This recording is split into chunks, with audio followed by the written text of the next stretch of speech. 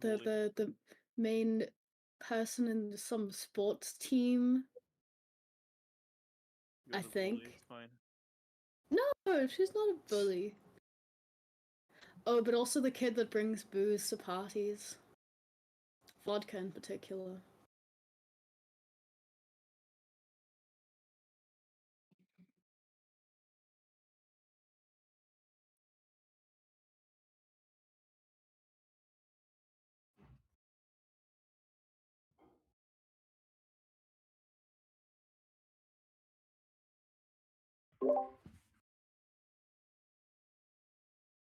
Hmm.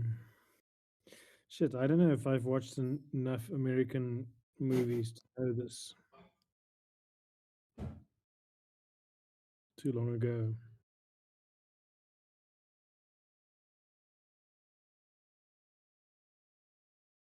I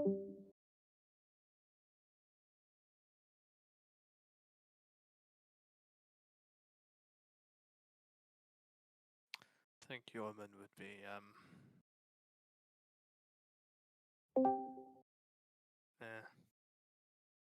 quiet guy who does a lot of martial arts stuff.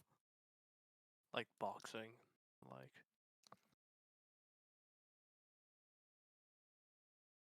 Yeah, always extramural, like not at the school. yeah. Somewhere else.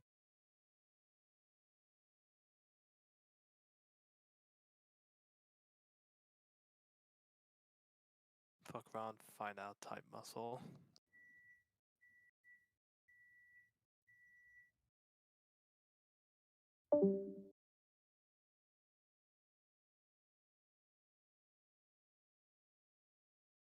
Hmm.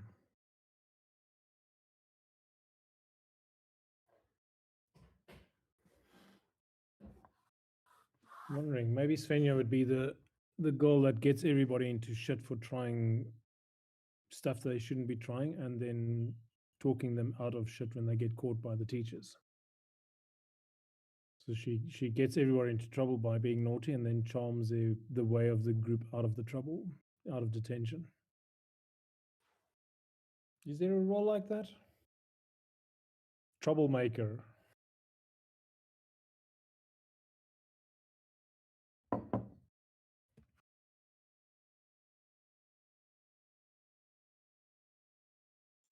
Yeah, I think we've all known someone that at least attempts that. Successfully, I don't know. But yeah, Svenja would probably be pretty good at that.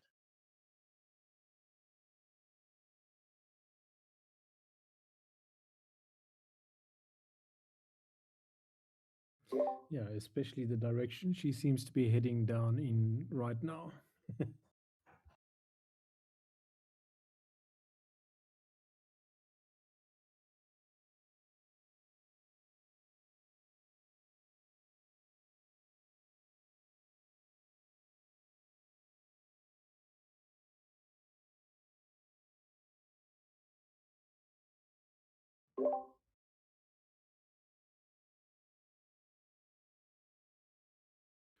There's a lot of silentness in the room.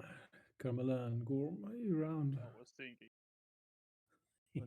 So you would be the nerd type.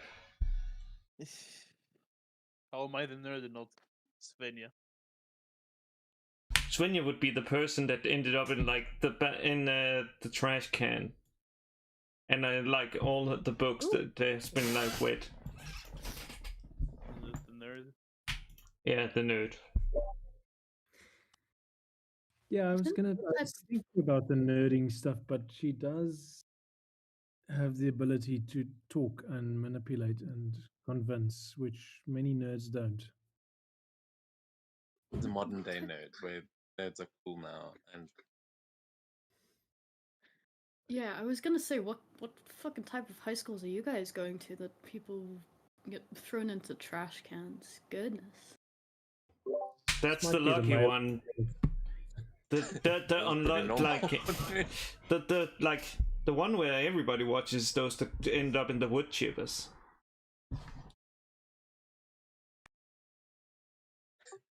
My school never got that hectic.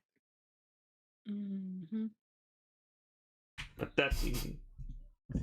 Camilla would be the sporty Also went to a type. girls' school, Kate. The psychological warfare that you had to deal with. Honestly, Let's though, just like throw each other in the trash.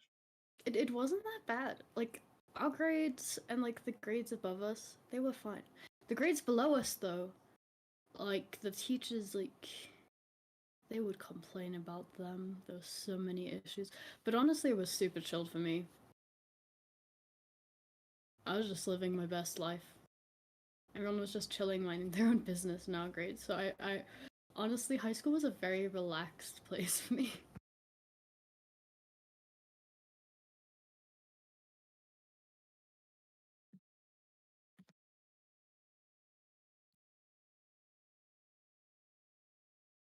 Yeah, I don't know about Gore, maybe the guy with too many extracurriculums after school.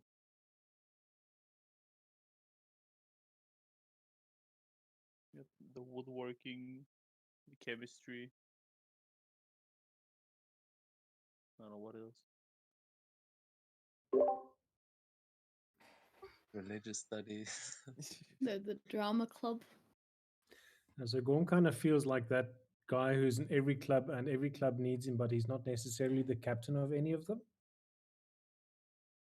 Yeah, I'll take it. Shows up for everything, but like kind of just subtly always there. I don't know, maybe that's unfair. I think Gorm is going to emerge as a powerful leader figure here.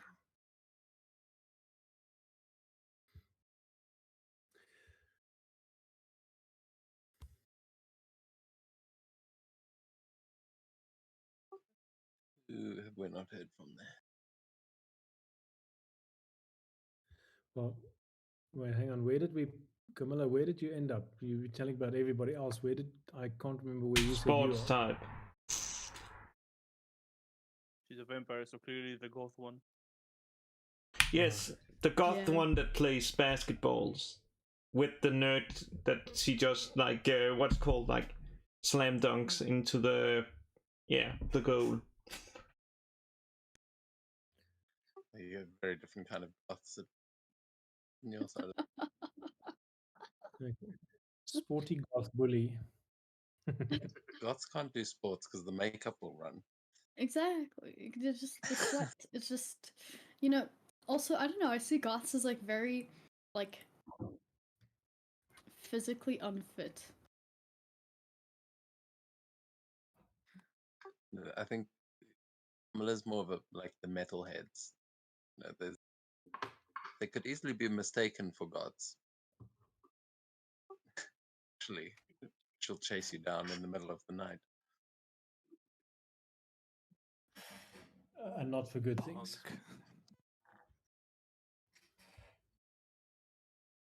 Punk.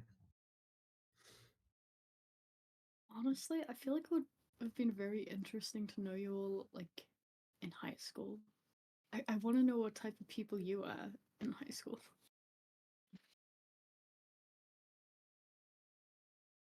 I'm glad you'll never find out.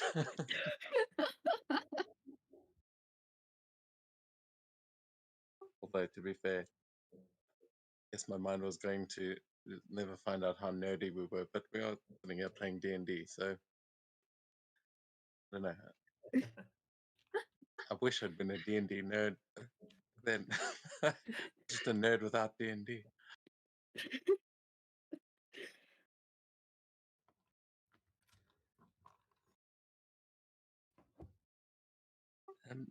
So yeah, have you got a recap for us tonight, Svenja? Yeah, I think let me see if I can. I've got lots of notes, but let me see if I can sort of get the main feel for it. So we're sort of in downtime. Gorm was completing his long trip with the help of Camilla and Katya and the Goliaths. Svenja was doing some research on the beast trapped inside of her and had a couple of conversations with her mother and the Valkyrie. Jormund had a chat with his father about the giant, and that was interesting because it did not go well inside the house. And then Oda stormed out towards the tree with intention to kill shit, and Svenja happened to interrupt her, and there was a bit of a conversation around what the fuck happened. So there is a story around Yorman being the heir of the giants. His father had done some deals, and there's missing shipments and things. So there's a bit of family tension around deals around parentage and who Yorman actually belongs to. So that was an interesting start to the day. At some point in time, the longship returned, which Camilla and Katya and Gorma had taken out for a test drive at great speed and said that they'd seen a raiding fleet on the horizon. They don't think the raiding fleet saw them. But Ellison was coming with the fleet, and it was coming up to full moon, so there's timing there.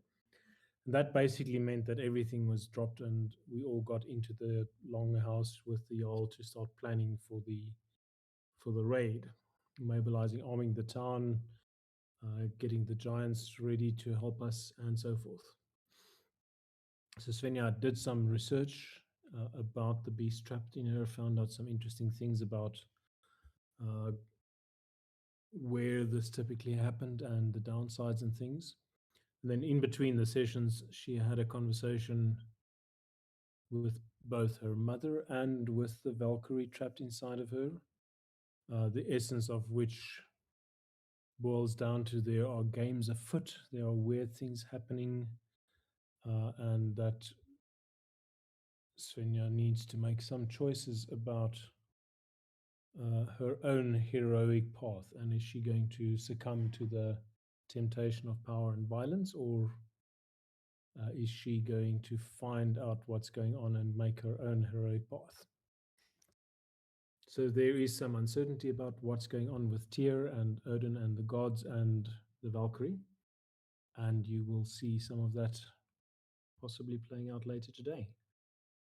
So that was kind of the summary of last time, plus a quick update on what has happened in between with Svenja.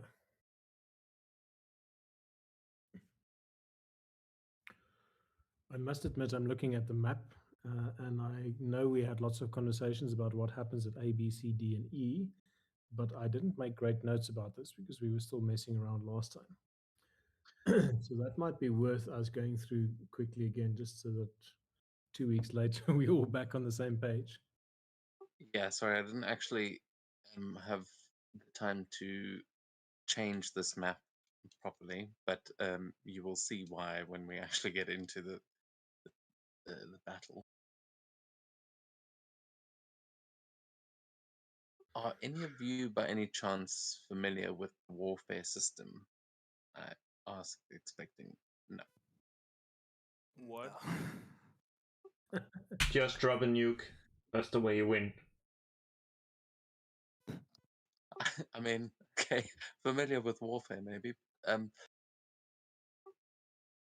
So there is a system that I'm going to be implementing tonight, and which will become a common thing in these games if it works and if it's fun.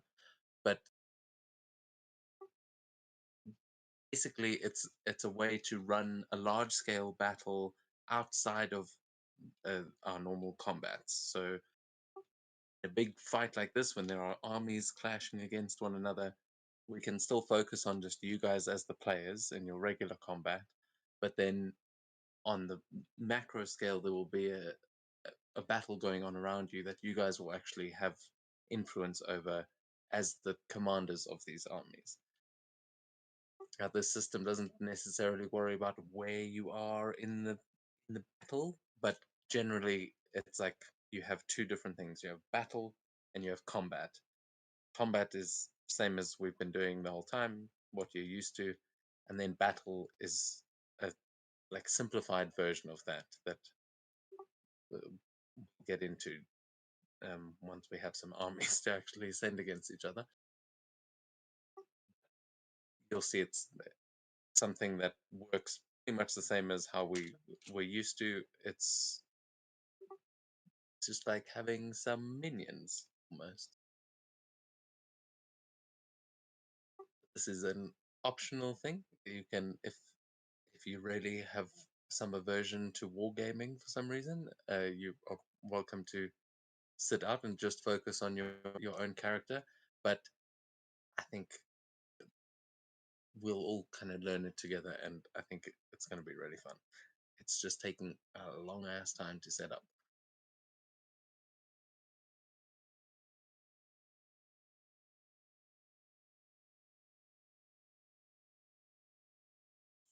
So,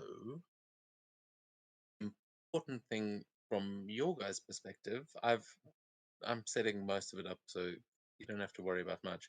But you guys are going to have control over the armies of Braudavik, even if it's not necessarily your character, but your parents are all, they've got some military experience, some of them, and Braudavik is full of capable fighters. Because it is your town, you will be controlling them yourselves. And we're going to start out simple, and I'm going to give each of you essentially one unit, which a unit in this could be like 10 soldiers, it could be 10,000 soldiers, but that depends on the scale of the battles and things like that. Right now, you're closer to like a handful of soldiers. There's not that many people in Braudavik. So these are, even though these are much larger scale battles than we're used to, it's not thousands all of a sudden.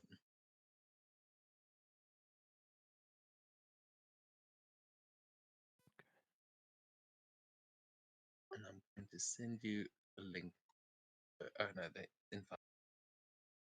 So the rules are actually here in Foundry. If you go into the journal section,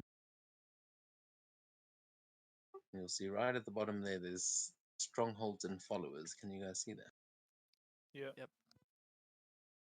So if you open there and then you go to number 10 on the left, warfare, the rules I'm using are slightly updated from this. I'm going to send a link now so that you guys can go through it at your own time. Don't worry about reading through all the rules, but that is where it is. If you do want to try and familiarize yourself with how this all works, the main thing to know is that this warfare system is, as it says, they're heavily abstracted. It's not. This is not about like minutia of moving each little soldier. It's quite a simple thing that you do on alongside normal initiative.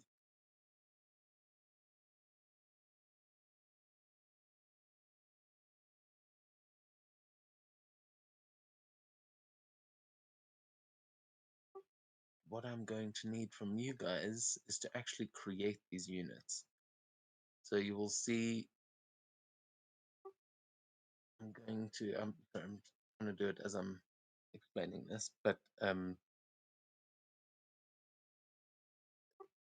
you will have units that you guys command, and each unit will have like specialized abilities based on your characters. So like a barbarian can get their thing. It's like you've trained with these people. These are, these are soldiers and things that have got similar abilities to you.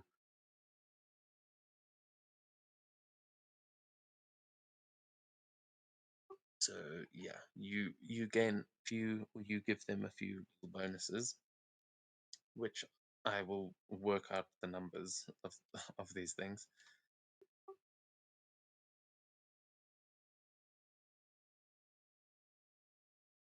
So I haven't heard anything. Is this making any sense to anyone? Yeah. I Yeah, think I'm doing just listening. Okay, just making sure you guys are You following. were talking. We didn't want to interrupt. No, I appreciate it. yeah. I just suddenly realized I should make sure. We're just listening to the explanation.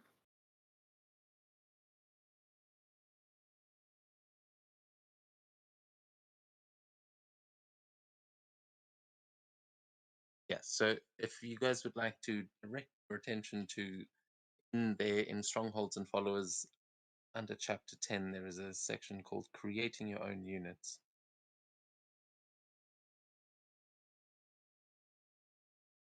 This is where we will spend the next little bit, because I'm going to make a squad for each of you, and then we'll do, depending on how confident you guys are feeling, we can either try and jump into the raid itself. There's still some other like D&D roleplay stuff to happen before the actual raid begins, but if you guys want to just test out one of these battles to learn the system, we can. I think we can also learn kind of as we play. Yeah, I think a little test might do well.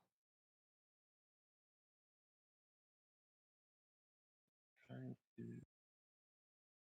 Yeah, okay. I'm just setting up a unit card for each of you, and then I will give you permissions over those so we can edit things there.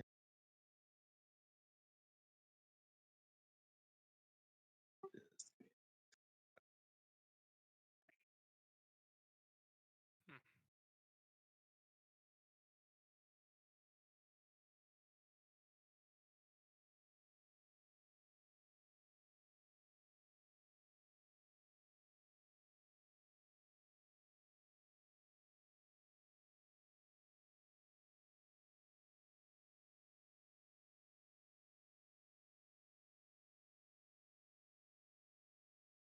It sounds a bit like the followers you get in Shadow of War and the upgrades you can give them.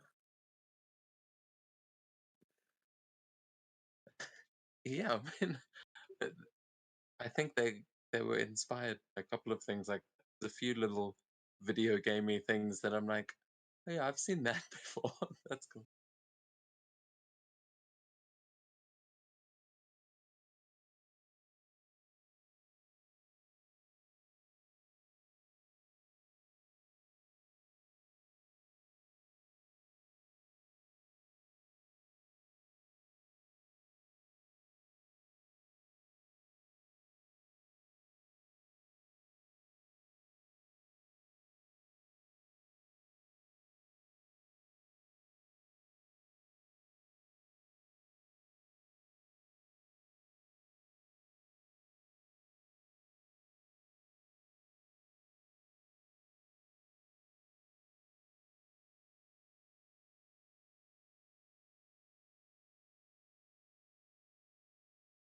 With the little time I spent on the game, the attacking rules look like Gwent.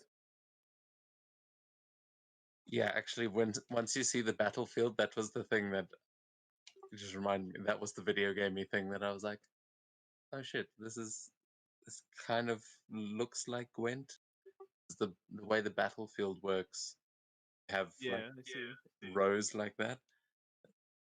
There's like an ability that'll be like, oh, it takes out that whole row, suddenly has reduced movement. Those might be a little advanced. We won't we won't overcomplicate things in this first session.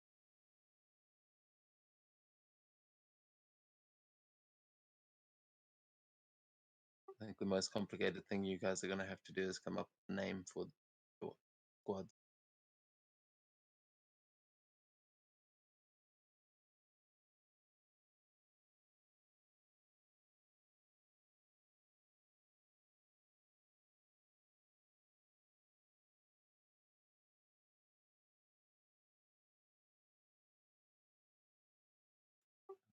Nearly done.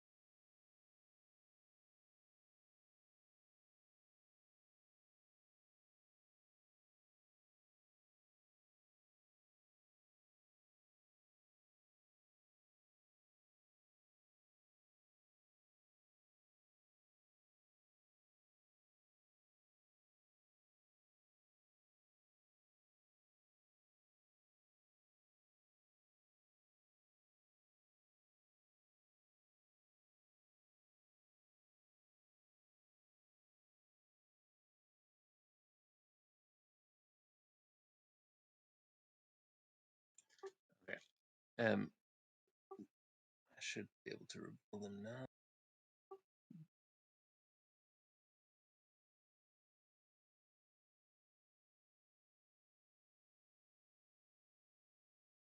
You should see them in the creatures directly there.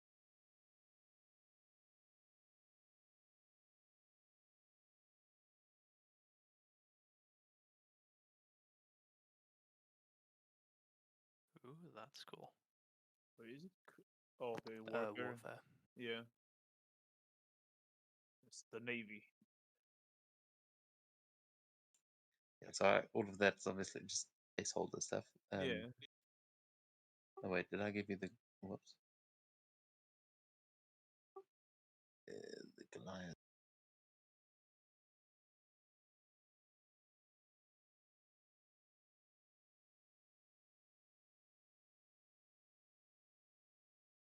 Yeah, all of those are just I mean, it's just like a template I made that's got some things on. You won't necessarily even have all of those abilities that are on there, but it depends on what kind of army you're running. So I think templates that I put there are like tier 3 soldiers, which you guys you'll be starting out with just tier 1, which is basically like levies are always tier 1, which are just that's like farmers and peasants and things that have taken up arms, but levies don't gain experience. So you start out as green, which is tier 1, and then once you've completed a battle with that, like if you survive that battle with that squad, then they go up 1 and they then become regular. And if they survive another battle, they become veterans. So they survive another one, like they eventually there's like 6 levels, and I mean the 6th level is like Super it's like elite. super elite. Yeah.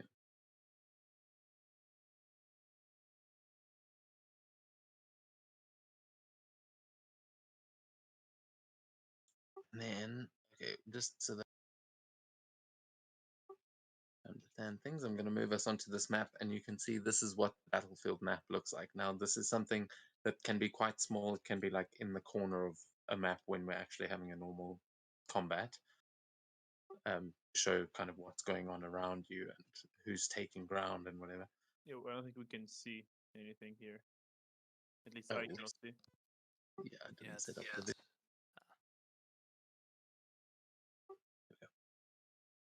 Can you see okay. now? Yeah. Okay, so these I've made a bunch of these that are actually like that show Browdevik. This is just the most simple, like dead simple version of it. And basically you can see that each side has it's kind of like a chess game. You can each side puts down their pieces, but it's like normal D&D. You would roll initiative and then you do it backwards to place your pieces. So everyone rolls initiative and then you go in reverse order up the initiative and place your unit, because the person that rolls highest on the initiative will have the advantage of seeing where everything's placed on the battlefield. So you place those and then you into the battle, and you just move those units. Each unit can only move one at a time, and they make attack rolls against the enemy's defense, just like an attack versus AC, and then you roll a power against their toughness, which is like doing damage. It's literally the same. It's just doing 2 rolls, but these are entire armies fighting against each other. So you have to hit, and then you have to see if you've done significant damage, because if you're fighting with 100 soldiers, losing 1 doesn't make that much of a difference. But if you manage to do some casualties, then you knock points off of their casualties, which like the highest you can go is a d20. So it only goes up to 20, and if there was a d20, that army would be massive. That could be like millions of soldiers. So D4 could still be a good 50 people. Though from your perspectives, you're going to be on the lower end of the, or just you've got smaller groups.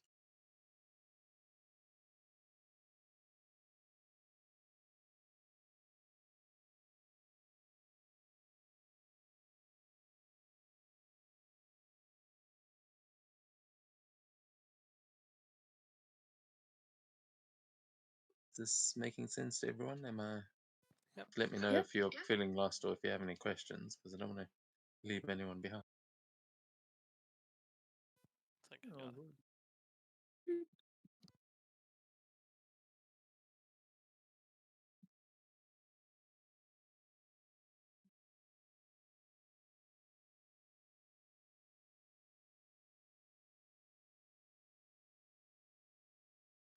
So yeah, I still have to make like the entire enemy army as well, but I've so we're going to be doing this kind of together. Now, the easiest way to make unit is literally just to copy a different kind of unit and then adjust it from there, which is a little bit difficult. I'm not sure. Yeah, there's not that many sample cards in here. But they're in the link. I'm gonna send. I'm gonna try send something in the chat. I'm also gonna send the links to an any flip for both of these the books that have the rules in them. Don't worry about all the strongholds and all of those things. That could be fun to get into, but for now we're just gonna use the warfare rules. So don't worry. These are like massive books. I'm not saying read them all. It's like a few pages within that.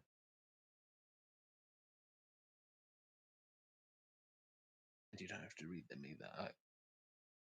I do actually have an understanding of these things, but obviously, the more of us that understand them, the better.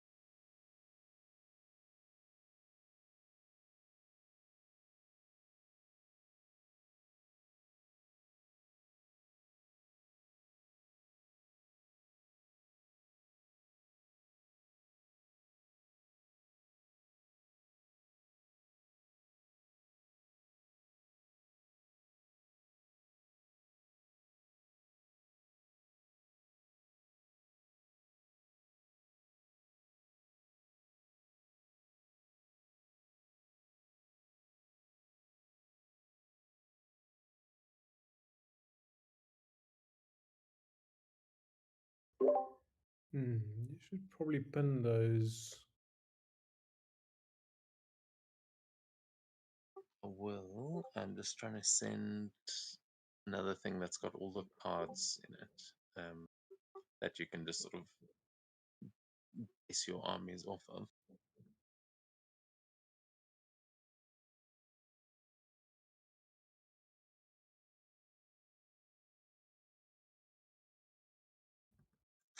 It has got them in that Kingdoms and Warfare one, but they're all sideways, and that's just any flip. So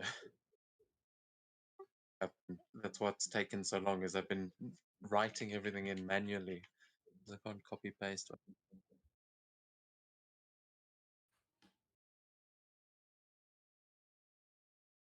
Oh, and this is 24 megs.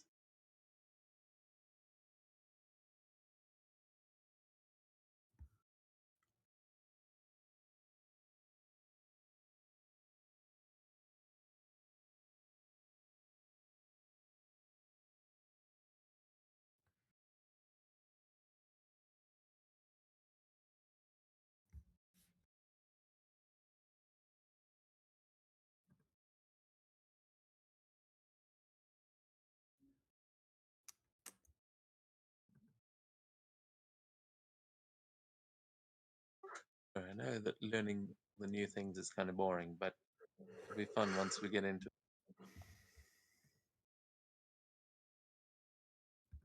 No, not at all. I'm looking forward to making units. Seems exciting. It's also once we've got, then like once you see how the system works and once you've played it, I guarantee you it's actually so dead simple. I think we're gonna use this a lot. Every large scale battle that I've ever wanted to do.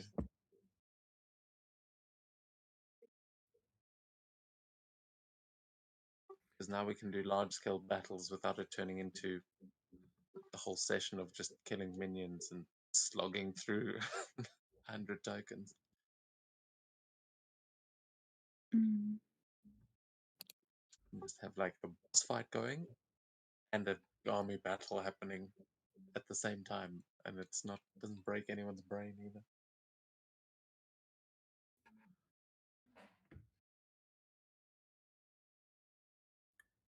I'm just creating a WeTransfer file, and then I will share the other free Kingdoms and Warfare resource, which that has got a lot of great, easy advice on how to actually make these units that will help a lot.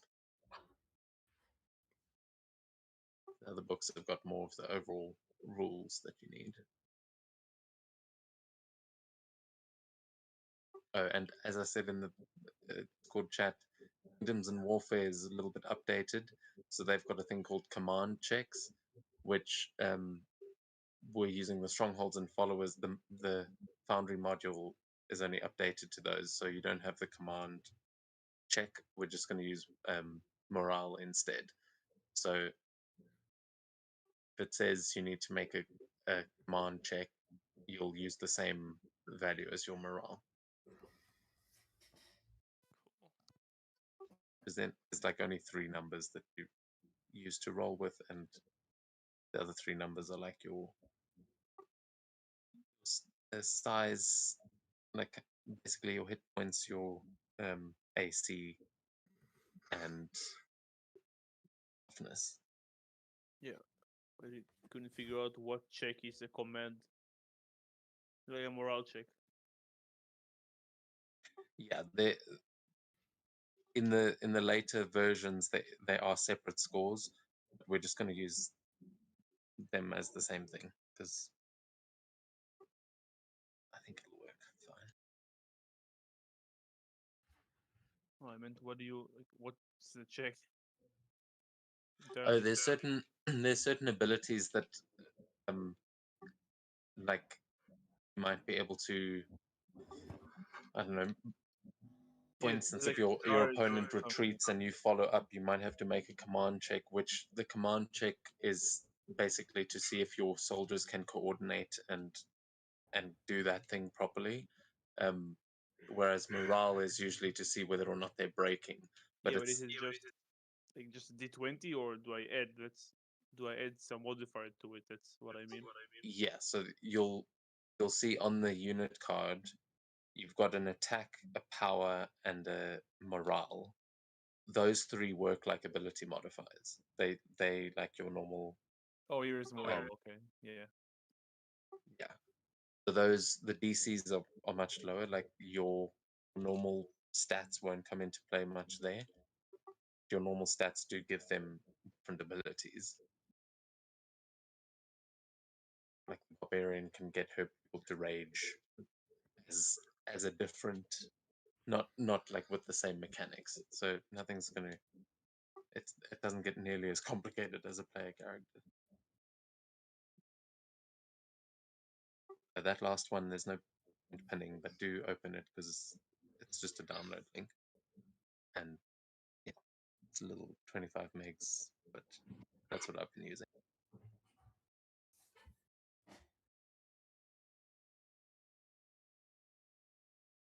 Because once you get in there, you'll see there are unit cards, and you can just see there are like standard human units, like standard orc units is probably what you're going to use, Kate, for the Goliaths because you're going to be in charge of them. Awesome. Yormund, you're going to get the best fighters in Bradovik, being Odir's shield maidens, Nice. as well as your own. Like you'll all be having the level 1 things, but as I said, Bradovik's got some powerful warriors, so we'll start things off with your noob characters so you can understand. Then I'll give you the force of Bradovik and you'll see how badass your parents are. Taking the Hellfire cannons, please. That's they are mine. Under my command. Hellfire cannon. Oh no, I just read it said Hellfire cannons. I just said, okay, they're mine.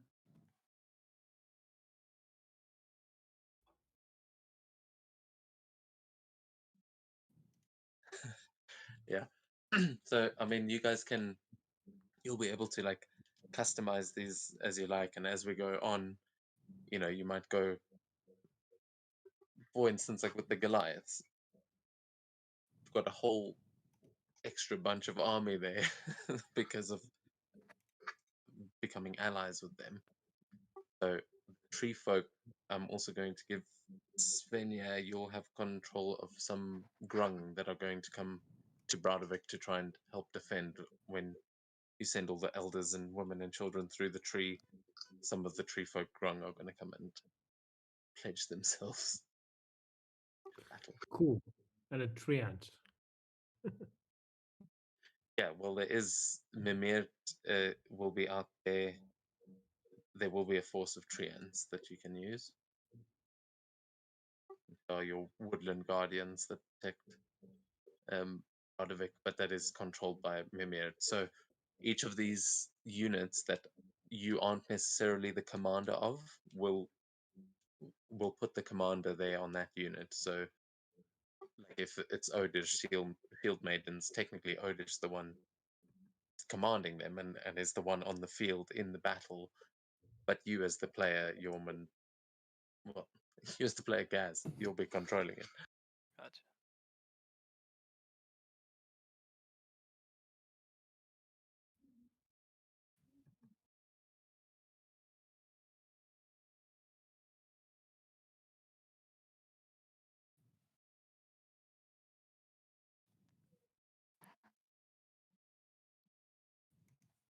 I'm not. Oh wait.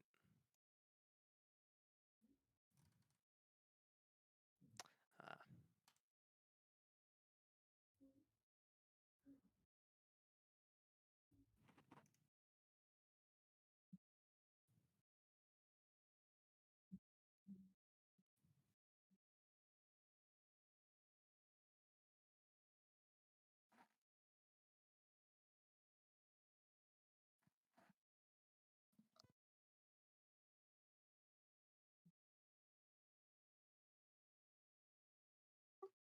I'm feeling bad that we haven't actually been playing yet, but I just want to check in. Is everyone happy to be spending some of this session, probably most of the session, making units?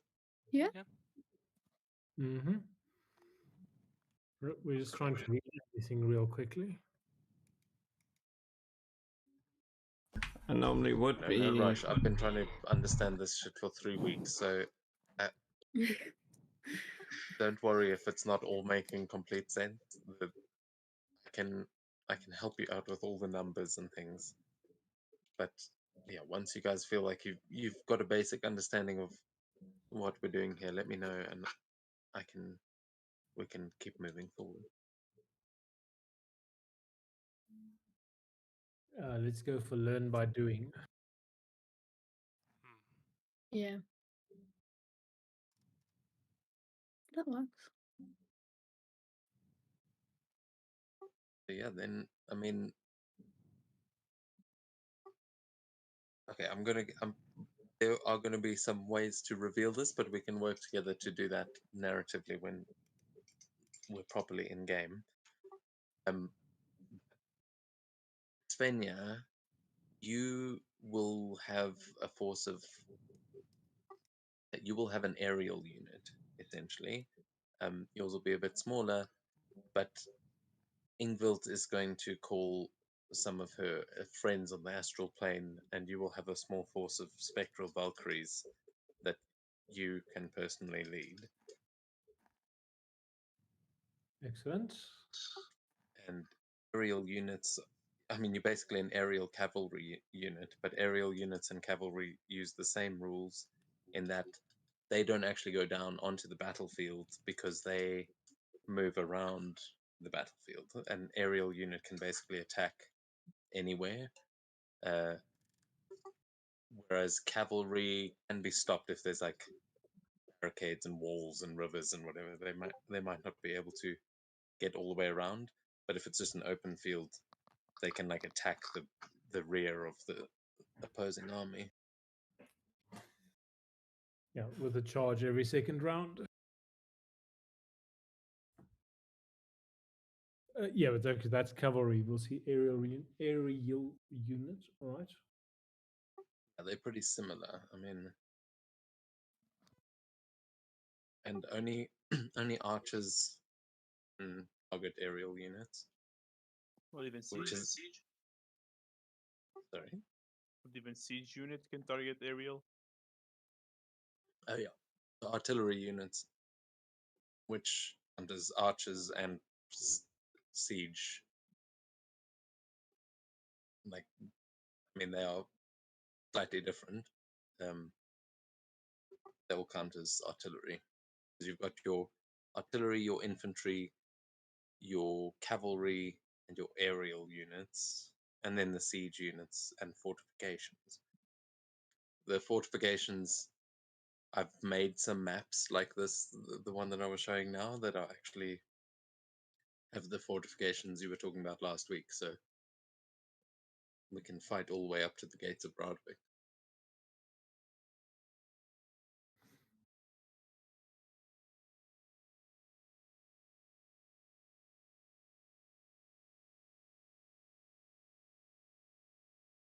Yeah, if you've got an idea of what you want your group of like that you will be commanding look like, even if these are just some peasants, we'll be starting out at tier 1, so do bear in mind this is their first big battle.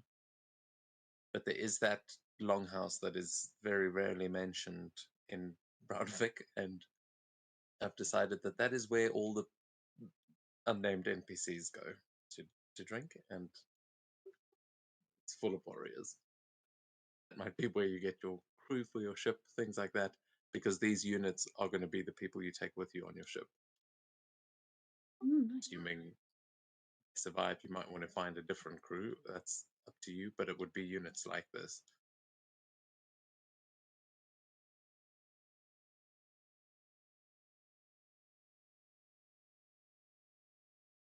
So if you literally want to have a army of oarsmen,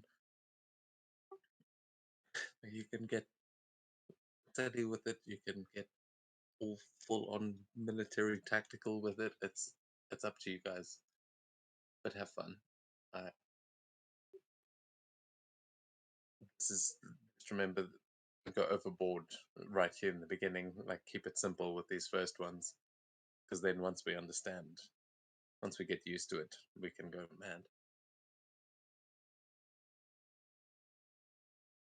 Okay, so I'm filling out the Valkyrie for changing your Valkyrie. Okay. I don't think I have an army. Goliath infantry. Probably Except, yours. So go to the actors tab under warfare players. For me, it's only showing Camilla's blades, Gorm's navy, Yeoman's vanguard, Valkyrie force. Let me reload them quickly. Oh, that's weird because I'm seeing Goliath infantry underneath Camilla's Camilla, blade. yeah. Okay, let me just reload. Yeah, that's weird. You do have ownership on that.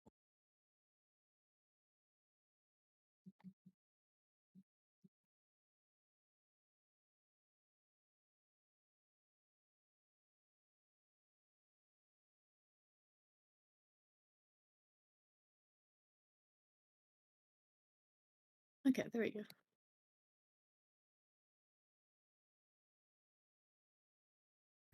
Okay, so now I've pulled in Spectral Valkyrie, Green Light Armor Airborne. Now this attack, defense, and those sort of things, that's presumably the numbers we have to go and kind of add up. So that's where you'll go and find things that just find a base in the in that PDF that I sent. Just find something that is similar that you can copy, and you should be able to get your basic numbers from there. Then when you add like the fact that it's green, there's a table that shows you how much that adds. But like if you're copying a regular infantry, you may have to lower the stats a little bit. Or like if it's an elite force.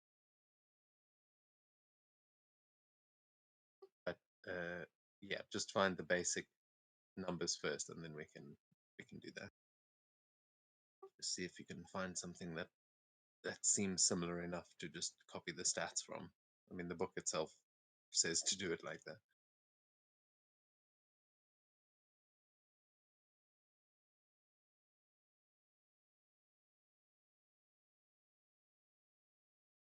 There will also be a way as we go along to improve these units by like buying them more, or buying them better armor, and equipping them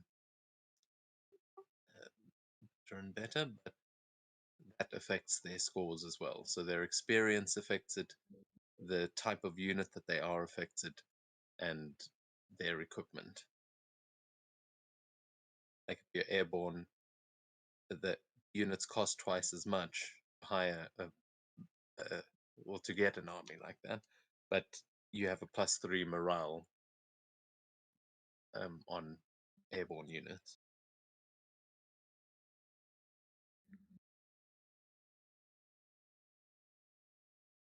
And then again, like if they're in super heavy hit mail and stuff, they get an extra like +6 defense and +6 power. Like those are super heavy units,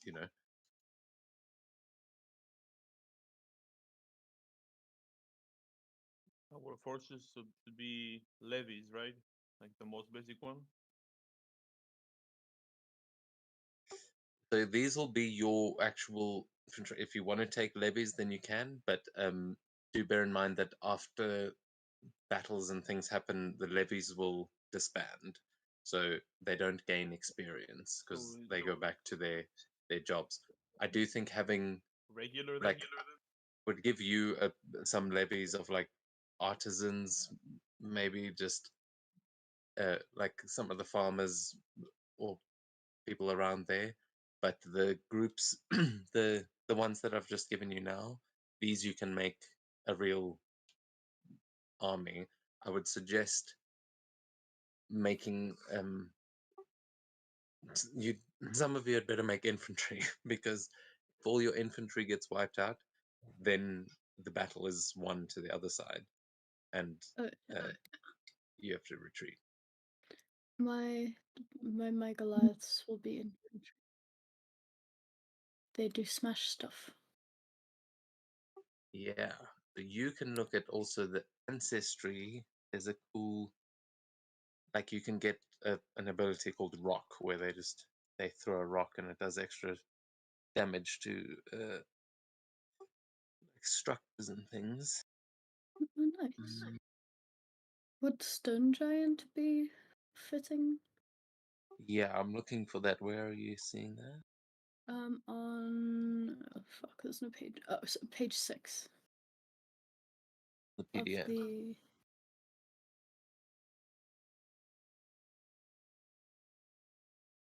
Yeah, the one that gives stone skin. That's the.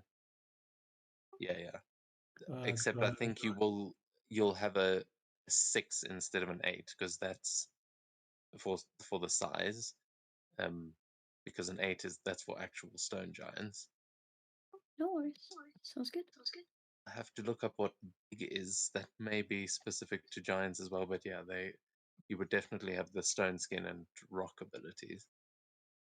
Awesome. You may, instead of have something like the orc, like savage one, or I can't remember what it's called.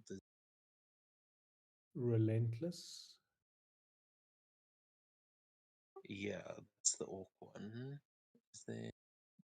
The one where they drop to 1 HP instead of 0, or the one if they kill someone they charge. Actually, that's a feat.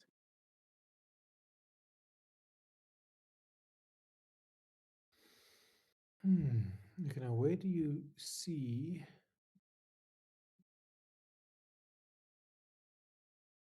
The descriptions of all those things. Yeah. Yeah, those are in the Kingdoms and Warfare book, I think. So that PDF is like referring to that. It's like an extra supplement. But if you go onto any flip, if you go to page 132, you'll see the unit traits start there. It's not actually 132, but in any flip it is. It's 126. Oh, 126 on in Kingdoms and Warfare. And you'll see there are unit trait descriptions there, of which there are many.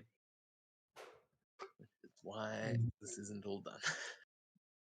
A million, give or take, unit traits. Right. View full screen. I have already plugged into Foundry the ones that you should be able to get just as being the commanders. So you shouldn't have to worry about those. Just look at the ones that fit the ancestry you're looking at. How do I know? Like, for me at least, is it just human? Yeah. Generally, it would be whatever race you are, unless, like for Carmilla, I don't think you have a force of vampires, but Not yet. maybe eventually. I don't know. Yeah, but you could potentially have different. You could have like a squad of different kinds of people, obviously, but like if you wanted to take elven skills, you could do that and say that they're like elven trained, even if they're mostly human. It says for big, this unit has advantage on power tests against units whose casualties are lower than this unit. So if Oh, they yeah, lost that's more or if perfect. they lost less. Like who was Oh yeah, I think the knew someone casualties was are going to ask that. I read that earlier. the casualties Yeah, I it think means are so the upside down. yeah, so it is complete. Wording makes it sound wrong. Technically, the fewer casualties you have, the more people have died.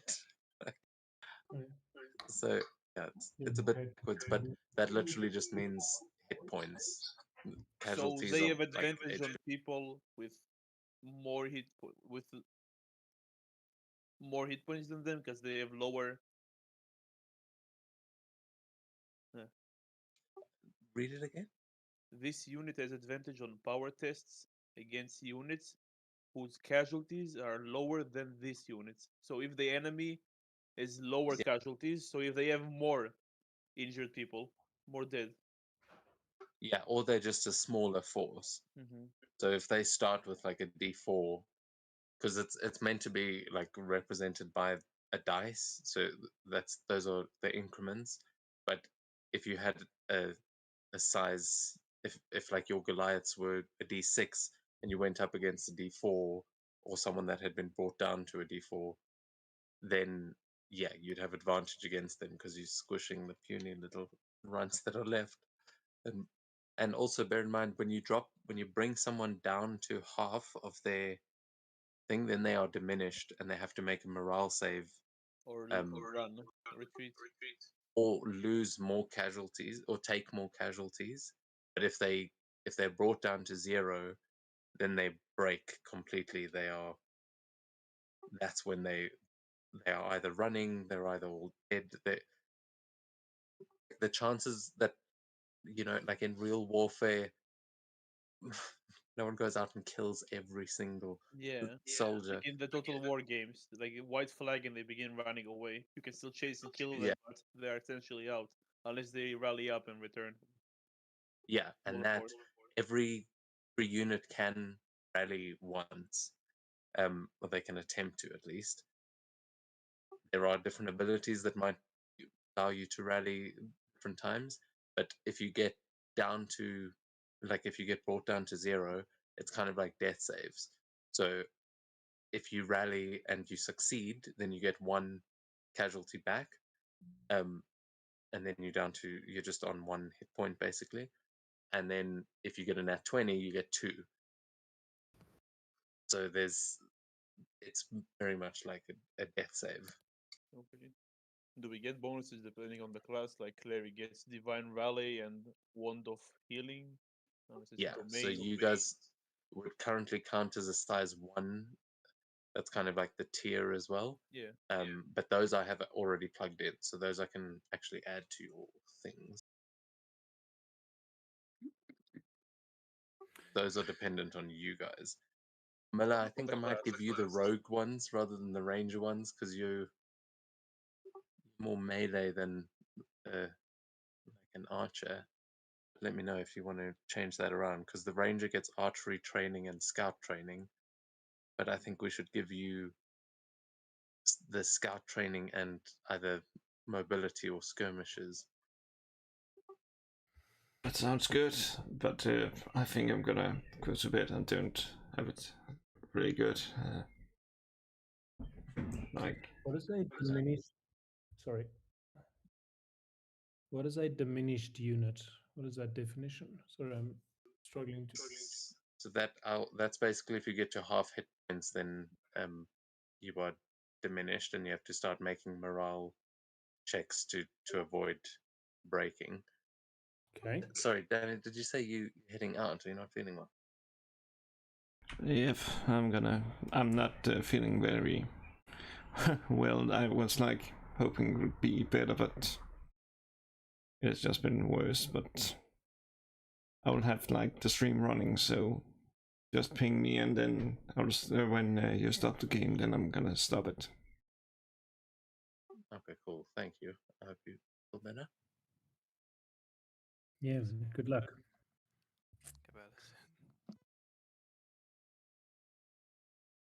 Okay, so Power Gaming, Valkyrie unit, request proposal. Ancestry Virtue. So the traits are Holy, Mass Protection against Evil, of Victory. And then additional trait, if that is even feasible, because this becomes very expensive, is Power Word Annihilate. Sorry, so you broke up there at the end? Okay, so Ancestry Virtue, which gives the traits Holy. It means people have to roll against the DC to attack them. Mass Protection against Evil. No, sorry, I'm talking shit. Holy is, let me read that through to you. Undead and Fiend units have disadvantage attacks and tests, so that's what Holy means. Mass Protection against Evil means, fuck, where is it? An opposed infantry or artillery unit must succeed on a DC morale test to enter the Vanguard rank. Chorus of Victory means that they can increase the casualty die of a unit as an action. In other words, boosting morale. These all feel very Valkyrie-ish. Yeah, those are perfect. As you choose a rank on the battlefield, each allied unit in that rank increments its casualty die. And then in the new book, as a fourth trait, if you can allow 4 traits, is Power Word Annihilate. Once per battle as an action, this unit targets 1 diminished unit on the battlefield, and that unit breaks. Yeah. So that is definitely something you could get through experience. So what it recommends is that at a tier 1 unit, that you actually only have 1 ability. And then okay. A trait, you mean? Yeah, like one trait. But, yeah, although the ancestry ones, we'll check that, because it might say differently about that. Yeah, the actual getting those features, that if you survive the first battle, then you might be able to, as their experience grows, get more of those. Yeah, Okay. can't go into it fully loaded with a whole bunch of feats because that. So what you're saying is we pick ancestry and unless they're tier 4 or 5. Da, da, da, da, da, da, da. Yeah, bear in mind at like tier 4 and 5, those are like Elite. Godlike. angels and like like Yeah. those are big boss monsters, or just like the Jarl, like Odir's force is I think tier 4 or 5 because they are like she's a legendary shield maiden. Okay. You're gonna have to Valkyries to that point. So what are we saying? If we're saying the Valkyries start with virtue and ancestry at tier 1, they have no traits or they have the holy trait? Yeah. Go literally trait 1, 2, 3 as they level up. You know what? Actually, Svenja, Carmilla, and Katya will be able to start at tier 2 at regular because you guys. Carmilla is part of the Blades of Alsvarta. The Goliaths are already Mammoth Hunters, and Ingvild is joining you there, Svenja. So we are the rest of us are levies, or what are we exactly? If No, regular. you're just green, Oh, just but you can take levies if you want. You can all. Oh, that's the other thing. You can command a number of units equal to your proficiency modifier. So you can all actually Sweet. command 2. I just want to do the first one so that we can. I think tonight we'll just do a test battle because clearly we're missing players and. I think we have 3, not 2, at level 5. Is your proficiency plus 3 now? Yeah, Pretty it's sure a 3. level 5 is +3. Yeah, and you guys will have. I mean, then you can all take a levy force. I mean, one of you could have the woodcutters, one of you the farmers, the fishers, the hunters, the traders, the craftsmen. Like you could. Yeah, where do you see the all of the things that Sven just said? Where did you see that? I'm looking at the traits in the book itself, trying to figure out what to give humans because humans don't get anything special. In the PDF, there's a whole ancestry table there. Yeah, and the strongholds and followers. So humans get courageous. in the adaptable. PDF or in the flip one. Well, I have Both. Yeah, so The PDF is the latest one, and the humans just get adaptable. That's the only. Yeah. Yeah. So the flip one on page whatever it is 126 has all the traits. Yeah, that's I know. This That's what table. I'm looking at. So we get and then- adaptable and one more trait, or just adaptable. That's what I'm trying to figure out. And you would get the one from being the Kere. Yeah, but those You are would have- actions, I think, not or is it traits? Some of those do give you a trait. So I don't know what the Kere one is. Oh yeah, yours are quite. Mine are actions. Yeah. So yeah, you'd be able to take a second one. So yeah, that's where you can get into like customizing these things. And yeah, I'd say you can take one more with your humans with the green one.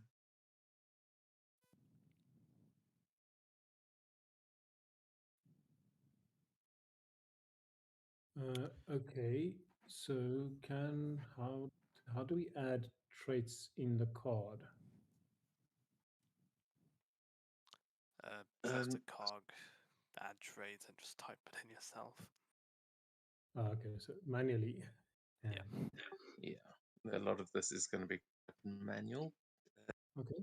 I have been adding them separately. So if there is one that you want to add that I might have already put in, you can let me know. I'll like with your martial advantages for your classes, I've got most of those that you should have access to now.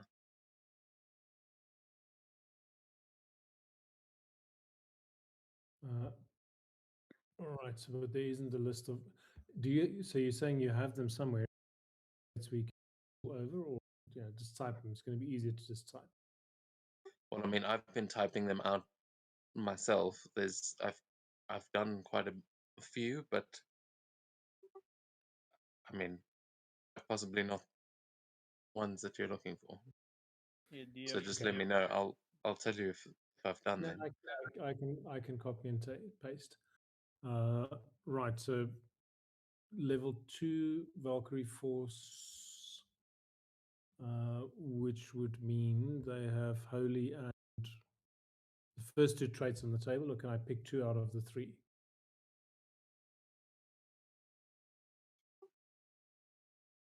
Yeah, I think you can pick 2 unless I don't know. Is that how that table is structured? I don't think. Well, it says trait 1, 2, and 3, but I don't know if it's in order of increasing powerfulness. Oh no, you'll get all 3 of those because you're level 2. That's fine. Those are just ancestry things. Okay. Look, We some of have- them may have more or less than the other. It's not like a hard and fast rule, but that's why it's best to look at one of the other cards and just compare it to that, to go back to it and just make sure it's not overpowered compared to the others. I'm thinking I'll probably go infantry, and there's the extra talent. I just saw it somewhere. I'm thinking holy. I think it fits.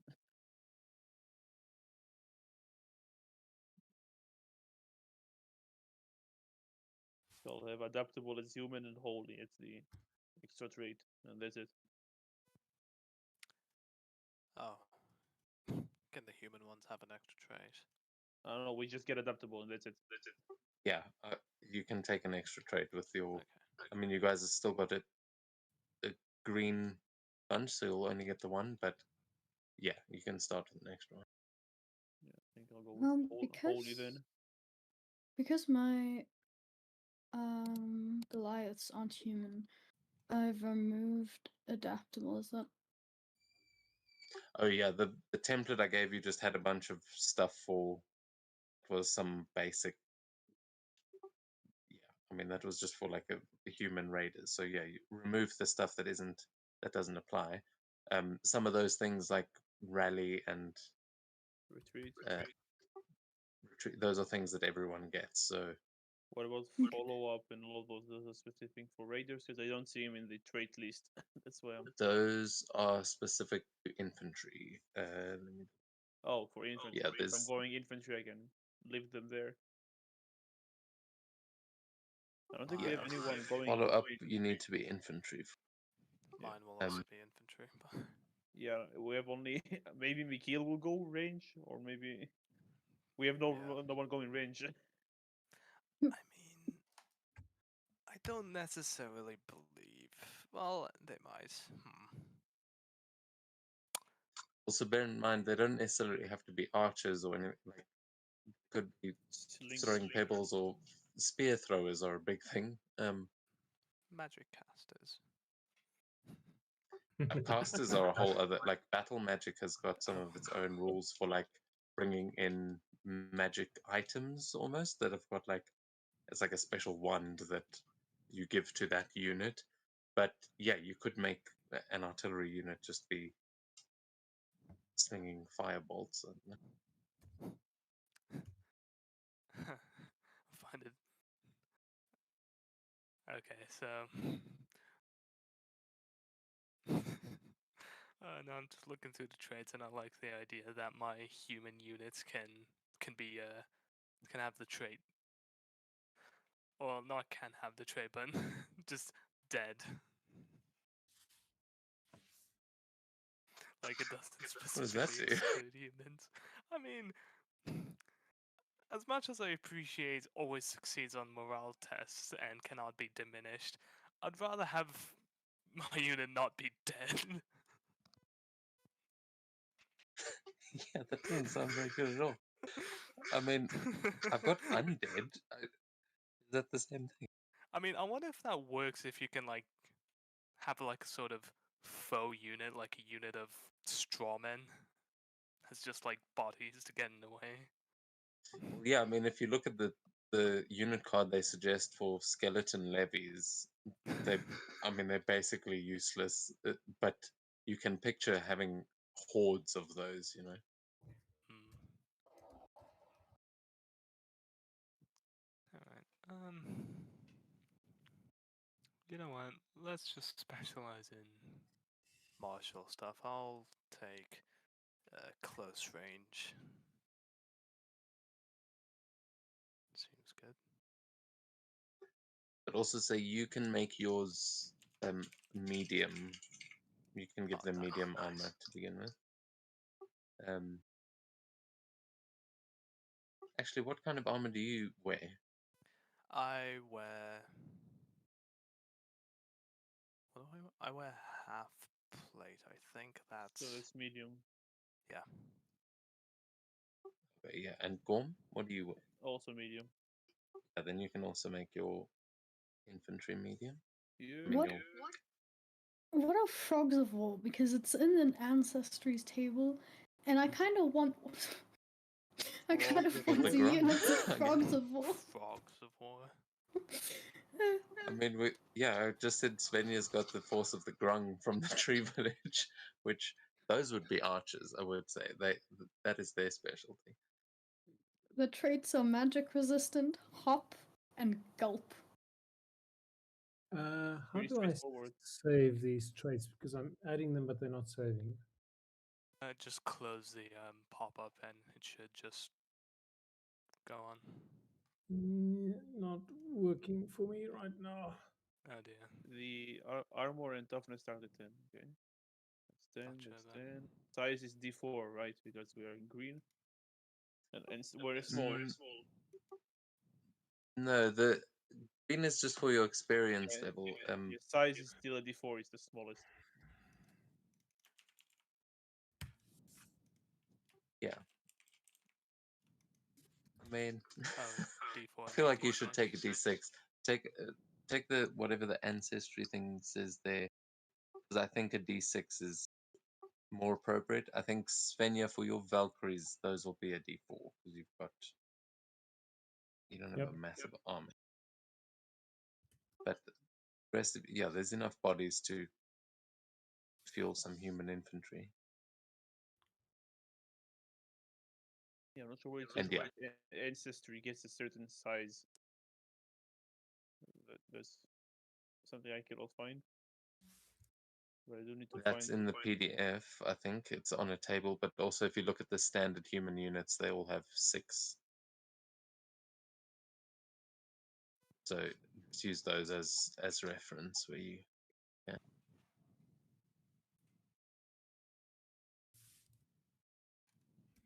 God damn it.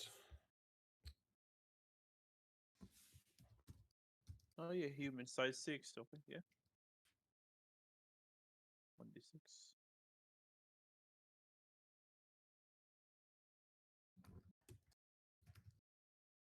To attack. Yay. Is there a base like for power and morale or anything, or is it just affected by traits or whatever? And the other one, defense, the base is 10, but Yeah. the others, it's just that number. It's just a d20 plus that. Oh, isn't it defense and toughness are base 10? Defense and toughness are base 10. Size is Yeah, what did I say? what is- Morale and defense. Oh, no, yeah. Toughness is what I meant. and we get courageous is a trait. Some of them died. Yeah, I thought we did, but I I think it don't. depends on the file. Let's see the Yeah, PDF. your Vikings, of course, you get courageous. Take it. Yeah, it says adaptable on the PDF in here. Yeah, courageous. What courageous does. But I already have two traits. Another one. Oh, As I said, wait, really? these things. Yeah, look, there's no hard and fast rules about how these things are done. Sometimes the traits are more flavor than anything mechanically useful. Oh. Yeah, I mean, I don't know how this is gonna go. We can maybe just balance it as we go. See if it's too much or too little. Yeah, and look, to be honest, I'm happy for you to start out with a little bit of, maybe if it's a little bit extra power than they suggest. Like they say you should only get like 4 units, and then I'm like, okay, what's the rest of the party do? But so we're gonna start out with 1 for each of you, and then I think we'll probably only get to it next week looking at the time. But I'll try and make units for the rest of Browdovik, and you can come in and customize those as well. I'll put the right traits and things, because I think I know more about the NPCs than you guys do mechanically. So, like, I don't think you've seen any of the people in Browdovik fight.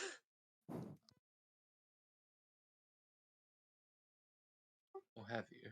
I forget it. Don't think so. No.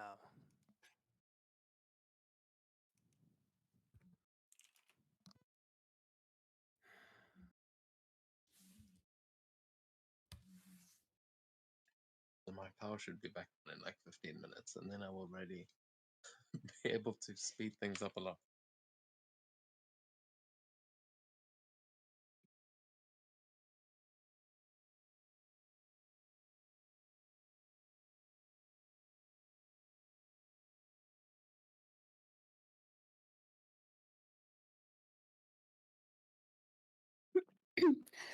Okay, I think I've gotten all the maths right for these songs. Wait, you're already doing maths? I'm still trying to put traits in. I'm just been doing it as I go along. And I just want to show you, like, for instance, what these battlefields will look like. Am I doing something wrong then if it's taking you that long to put the traits in? No, my browser was fucking with me by not allowing. No, you just had them listed there, perfect ones. I think everyone Yeah, else has been fair. browsing. You should be able to see I updated the map with another one I made that'll be part of this defense if they get up there. But just to give you an idea of how you can, you see, like, you've got a big fortification there in the middle, and then the rivers on the side, that those will affect the battlefield. It's still the same layout. It's not just a blank battlefield that you're always fighting on. You will have some strategic things to take advantage. Nice. The question is, if I were to make a frog unit, what like base race with like attack power, like the scores would I take for it? Well, I mean, you're gonna have to find some frogs, unless True. Svenja wants to give you control of the tree folk. Which, I mean, there are definitely, some frogs. They're not they're not far away. Definitely organize that. That would be, yeah, either Grung or Bullywug if they've got it, but I doubt. Where did you see the frog folk? In the like 32-page PDF on page 6. It's Frog of War. I was just going through the list and I was like, frogs? Yes.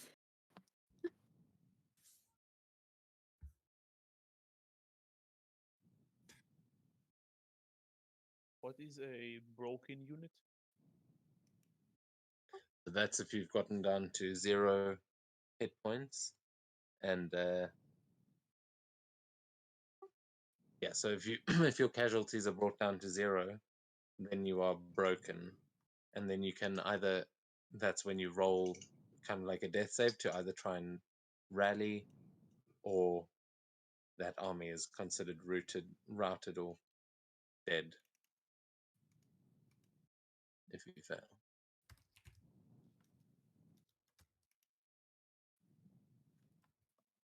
But that's that's why there's a couple of things that are like stop you from staying broken, because yeah, if you're broken, that's like unit lost. Yeah, just it's one of my features as a cleric. If I have a broken unit, I can make a check. If I succeed, they regain 1d4 casualties and get +2 to defense and toughness until the end of the battle. So I bring them. Okay, is that the wand of healing? It's Divine Rally. Yeah, I have got this in. Oh, I was just finished typing it in. Yeah, as I said, I have got those ones, the player specific ones. I've managed to Then I need type the all those in earlier. I need the Wand of Healing as well, then, if you have them. If you have it ready. Yes, and I changed that one to the Rune of Healing because Yeah. but yeah, I'll add that.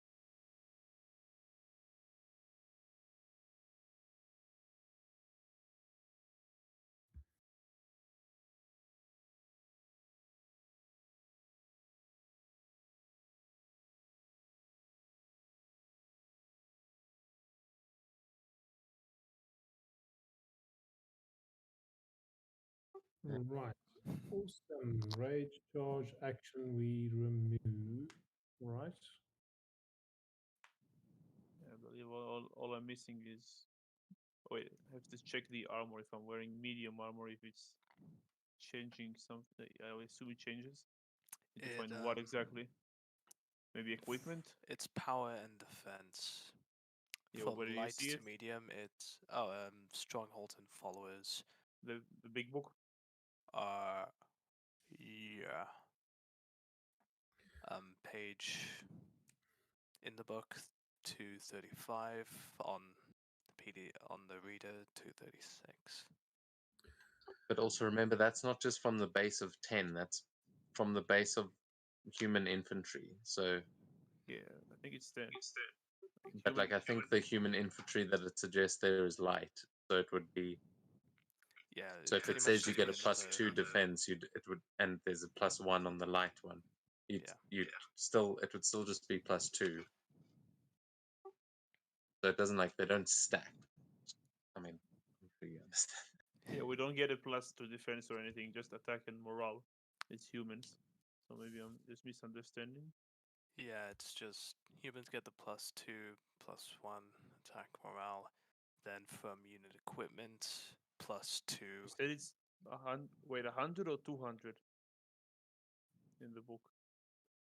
200. 236. No, it shows me Codex Cloud Command. Make it. I think it's different. Yeah, different. It's like 136.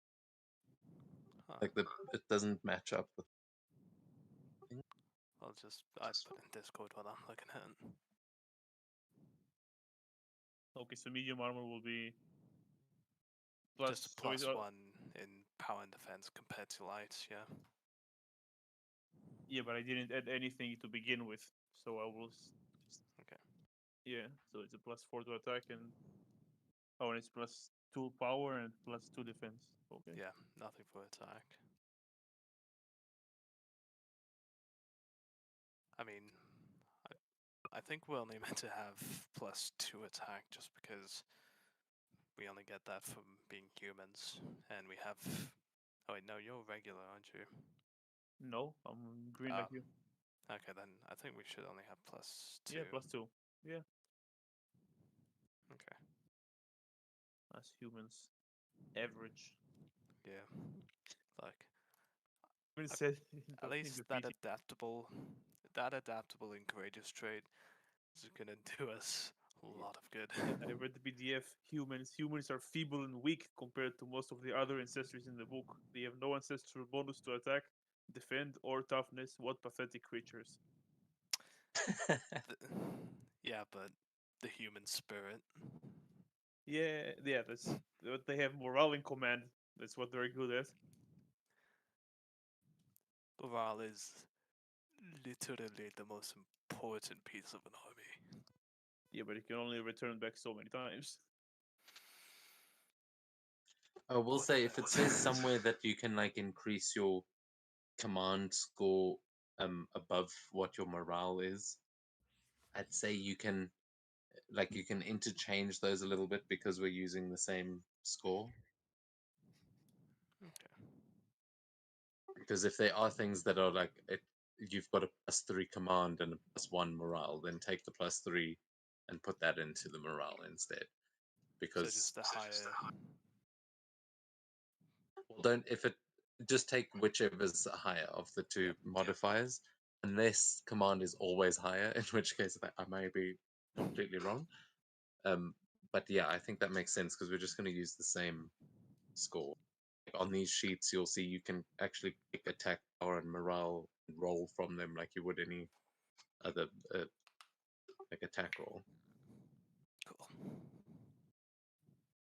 I guess mine is pretty similar than to Yarman's.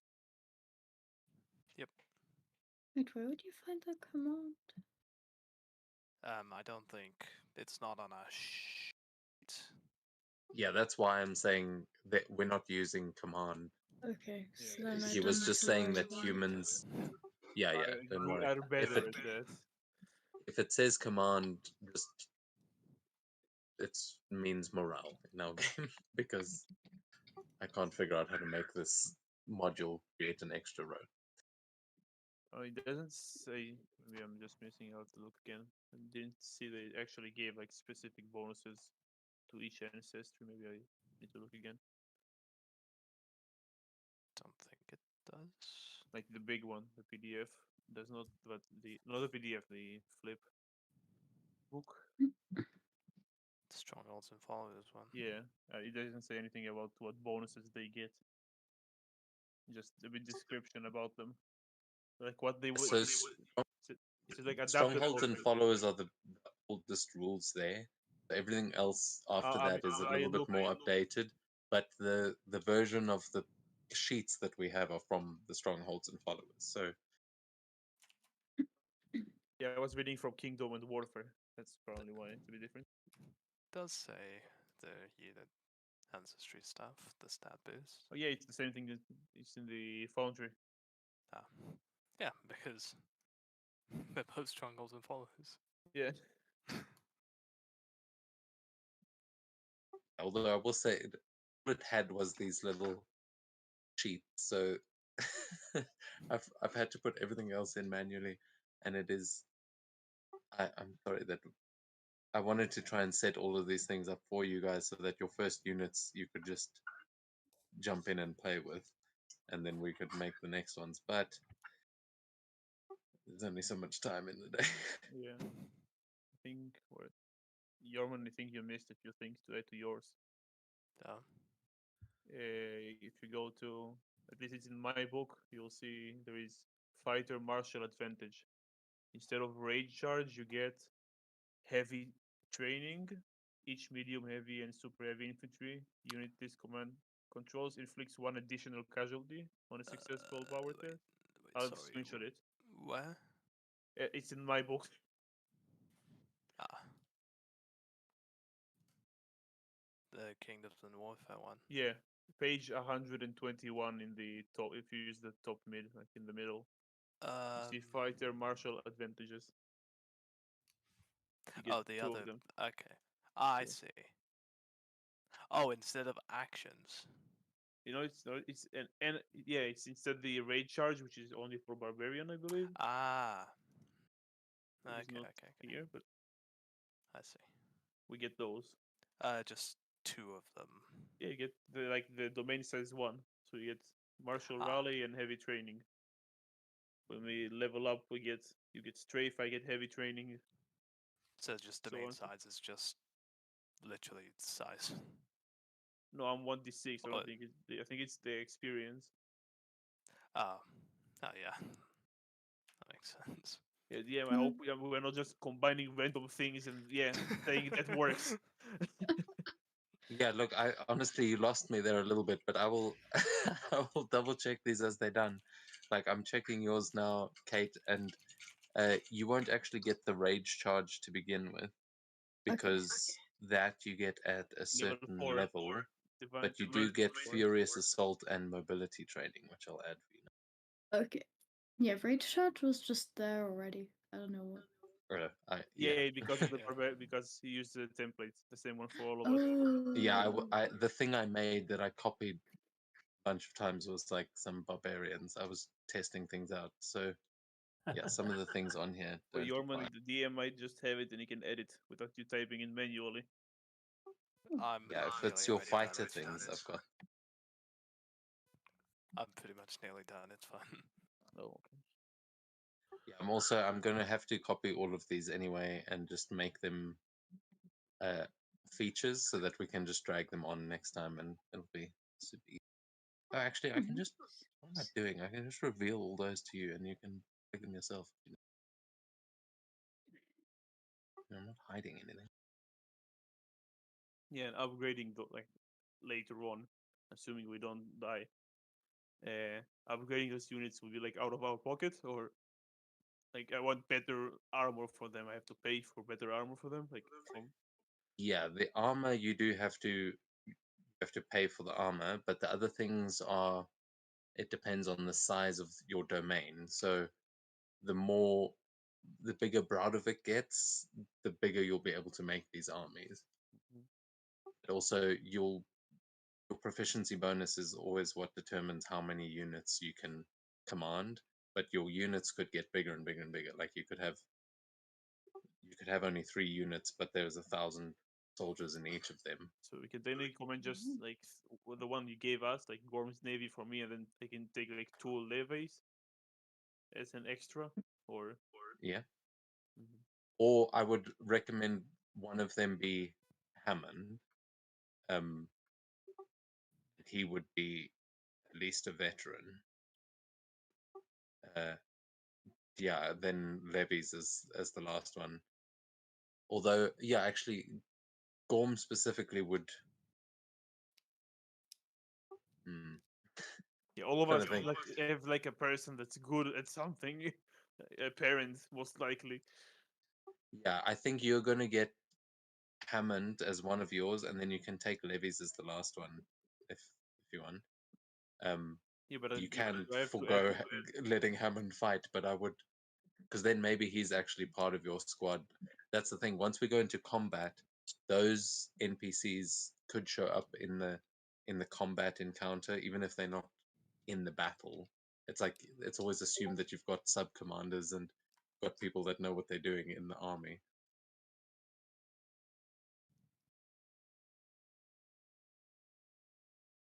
Yeah, I think having your parents as your first units will make sense because also you won't have them forever. Damn. I don't know how to break that to you guys. Wait, what? Our parents aren't immortal? No. Yours might be. I don't know. Some of you, Camilla's mother's certainly not reaching old age anytime soon. But Okay, some of you are fair. human, yes. It'd be hard for us humans. Okay, I've got Valkyrie Force, I think, kind of set up. I've copied the Elven Pegasus Riders as a sort of power defensey thing. They're very similar to the human Hawk cards. Defense and toughness seems to be much higher. I don't know if the attack and power.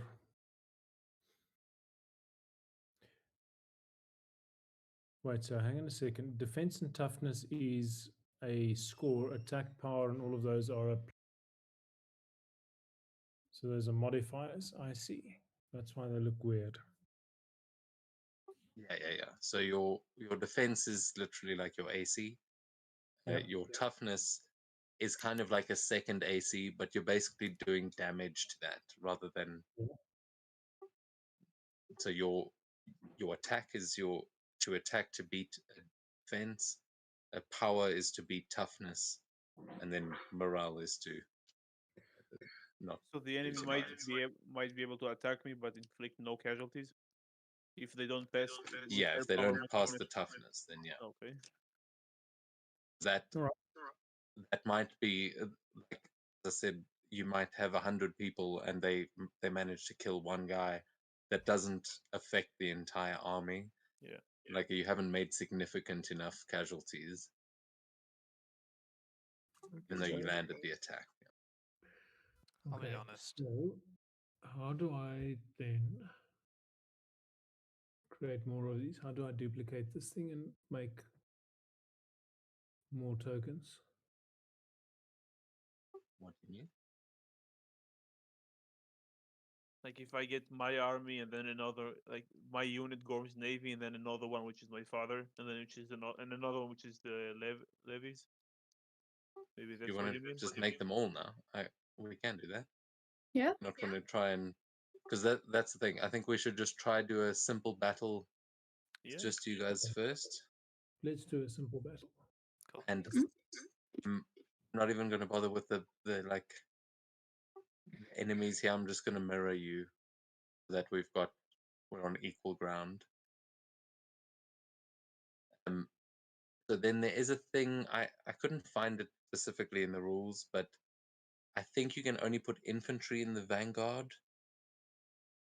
And then more infantry in reserves probably to replace Makes them. sense. Yeah, so you can have 2 levels of reserve, but before you place your tokens, actually, we first roll for initiative because you then place your tokens in reverse order. Oh, Crap. So let's put it on the side. Is it just D20 or will the dex affect it or whatever we use? no, just a straight D20. We'll usually go on your initiative. Like if we're in a combat at the same time, it'll just go on the player initiative, so it'll use your player initiative score. For now, let's just see how it goes. Yes, I'm first. Number 1 for number 1. Crazy. Right. Why is mine saying Viking Force? It's not Viking. Yeah, sorry, because I will check.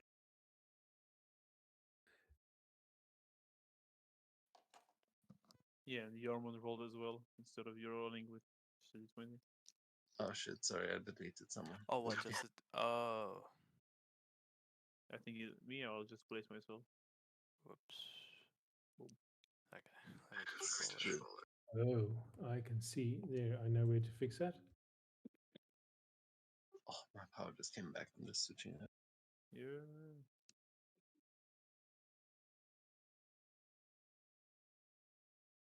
We can take a 5-minute break if you guys want to grab some coffee or whatever before we actually Yeah. jump into the battle. Yes. sounds that's good. Hey, Mika. Mika says hi. Hello, girlfriend, cat. She's not your girlfriend. Too easy, Kate.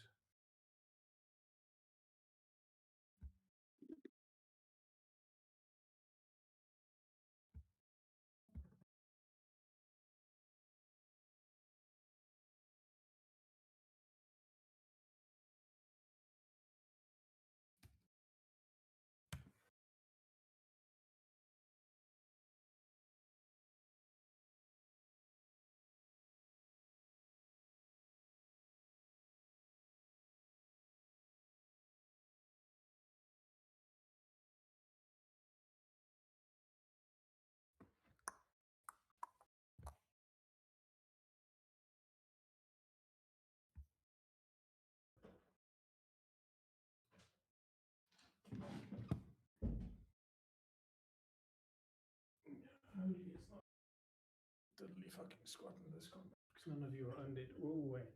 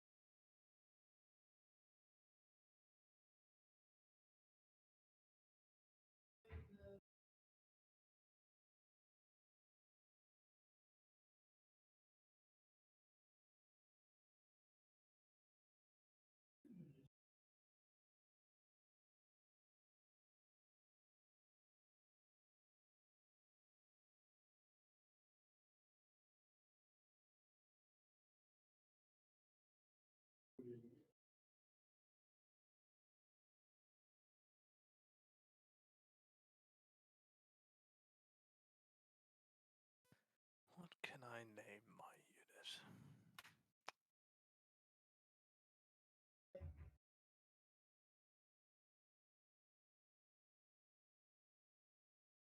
Ah, I got it.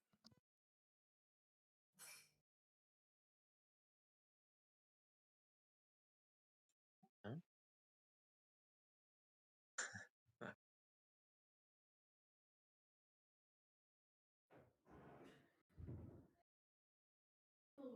You know that song by The Prodigy? This is exactly what John needs. Why? Talking about on Sunday. Managing combat. Right, I'm back. Ooh, okay.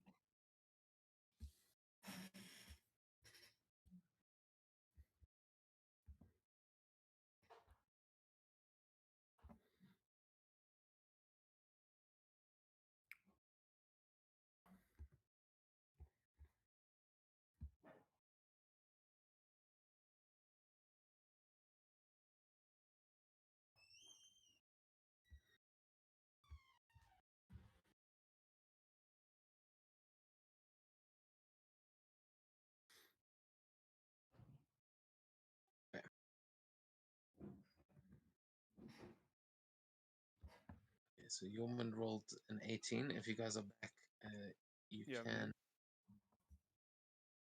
Yeah, I'm gonna just.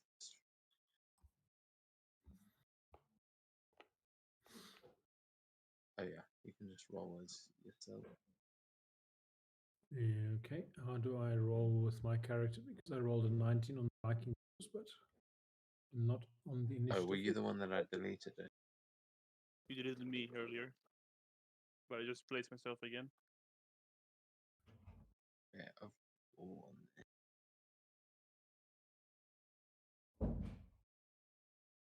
Yeah, you can just roll again as normal, or if you've already rolled, just tell me what you got. I can change.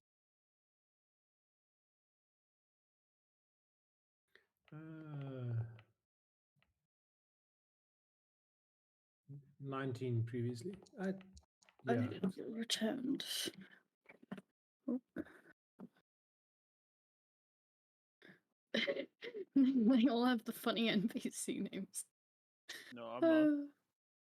Oh wait, I'm looking at the wrong place. Yeah, no, those are the names of your enemy commanders you're going up against. Privileged Sami. Suicidal tone. Mine was. Do you want to take 12 or the 18 there? I would rather take my 18.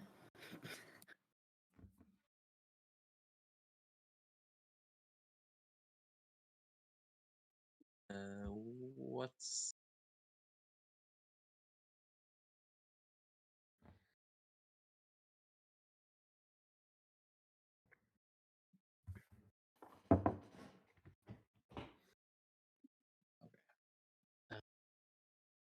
Did you say you got an 18? Yeah. When? When I first rolled. Mm. So I think Oh, okay. Svenja yeah. got the 19, I got the 18. Yeah. Yeah, that's what I'm asking. So 19 for Svenja and 18 for Katja. Mm-hmm.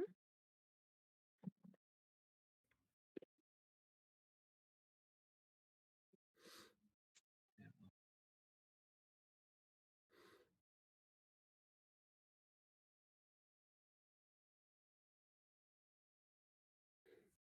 Who's got the higher dex between Yormund and Katja? I've Want to got say a Katya. 14.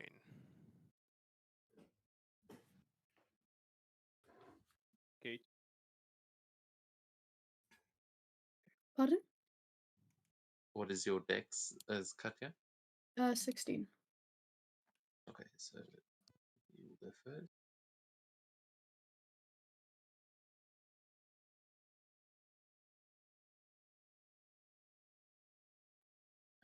Okay, I think that's everyone, right? All your initiatives correct?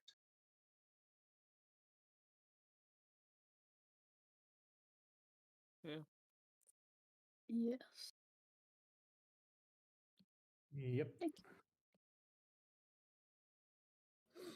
Okay, I'm going to. Goliath Rock Smashers. That's Kate's group's name, right? Gonna have to Yeah, help us I just. You're welcome to change it at some if you want, but for now.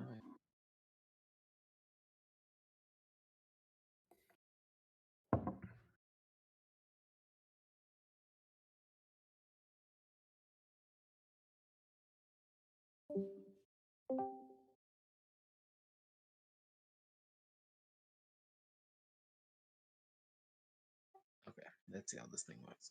So we have here our initiative has been rolled, but now we're going to go in reverse order.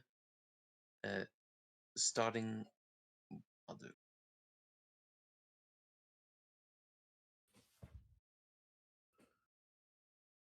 Okay, so we're going to go in reverse order and place these guys down.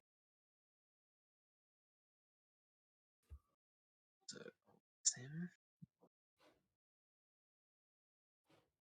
and then you can't go back with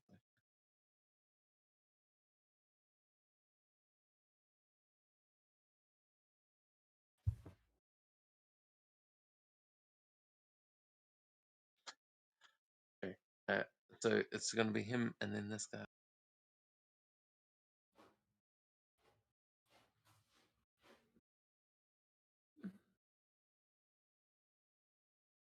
Oh my god, why? I fucking hate it when they're all on top of each other.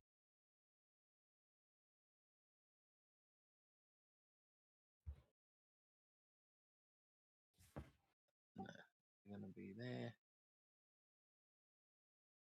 The bomb. You can place your. You can place your army. No. Okay, then Sami.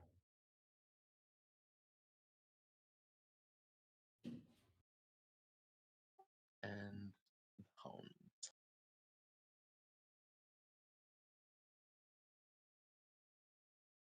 Yeoman. Yep. Then Katya, then Svenja. What is our movement? So aerial units. I guess we'll. Oh, actually, that's a good point. Aerial units are not on the battle. They are. They go like around battlefield. They can pretty much attack anything.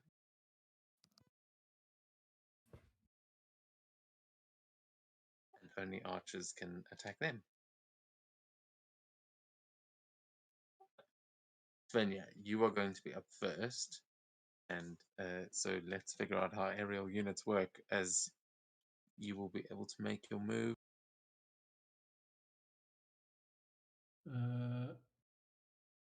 So which one is Carmilla's counterpart? It's not on here. The hounds. Miller is not here. Oh, damn it. Yeah, I wanted to go for the undead guys, but um,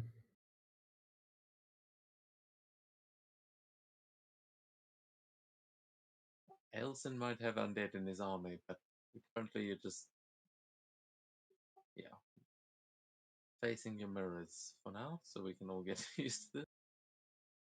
and I she haven't is done go- this either. do I have to go next to a unit to attack it? Basically. No, I think as an aerial unit you can just attack from anywhere. Okay, so target these guys, and let's say I'm targeting Rhapsodic Lobiro, and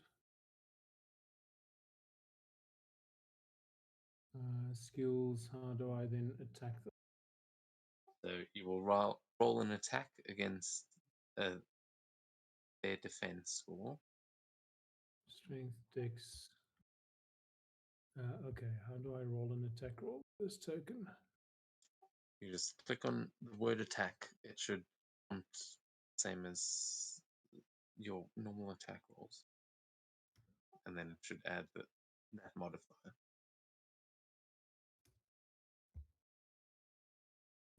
It's not actually giving me.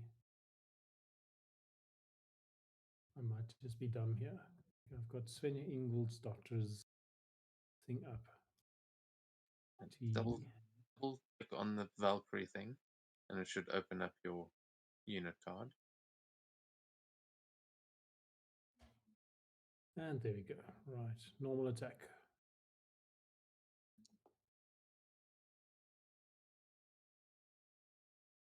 Okay. Okay, 17 hits. So now roll your power against their toughness. Okay. And it's a normal roll again. That is not enough, as you do manage to hit them. What does it look like as you are attacking a bunch of human infantry here from the air, but they seem to lift their shields in a bit of a shield wall to protect themselves. Okay, that makes sense. Right. And I guess click on the next turn thingy. Also, this is, I will say, into the visual of this, because that's the point. If we're going to, like, this is not a competitive thing. This is here so that we can feel the large scale battles that are happening here. Remember, these are armies clashing against each other. You know, big battles. Like, just remember when you want to describe things, like, you can have massive things happening as part of these moves. So don't be shy. All right, so let's give that a go. And so the sort of the Valkyries flying. There's like this dance and flurry of swords, but the enemy unit manages to sort of regroup and dodge and just form a shield wall, and the Valkyries would just sort of, it's like almost a bounce in whirlwind blade bounce out. Scary, but no real damage done.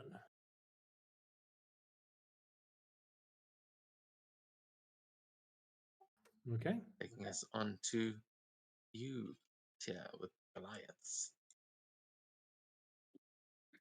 She will attack these. Well, they will attack these dudes in front. Oh, and then a power. That is enough. So you beat their toughness of 11, and they will suffer a casualty. Nice. I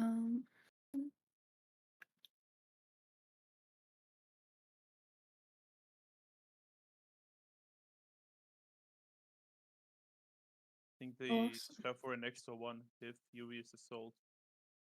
Each activated unit in this commander's control plus for the movement and inflicts one additional casualty on a successful attack test. Oh yeah, that's what I was looking for. I was like, something about that.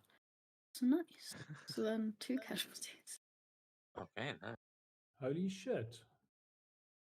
That's scary. So yeah, the Goliaths and the humans go clashing up against each other, and it doesn't look like a fair fight.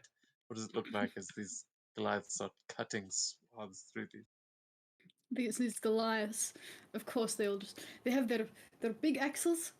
There's no other. There is no better weapon than great axe, and they're just going and slashing and chopping, and limbs go places, and two people's heads do as well, and it's a very fun time. Yes, it's like party.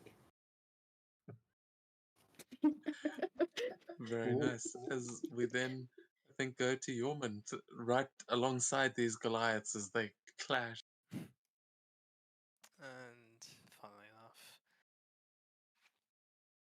the hounds are going to attack the other Goliaths. Hope it goes better for these humans. Well, I can already see that close range trait is going to be quite Oh, good. is that what gave you advantage then? Yes, this unit Ah, has very nice. advantage on attacks and power tests against adjacent units.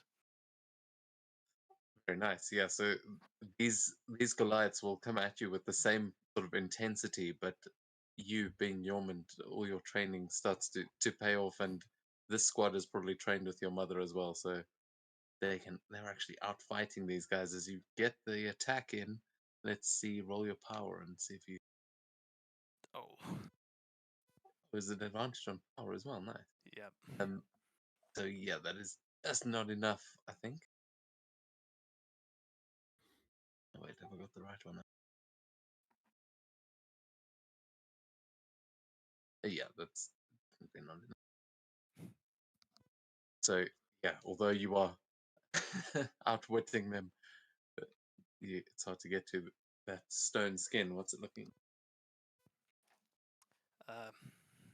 Just each of the people in Yeoman's unit manages to single each Goliath off and dance around them, trying to get a stab in, but the Goliaths are holding 1v2 each.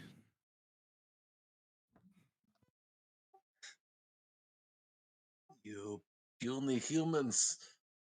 They are going to attack. Oh, an 18 to hit you. Yep. Does that go against toughness or Defense. Against defense, the first one. The second one is Yeah. also an 18 against your toughness. So they are going to inflict 2 casualties on you because of furious assault.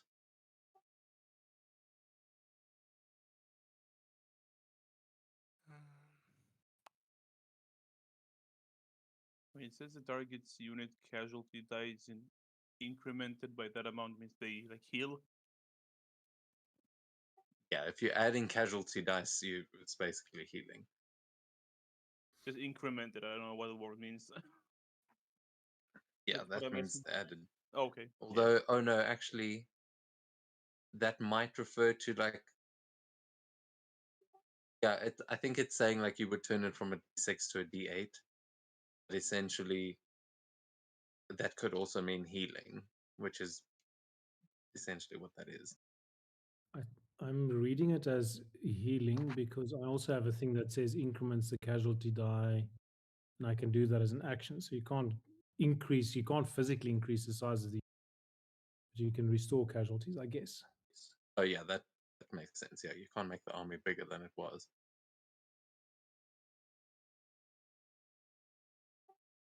Can help some people out. So I'm also going to put because Foundry doesn't actually register the casualty dice. I'm going to give each of these units hit points as well equal to that, so that we can still have these little health bars and things to represent them. Okay. I still think that those are fun and just an easy way to a nice visual way of seeing it, because you guys can see all of their hit points as well, right? Oh, I suppose these are your tokens, so you'd see it the other way when you hover over them. Yeah. Okay, then in- am I doing this right? You don't have to roll a morale just after getting hit, right? It's only once you are diminished. You Yeah. get half, half. Okay, cool. So then that is the Goliaths, as they are likewise sort of clashing with you. However, they are going to Lower their weapons and retreat. no, Oh. they are going to take a step. They're going to start trying to move around as these humans are dancing through. Gorm, to you. Yeah, so I have actions. Does it mean you do one of those instead of attacking, or in addition to attacking? So you've got the same as your normal. You've got an action, a bonus action, and a movement.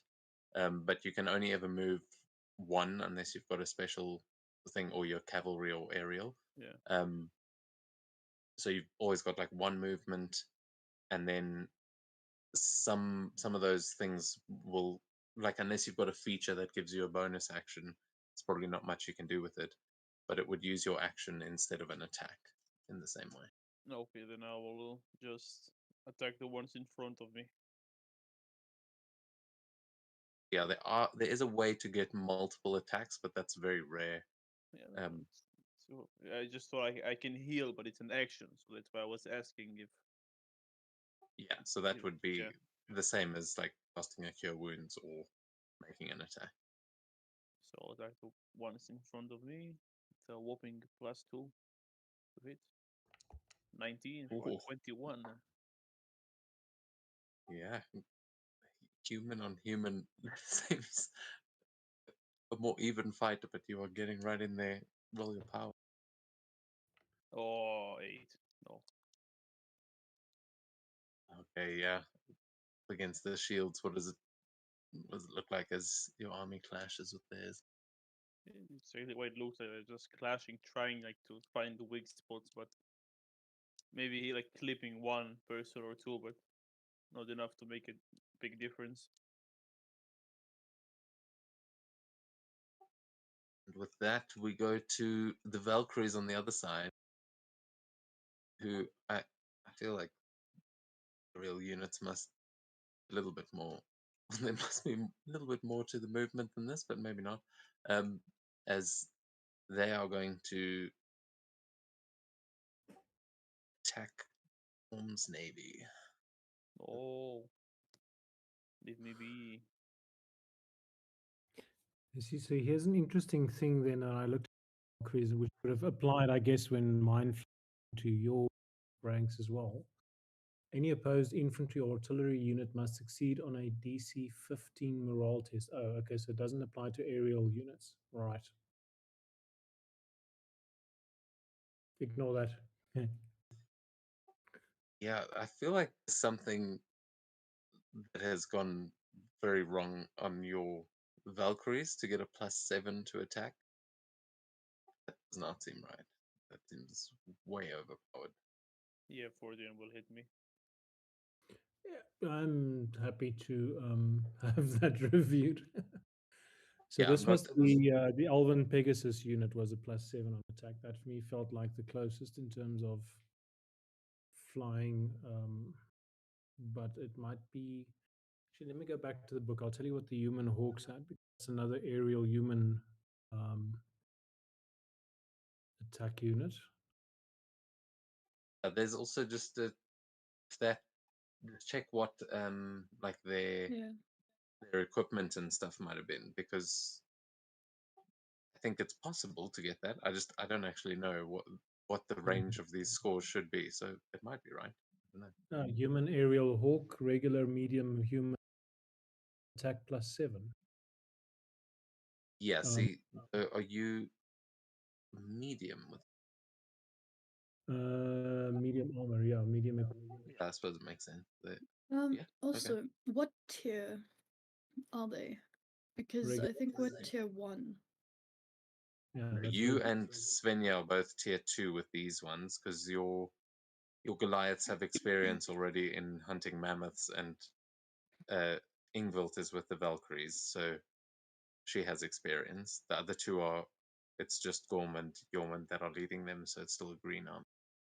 Oh, okay. You are, yeah, yours is supposed to be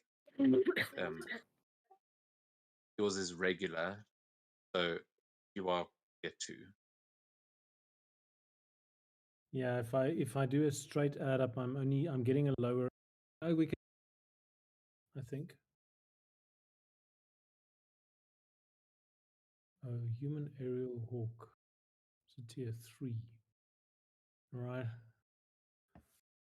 Oh, yeah, I think there is something about aerial units actually get like a +1 to their tier.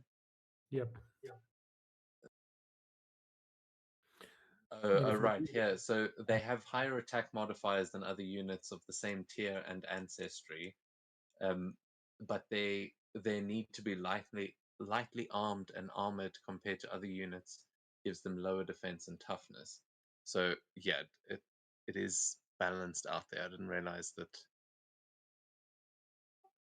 that's why you only have a 9 in toughness. So actually, it's if they do manage to shoot you in the air, you they fuck. can shoot you down quite easily. So actually, it is balanced. I missed that. Yeah, so I'm seeing the human aerial that I put is actually a tier 3, so we should probably drop the 1 across the board, attack power, etc. I'll quickly do that Okay, yeah. later. Let's do that afterwards. We'll see what this could be wrong, but because we're going, it's balanced here. We're fighting exactly the same armies against each other. Yeah. So yeah, we take note of that, and we can change. But let's see. These are supposed to go much faster than combat as well. So I want to see how efficiently this can actually work. So yeah, these guys are going to fight back against Gorm. Oh, and they have advantage Oh man. on close range. Oh, let's go. No luck. As that takes us on to these guys who are actually getting wrecked by the Goliaths, and they are going to move over here and attack Yormund instead. No.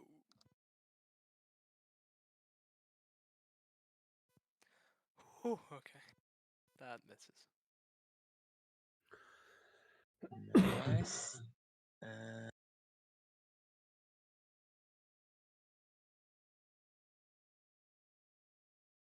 I was just double checking what stuff you've actually got in there.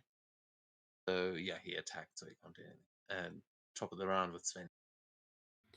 Okay, so here's where we test our first overpowered ability. Chorus of Victory. As an action, choose a rank on the battlefield. Each allied unit in that rank increments its casualty die and has advantage on attack tests until the end of its next activation. So the way I understand it is that the Valkyries will swoop over the vanguard rank of our army and sort of encourage the soldiers. All of them therefore get a +1 to their hit points, essentially, and advantage on attacks. Until their next activation sounds like a funny way. Until their next turn.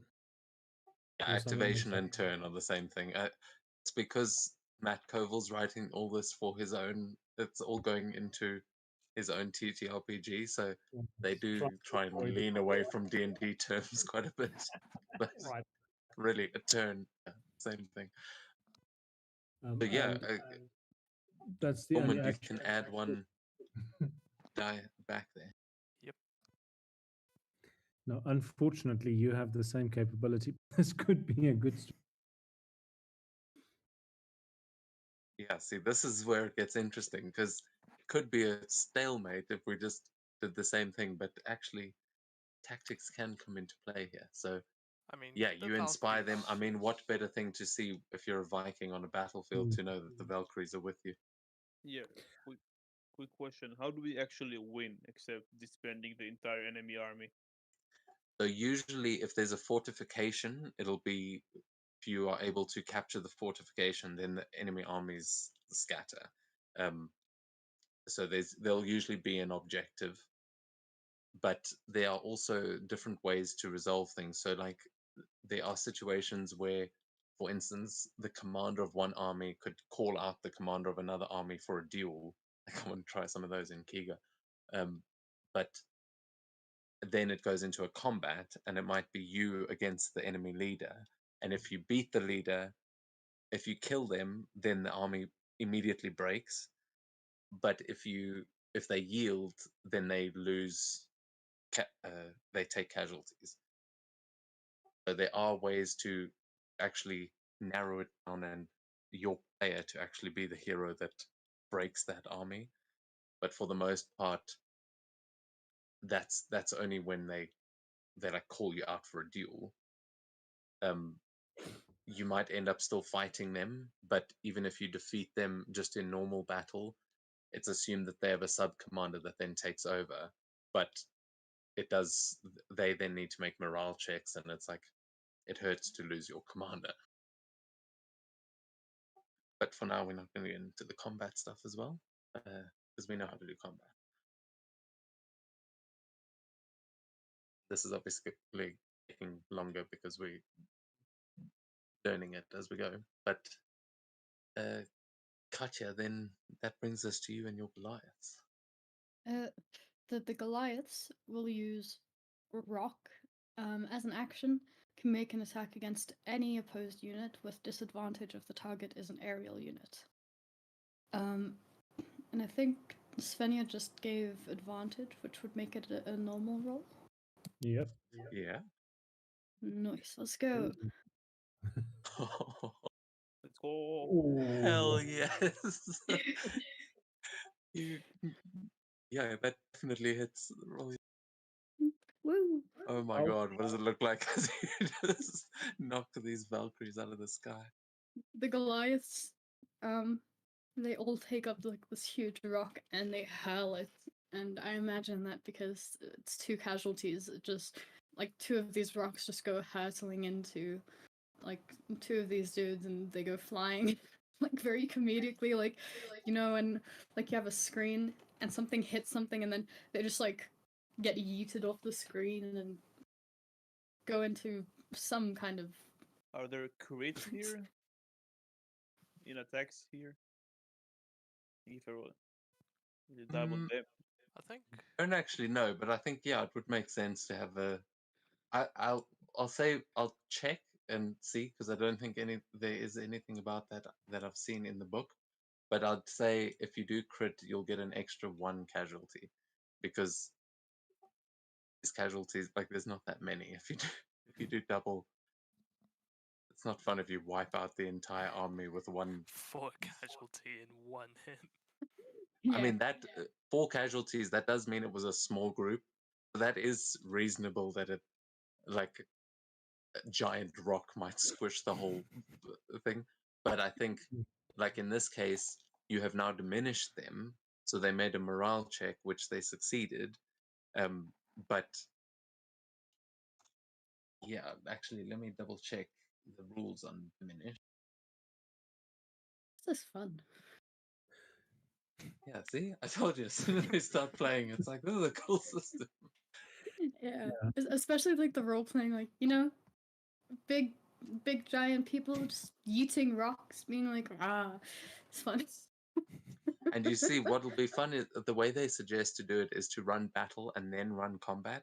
So even though, like, you'll know that on round 3 you are defeated, for instance, but you play the battle, and let's say we know that on round 2 you threw a rock and you took out all the archers. That means that in combat on round 2 they stop shooting arrows at you. Like, it's like you remove an environmental effect, or you remove part of the battle. Like, those things will actually affect how combat goes, and vice versa. Yeah, I was thinking if there's we're talking thousands of armies or casualties, so Goliath will wipe out a significant chunk of a large army. But what you could do on a crit, especially a crit hit with this sort of massive casualty damage, is force a morale check or a morale check at disadvantage. Yeah, I like that. Jesus, I think this that makes giant sense. just chucked like half a mountain into and wiped out half the infantry.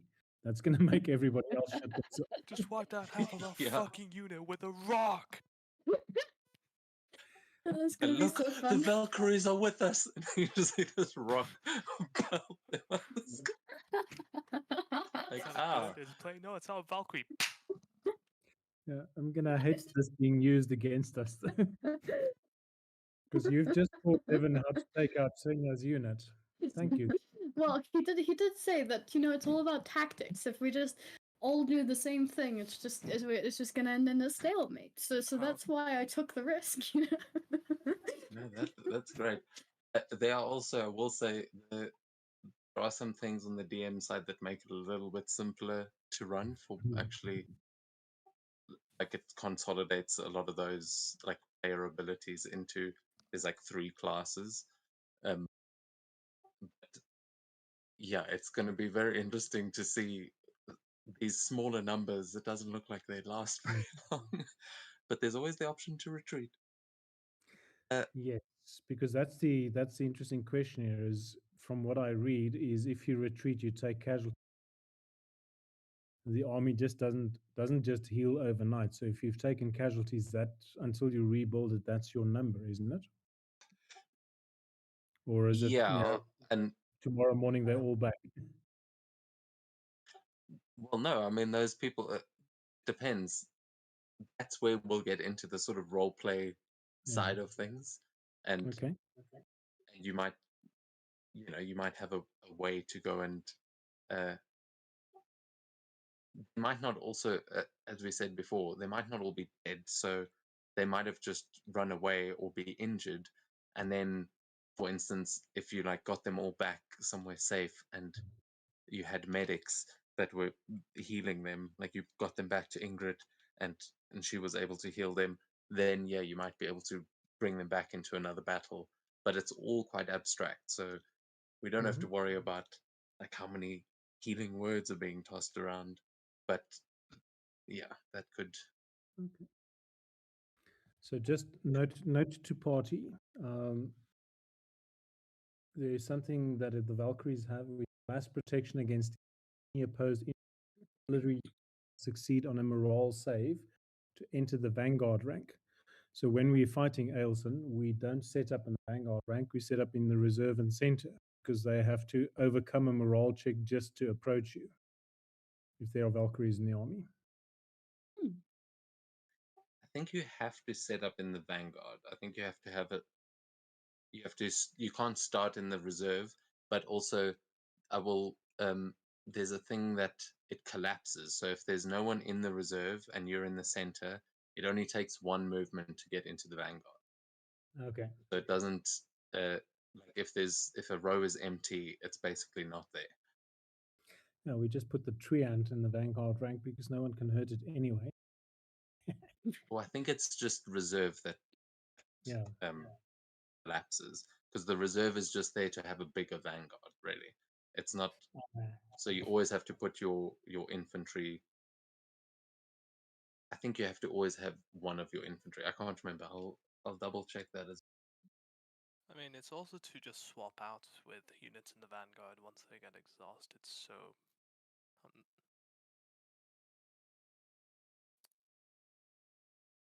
Yeah. We are Yeah, light that on. if all your infantry is gone, then you've lost. Or then the rest of the army breaks, I think, or something like that. Nice. Well, let's see. It's your Goliath's going to move anywhere, Katya, after pelting some Valkyries out the sky. Is flanking a thing? Not Mm. really. yeah. I mean, So there is something that talks about being surrounded. Some abilities do have that, but yeah, we can say flanking's still a thing for advantage. Okay. So how units can you move 2 spaces? So they're gonna come here and surround them like that. Try and give the navy some bonuses.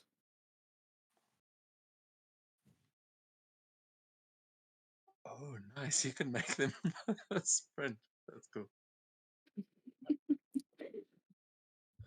Very. So yeah, then we will go the hound. Cool. Um.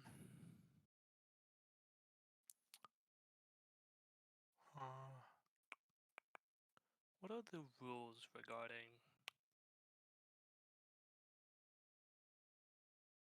Like, for example, in this case, there's no use for the enemy Goliaths to just charge down to our rear rank since nothing's there.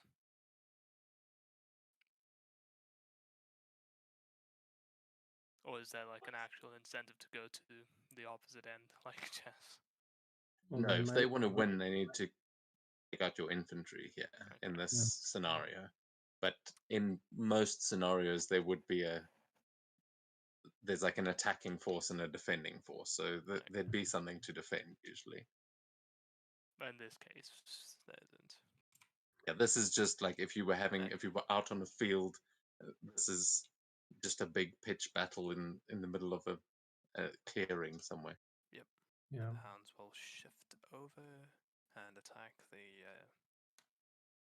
these fellas.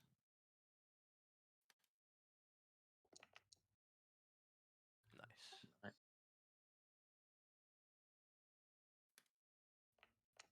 Come on. Fuck yeah. And that's two. That's 2 casualties. Two. Okay. Yep. Heavy training. Okay, so that Really means they close are range. diminished. Yep.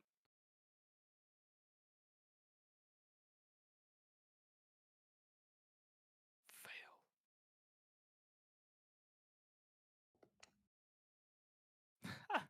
That is a failure. So, what does that mean again? So they.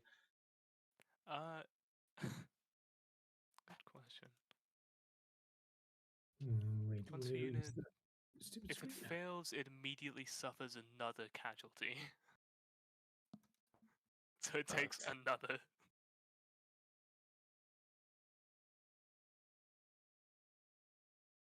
Okay, so yeah, if you manage to take them down again, you might be able to break that whole.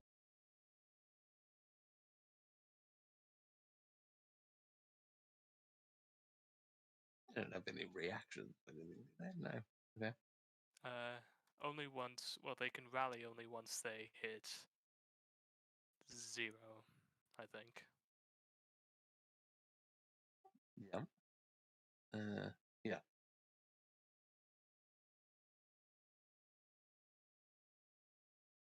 Yeah. If they are broken, they can Yeah. rally.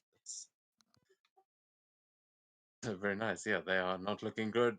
As your armies are overwhelming them, is that going to be your turn? Yep.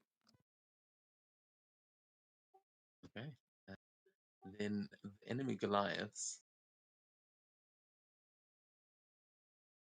They can move too as well. But they have to do that little saving throw thingy.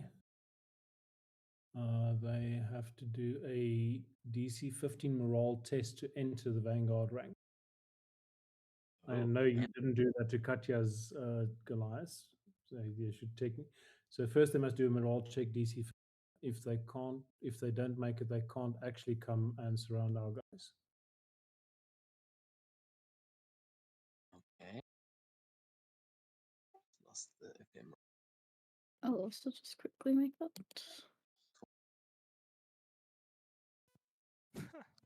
Nice. Okay, so yeah, they. So what is it? They're too scared of the Valkyries. I assume so. Yes, I'm thinking they're looking at the. Well, Ingvild and her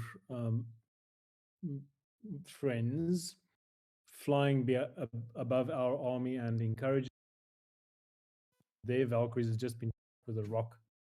Like, fuck, this might not be a good idea to go there. Yeah, they're thinking this is definitely a trap. So they, I mean, that would have been their movement that triggers that. They see you in the sky and they're like, they're gonna get us. So they are going to fling. Oh, that was meant to be a disadvantage, not a. Which was the lower.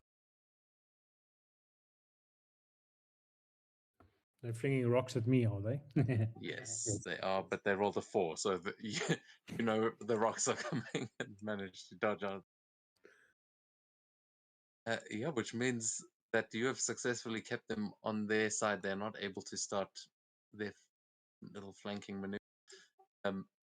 As the dwarves, I mean, not dwarves, I don't know why I thought they were dwarves. They are going to use their. They're called shorts, so I guess you could see Oh, that. isn't it Yeah, Gorm's these Navy? ones are dwarves.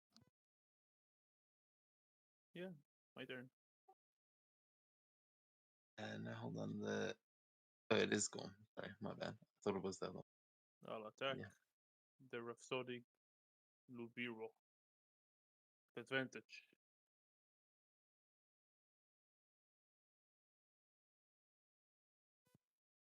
Oh, we missed strategic advantage. In what way? Mhm.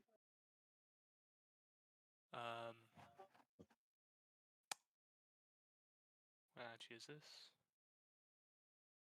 in strongholds and followers and under simple warfare? There's strategic advantage. That's not what we're using. Okay. Simple warfare is a slightly thing, different okay, system. okay. Crit.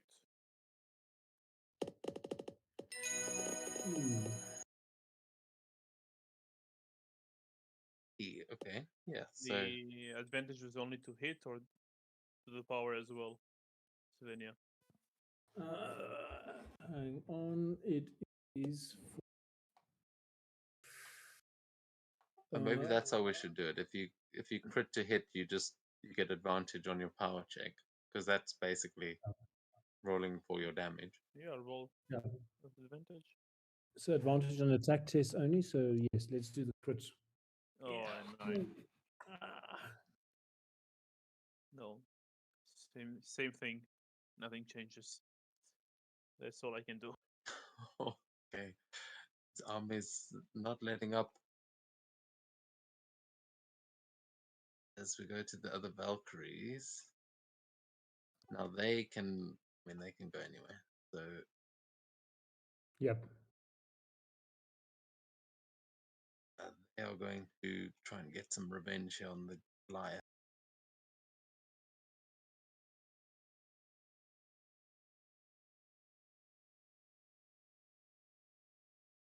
And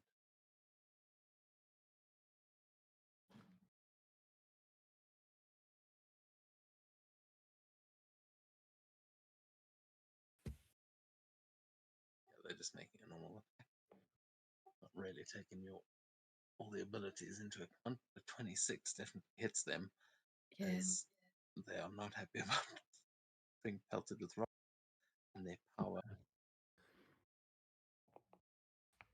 Oh, 22. Ooh. So Yeah. they are then going to do 1 casualty to you.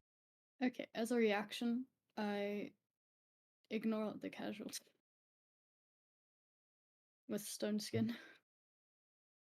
Nice. Is that Yeah, as a reaction to suffering one or more casualties from any opposed artillery unit, this unit can ignore one of those casualties. Oh, so hang on. This is not an artillery unit. This is an aerial unit. yeah? Yeah. So Artillery. they are an aerial unit. They are technically swooping down and they are attacking with swords. So Okay. I think you can have aerial artillery units. Usually that would count against arrows and things. Okay. I see. So you will Then I take one. I don't ignore the casualty then. Sharp there. So yeah, now you can just. I assume you guys have seen there where the casualties are and how you can reduce them. I'll let you do that yourselves on the actual unit cards.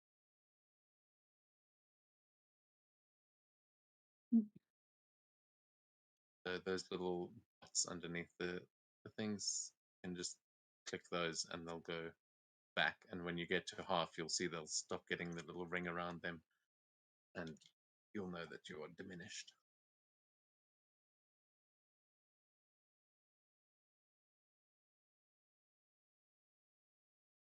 Have you done that, Kate? It doesn't seem to be changing. I did. You might be changing the actor itself, not the token. Just double click on the token. Uh,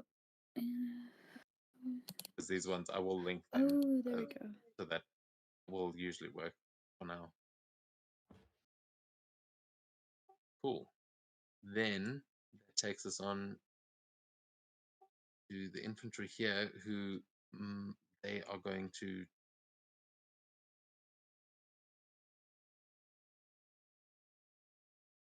fall back, attack the Goliaths. I think you guys, if you've got follow up, that would potentially trigger it now. Ooh, Yeah, I follow up. actually, can I use my follow-up here quickly? Because when I do a follow-up, it automatically succeeds, and I can immediately make an attack against an adjacent opposed unit. No, they didn't This move is out definitely yet. seeming like yours are overpowered as well. But no, because I think you are. Oh yeah, it is adjacent. So Move out, but I didn't move out of your space. Oh, move out of your space. no, out of its space. So you can rush into the space that it just left. That's the point. But for you, I mean, that would be rushing back to the others. You might get in their way. True. Something rather Yeah. not. I'll try. Okay. So this is interesting Well, then, because you have to do the DC8 test to do the follow-up, and then the DC into the. yeah. Oh, exactly 8 is enough. It's exactly enough for follow up. Yeah, DC8. Yeah. I So then go. you're going to, as you said, because of the Valkyries, you're going to have to make another one. Okay.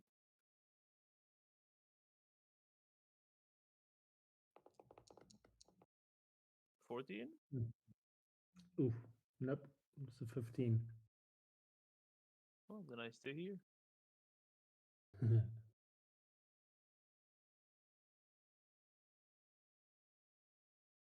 Okay. Oh, nice. Yeah, this is interesting. It's like you've got to get rid of that one unit so you can. Okay, so yeah, unfortunately, you're going to follow them up.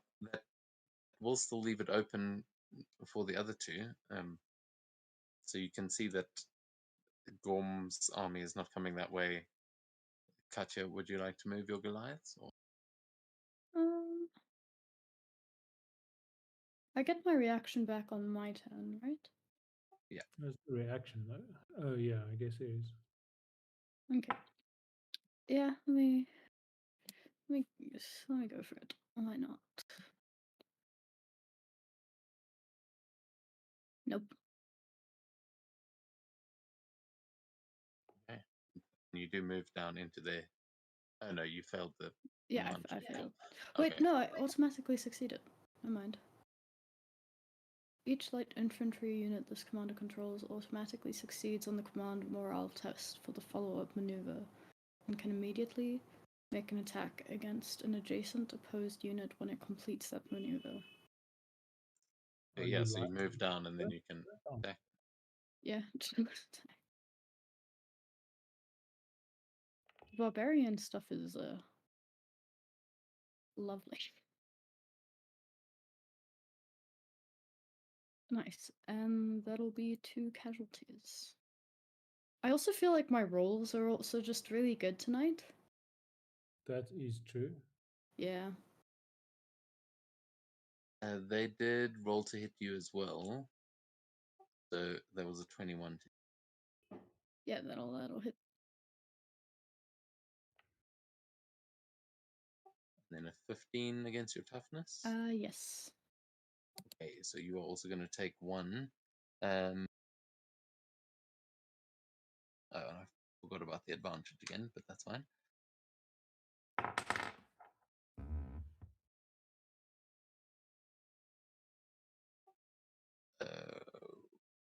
Yeah, and actually you take 2 because heavy training. Okay. Oh shit, I'm Finish. diminished.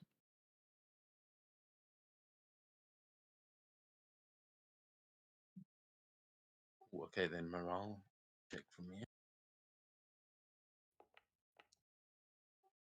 All right, you're still good.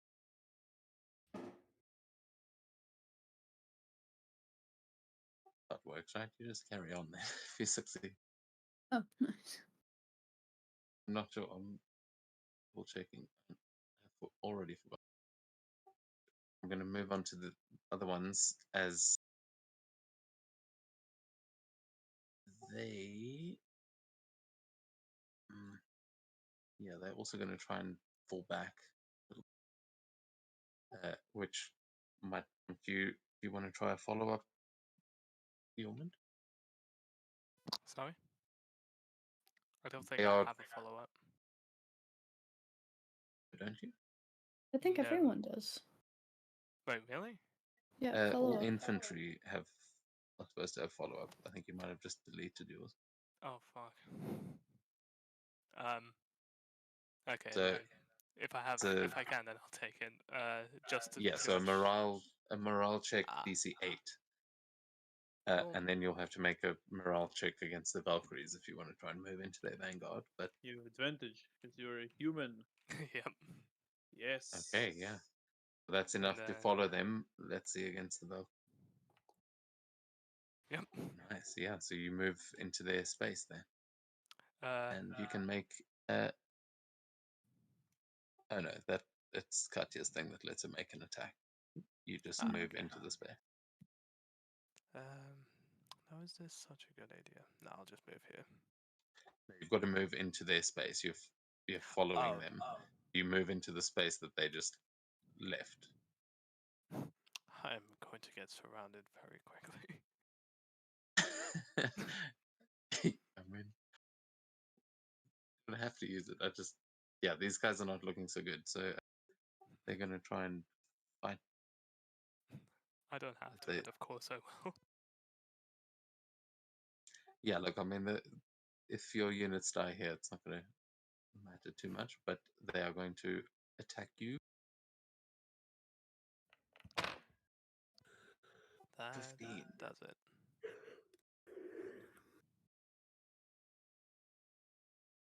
Oh, nearly that one. Bounced off the net one, yeah. 21 to hit, so you are going to take, I think, just one from these ones. Yeah. Okay.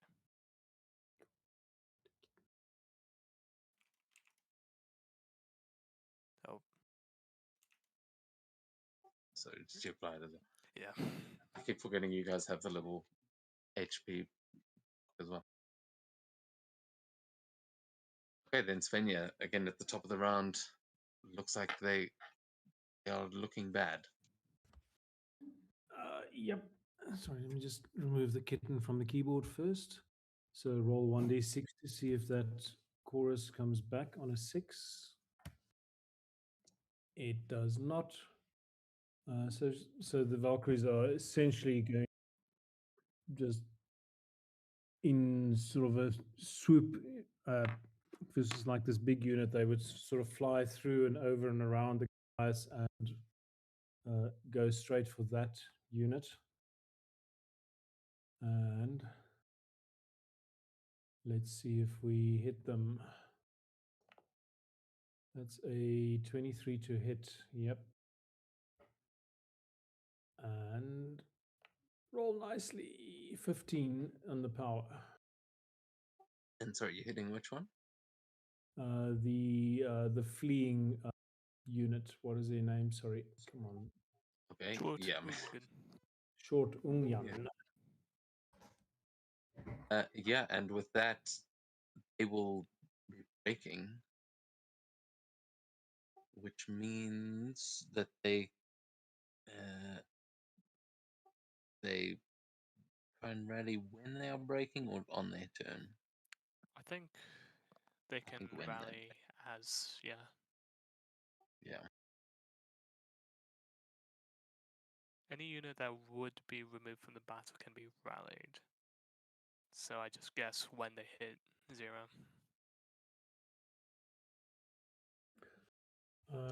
Yeah, this is no action required. Ah, they reform with 1 casualty. Okay, yeah. So they are trying to get away, and they are managing to hang on for now.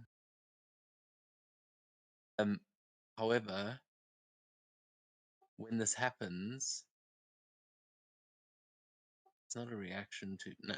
So they are going to use set for charge, and as a reaction to suffering a casualty from a cavalry or aerial unit, they will make a DC 13 morale check, and on a success, you will suffer a casualty instead. How? As they raise their spears and make you Oh. fly into them, and it succeeds. You will take a casualty there. Ah, nice. Okay, so hang on, let me update that. It's now going to look like I'm at a half because my token was at health 6 instead of health 4, but I'm actually at 3 out of 4 now. When it says like with 1 casualty, does that mean 1 person is dead or 1 person is left? It's No, neither. abstract. It's not about individual people. It could mean 1, it could mean 100. It's just compared to how big it was before. Yeah. That is the big how the their big thing willingness to to realize stay. is that this is about armies. This is not about individual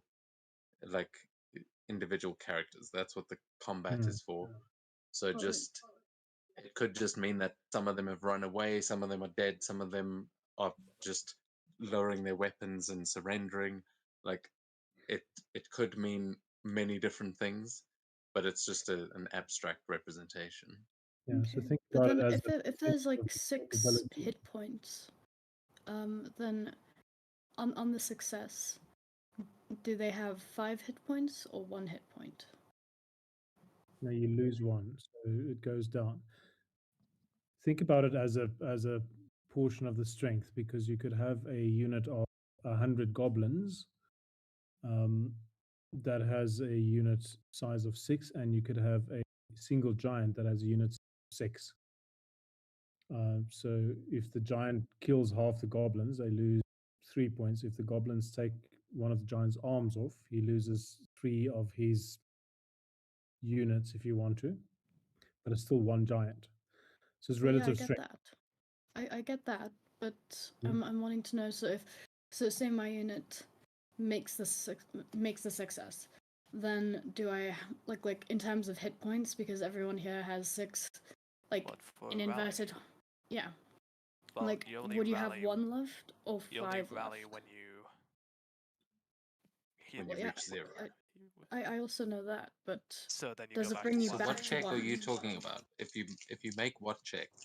The rally check. Because Yeah, 1 you only casualty. rally if you have 0, and then if you crit, you get 2. It's like a death save. So if you Okay. and if you succeed, you come back with 1. So it's just you'll then have either 1 or 2 hit points after rallying. You never Okay. you won't go up to full unless you've got a specific like healing ability. Like there are some things that might say roll a d4, and that's how many you get back. But yeah, usually it'll Okay. just be a success means 1 and a crit means 2, Thanks. and The a wording failure there was means just a bit yeah. confusing. Yeah, no, I see what you mean now. Yeah, so no, the way it says casualty is just backwards, and that's going to confuse us a couple times. But Okay. uh, uh,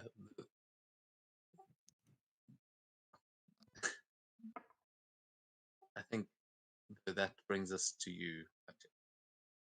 Okay. She'll come here and they'll attack these ones.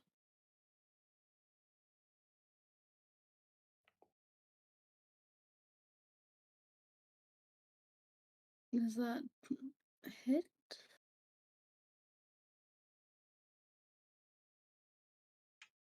sorry, I've let go of my foot to talk. That does. No. Oh yes. Nice. Sorry, which one are you taking? The one with this one here.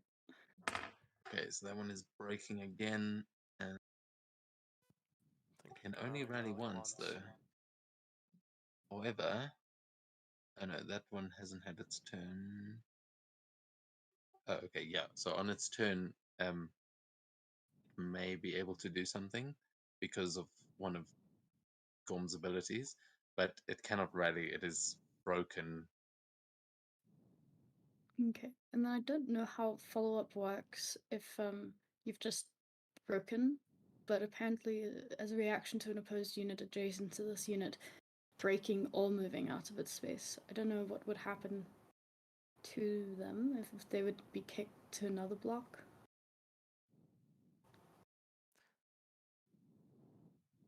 Oh, the follow-up.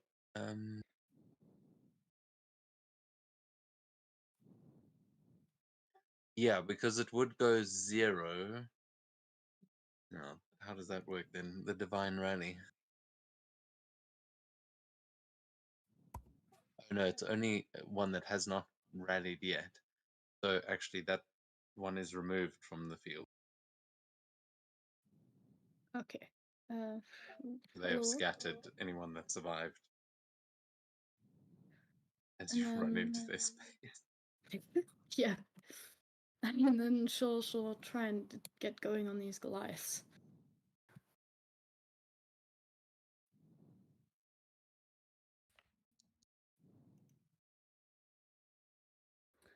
Man, the dice are loving Caitlin tonight. Yeah, they really are. I have done something to favor them, I guess, maybe. I don't know.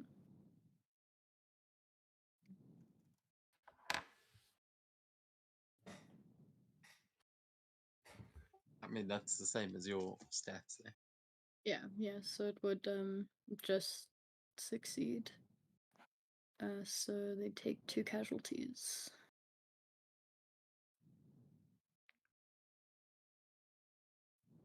Yeah, and that'll be their turn. Very nice. Just squishing those as hounds. You will see Goliaths all around you, but the ones in front seem friendly. Yeah, this is. I mean, looking at these, everybody doing 2 casualties, 2 casualties, like a ferocious, bloody, vicious battle. Yep. This is not people just blinking arrows at each other and taking 1 or 2 people out. Is whirling and bloody. I'm going to take a space back and invite the follow-up from the other one. Oh, okay. They will definitely attempt that. They might have to get through the Valkyries too, but let's see.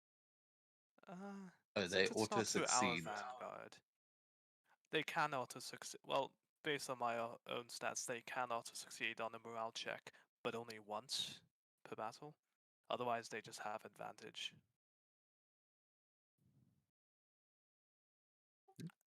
At least those are my traits, if they're based off my unit. No, the Goliaths are chasing you. Oh, the Goliath. Oh, fuck. Well, yeah, I mean, so you moved away from where were you before? I was here. So I moved out of I range see. of the other infantry, and I'm still in range of the enemy Goliaths. So yeah, they can actually do that and auto succeed because they're not moving into your vanguard. Yeah. So they can do what it just now, move over here and then attack you Wait, but as part of their reaction because they have got. wait, but I'm still in range of the. I was still in range of the Goliath, and I still am. So they. I thought they wouldn't get it.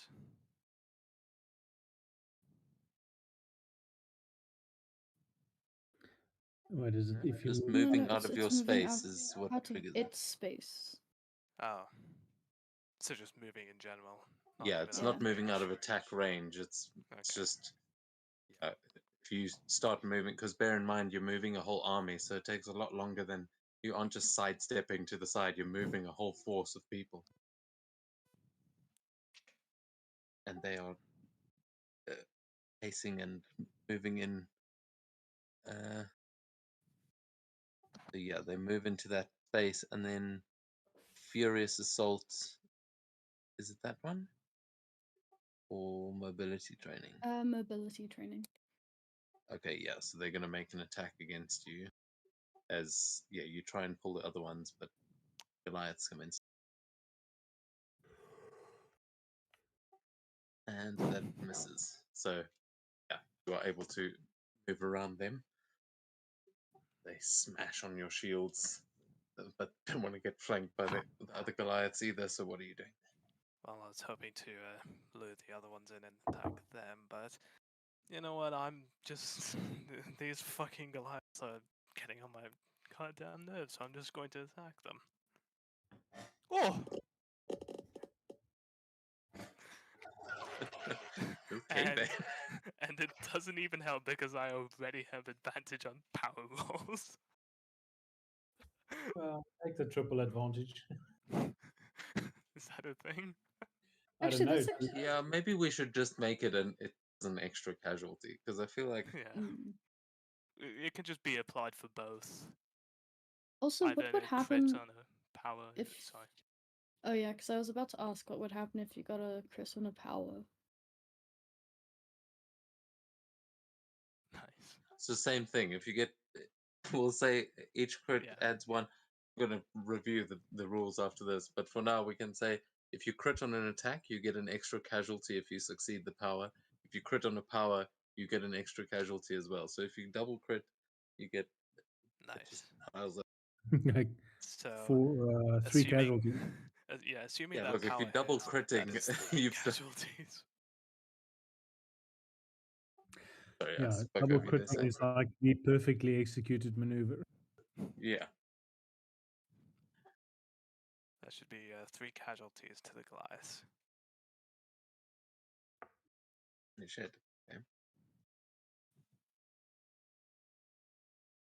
Do not fuck with the fighters. The hounds.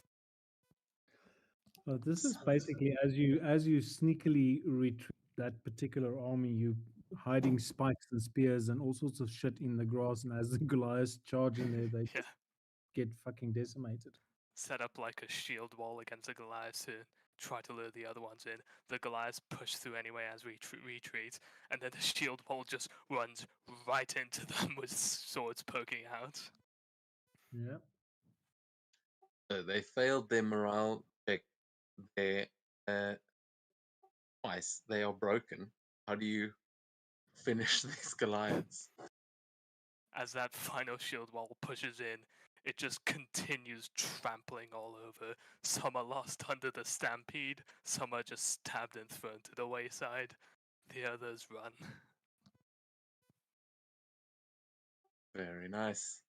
As that takes them off the field, and we go on to Gorm. Yeah, will attempt to move into their vanguard position. It will require me to make a morale save. Yeah.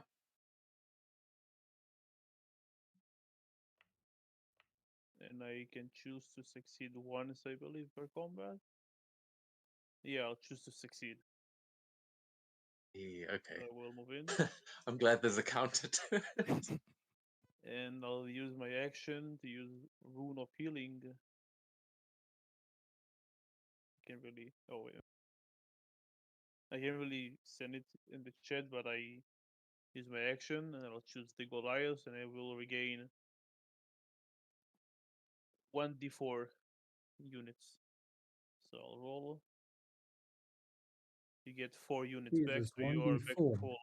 Oh, Yeah. thank you. You're back to Holy full. shit. And so use the Rune of Healing and heal your injured. Yeah. Nice. How many times can And you that's do that? Once per. Once it says it's an action, but it doesn't. So I guess it can spam it every turn. Technically, I don't know.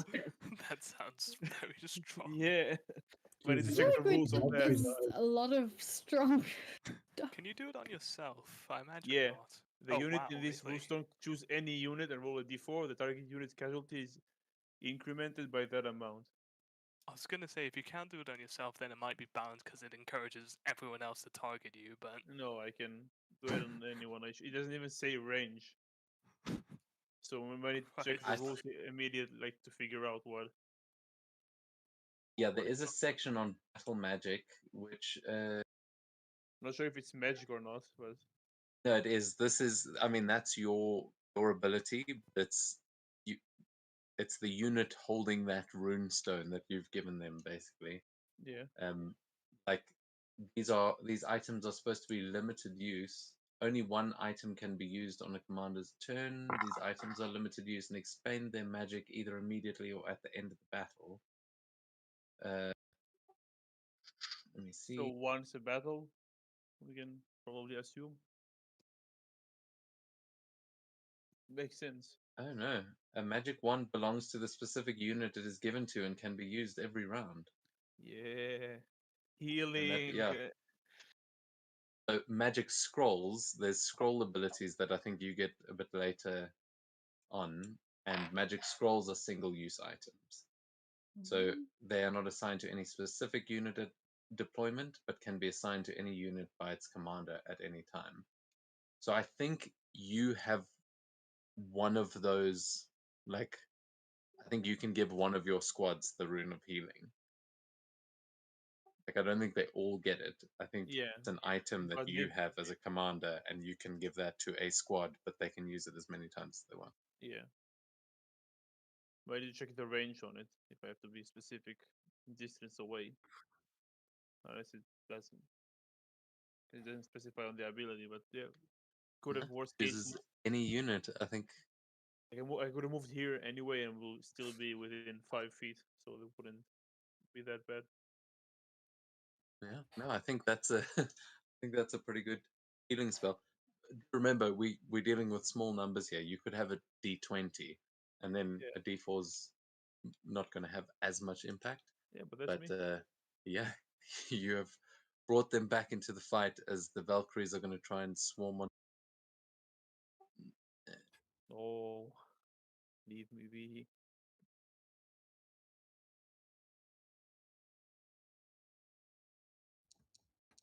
Yeah, there's a hit.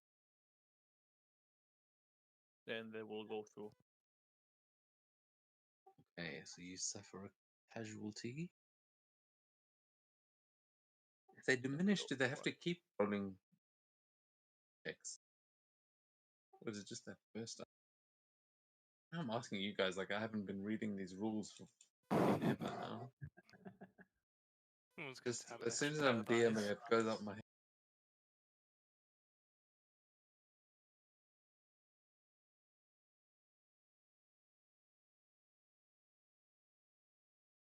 Okay. I will we'll check later. That's them, and these guys are going to try and keep on fighting. Yeah, they're going to go against the humans because they're not feeling too confident.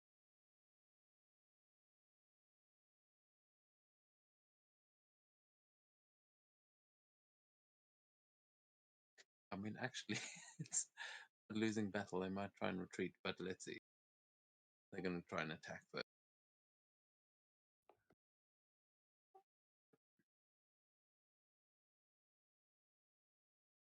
If the retreat battle is over, because they have no infantry, technically. Yeah. I'm just trying to see, can they retreating an action or no? I don't think so. Just needs to check. Yeah. Oh, on your turn. Well, it's their turn. Oh.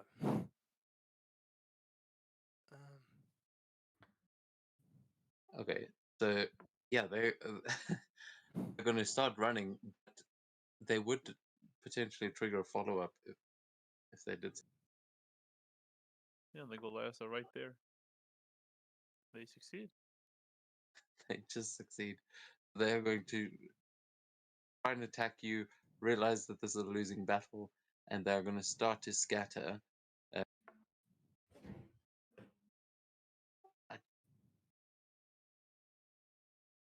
Did they just leave? I think they're just out here. Their Yeah, so I unit think- is removed from the battle. Yeah, it's if they quite- Oh, fail yes. the roll, they take a casualty. If they save it, if they manage to retreat, but if your unit has a reaction, I guess, an attack. Okay, well, I- I'll tell you what, just yeah. for the sake of interest, yes, that's how retreating would work, but I'm not actually going to do that now because where the fuck they're retreating to? They're just they are gonna take a step back as they seem like they're trying to get away, but they'll that's their turn. As Svenja, it goes to you, and we'll. Oh, first Yeah, you following up. Oh, but yeah, you can't. I followed up. I can't. And no, I think that's the thing that the Goliaths have specifically. No, I can follow up. I just can't attack. Yeah, that's what I made them roll check. I succeeded. Yeah, I'm good. I just moved there and Yeah, I that's it. meant you. Yeah, I was. Anyway, Svenja, you're up. I just want to see if you can finish them all. Shall we? Let's first see if the chorus of victory comes back. This 1d6 is actually, the chance of getting it back is small, and she gets it back, which means that she's going to, or they are going to just blow their war horns in victory and choose this rank, and everybody in this rank gets casualty back and advantage on their next attacks. Oh, nice. So okay, Gorm's navy gets one casualty back. Goliaths are sort of fully up, I guess. And that is her turn.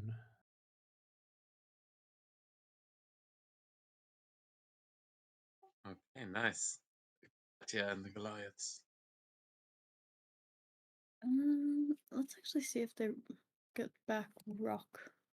I don't know. Oh.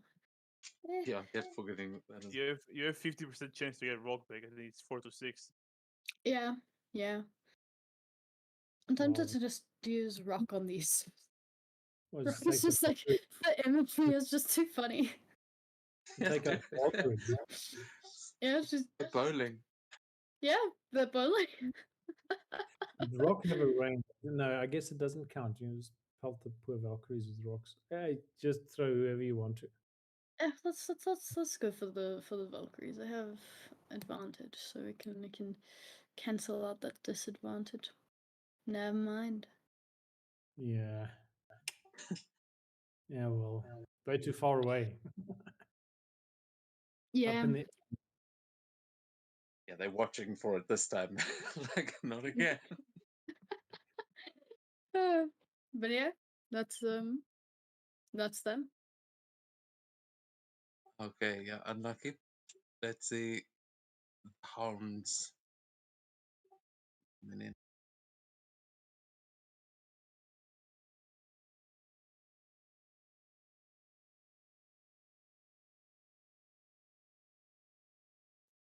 Yormund? Well, there's not a lot I can do. I mean, how far can you theoretically move on this battlefield? Well, it's You- If I one at a time. use- I think we could probably say dash as an action. Like, Yeah, I think that well, might make sense. I was gonna say, could dash as an action, so 2 spaces, but I have a feeling this will be over by the time I get anywhere useful. I'll still move up too, and that'll be my turn. You will still need to make the morale save for the Valkyrie. Oh yes.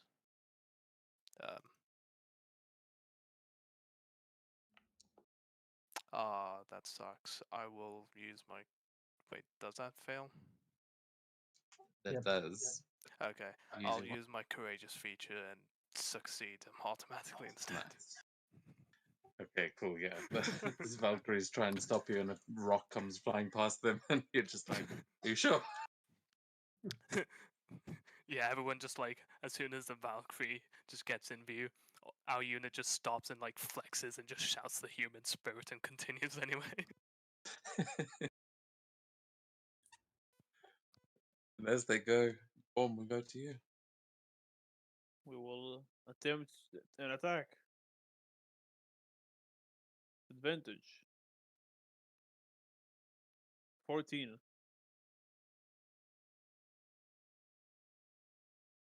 You think I we'll think hit? that might hit. Yeah, yeah. I have the same stat as Yormund. If it's the copy, then yeah, it will hit. For maybe I'll damage them this time. No, not this time. No. Unlucky. Oh man, it's tough. This not doing damage on top of it. Yeah. Is it going to be your turn, or are you going to try and move? That's all. Okay, then. The Valkyries are.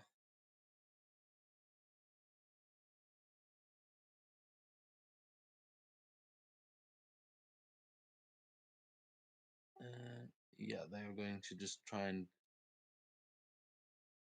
attack the stragglers on the outside there. They're going for you, Yormund, as you've just broken their line. Fuck you, Valkyries. Natural one. One of them just crashes straight into the ground. A couple Wow. of them actually just sees us laughing. Yeah, one of them just looks. Goes, fine, no Valhalla for you, and flies away. These other guys are still desperately trying to get away. They're going to take an attack against Gorm again.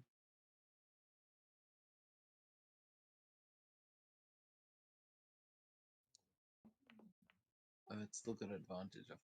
Yeah, we'll miss, but yeah, they have advantage, Same. which is the same. Still miss. And they're going to move back one. Follow up. I'll try. Oh, actually, can I try follow up? Both of us can. Wait, Uh, can You I? would. I Only cannot one of you actually. can, because you would Only one of end us. up. Well, you can both try, but only one of you can end up in that space. Oh, it's in there. Yeah, then she can go. She can attack. Yeah, I If go. I you need to roll succeed first. Oh, it's automatically. Yeah. automatically. Yeah, And you and can make the then attack. So yeah. Oh my god, that's just scary about trying to run away from these giants relentlessly run after you and wallop you. wait. Isn't that the thing?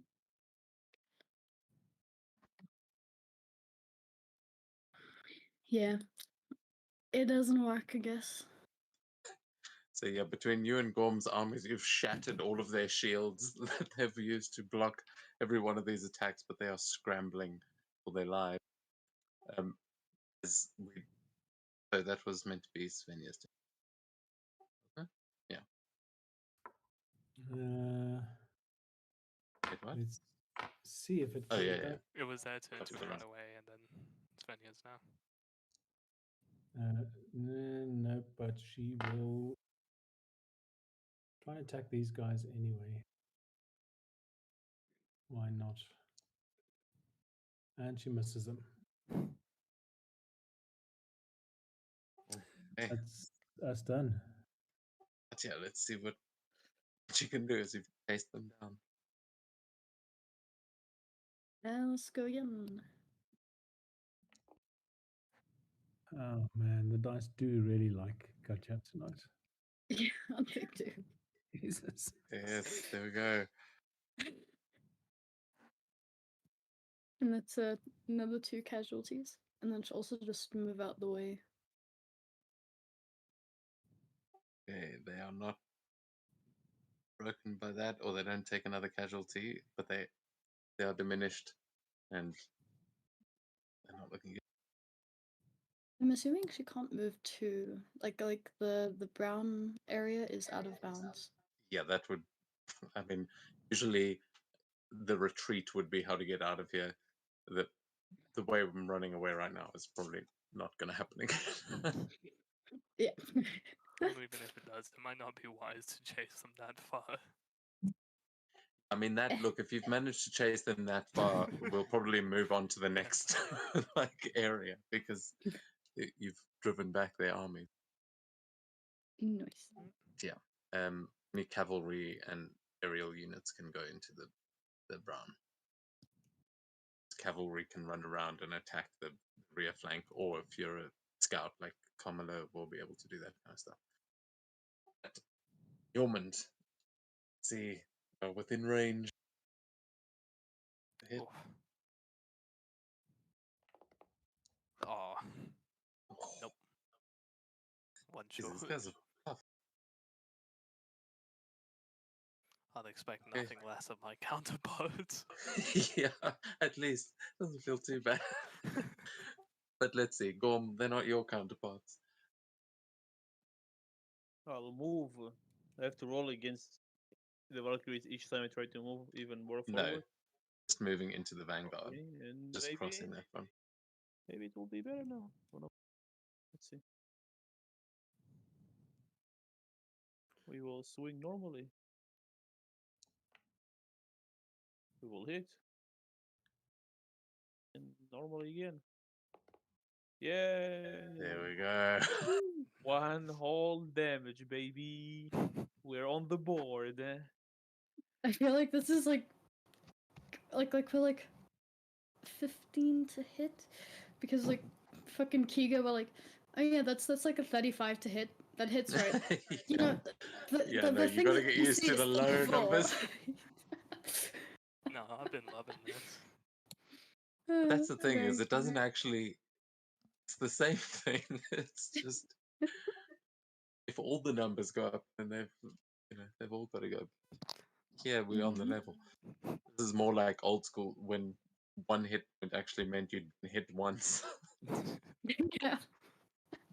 Yeah, each casualty dice here is like cutting down at least a couple people.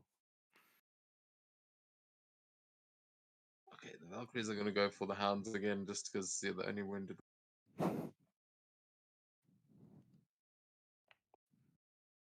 Oh,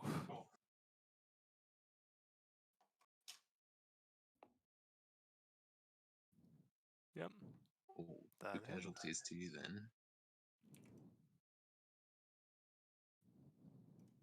Oh wait, I was rolling with the wrong one. Oh, really? But their turns are right next to each other, so I'll say that the guys you've been fighting turned around and smacked you with that one. Alright. But Hey, then I'm fine. the Valkyries are going. I thought that was They going to be missed. another Oh, they nat 20. Yep. Ooh. Another one. Yeah. Are you not in? I I was think on. you roll every time that you get hit Oh, after you really? diminish. Okay. 'Cause it's, I think, I could be wrong, but that's how I was doing it now. Well, success anyhow. Okay, cool. And, they just turn around and got a crit against you as they're trying to hold their ground, putting up the shield wall.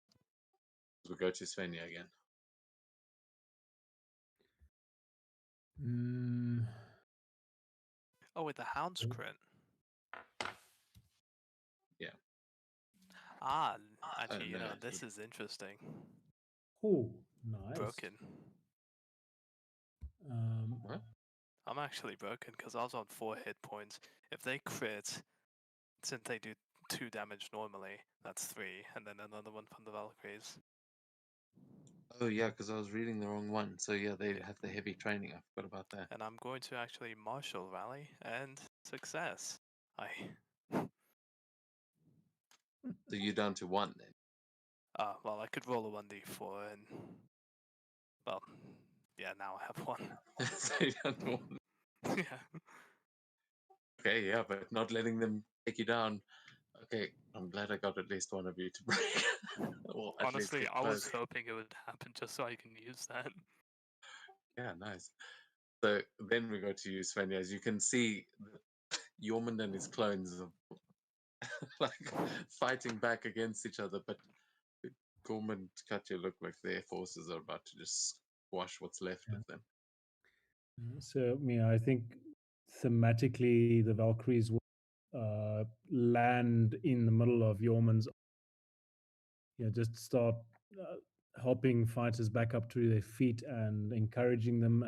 Some of them will be banging their shield because she rolled a 6 on her chorus of victory, and they will, in this row for Gorm's Navy and the Hounds, again give them advantage and give the Hounds a +1 on casualty again. But they are essentially now walking on in the army between the Hounds next to Gorm's Navy.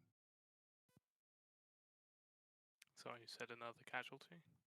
Yes, so you get a +1 on your yeah.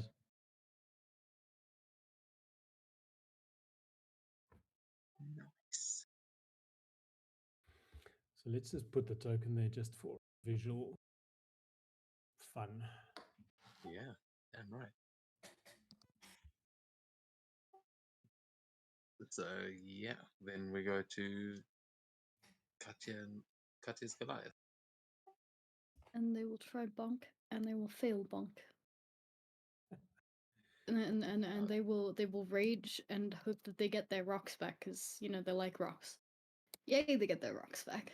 And they look very triumphant, even though they didn't succeed on bonk because they found more rocks to throw. Like one guy attacking the army. Where did you guys go? Look, we found the rocks again. Yeah. Yes, exactly. It's funny how the roles have turned the tide. Katya's army got overconfident and started celebrating too early. Yeah. Just want to see if they can bring a few more of those Valkyries out of the sky before they get away with it. But the Hounds, you are neck and neck with your counterparts. Let's see. Oh, Oh, no. not so lucky. That looked like a 20 on the screen. That's just daylight robbery. Fuck. Ah, oh well. Yeah, unless you're moving anywhere, I think we go to go. No. Or unless you've got something. No, I haven't got anything.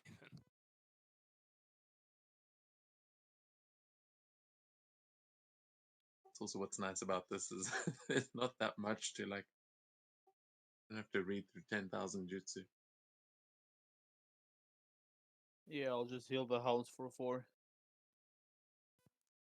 Oh, or D4. So 2. And I'll move here and flank with the Goliaths. Okay. On their turn, they're going to attack Svenja and the other Valkyries. Because I just realized they're probably the only one on the battlefield that can.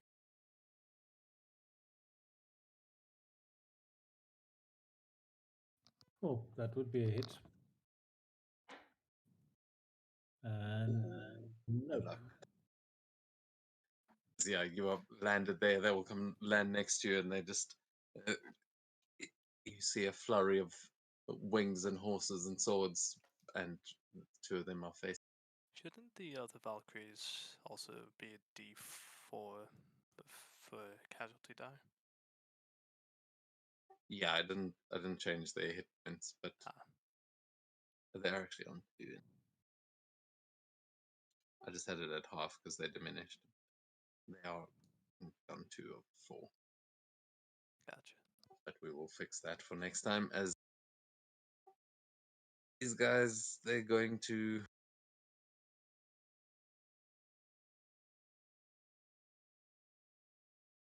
just going to try and move up and attack the hounds. They might provoke a follow-up from the other 2, but they are going for the hound. Oh, can I follow up? Did they move? Yes. Oh wow. Okay. Wee. I hope they don't get another crit on the power attack. That would be really bad. They have advantage on power as well. Yeah. Oh, okay, unlucky. That doesn't. That means they still get this attack in and do 2 casualties. 3. Yeah, because they can do a heavy training. They inflict 1 additional casualty on a successful power attack. Oh yeah, because they crit. I already forgot Yeah. they crit. Yeah, so 3. Are you? You're still standing there? Oh yeah, you just got. Yep, and I'm completely fine. Oh, okay, nice. That takes us to the top of the round with Sven. Yeah. The human spirit does not waver. Let's roll and see. Be too good to be true if we got it 3 times out of 4. Not happening, and they are. I mean, there is this flurry of wings and blades, and things on the battlefield as the Valkyries are going at each other directly. Can I attack a aerial force? I guess I can. I just can't select them. Yeah. Well, that's okay. The ACs don't work. You don't have to target in this mode. Oh, okay. Yeah,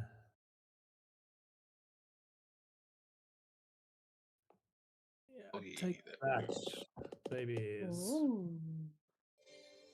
Roll nicely for me, roll 20. Do this for me, come be nice. Oh, I beat their toughness. Because they are as Glad you did. weak and puny as I am. So that's 2 points. Wee. And with that, they are breaking.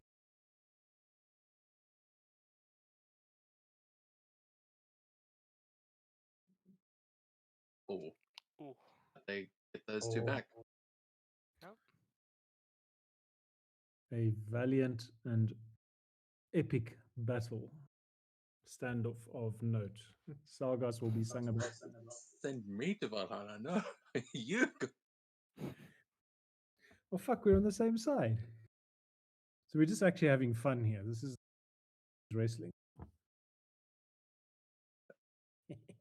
Yeah. Yeah, see, I told you, well, it's fun. Yeah, Something this is your wall. just for bragging rights when we get there, like, you know, teasing each other. All right, that's our turn. So, yeah, your Goliaths, maybe they can finally do it. She's just gonna come here for some flanking, and then attack at advantage. Then is the power also at advantage or just normal? Yeoman specifically says that it is. I don't know what your. Oh no, I'm just. I'm flanking now. It will just be Okay. on attack. Oh yeah. No. That's 2 casualties. Okay, you just logged me out for some reason. Oh, And dear. That kicked is me out it. of the boundary. Yeah, that. Sorry, Foundry does that sometimes.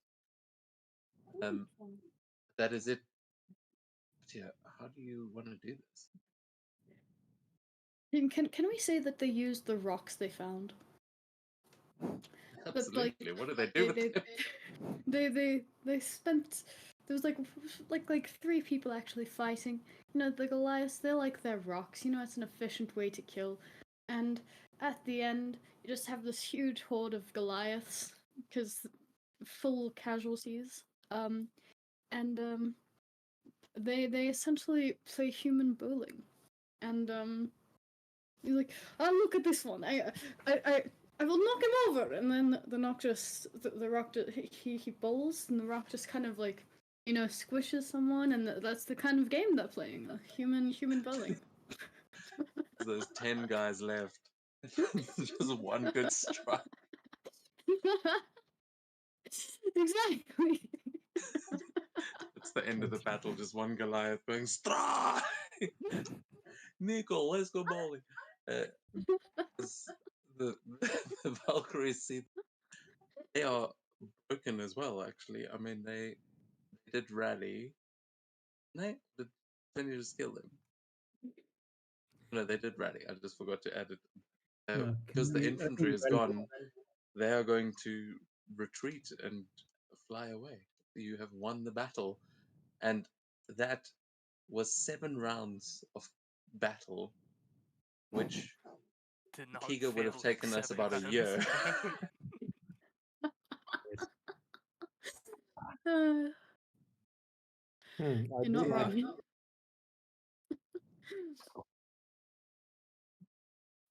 I mean, I think that went pretty well. I'm excited to get to the real thing because, yeah, that worked better than I had expected. I hope you guys enjoyed.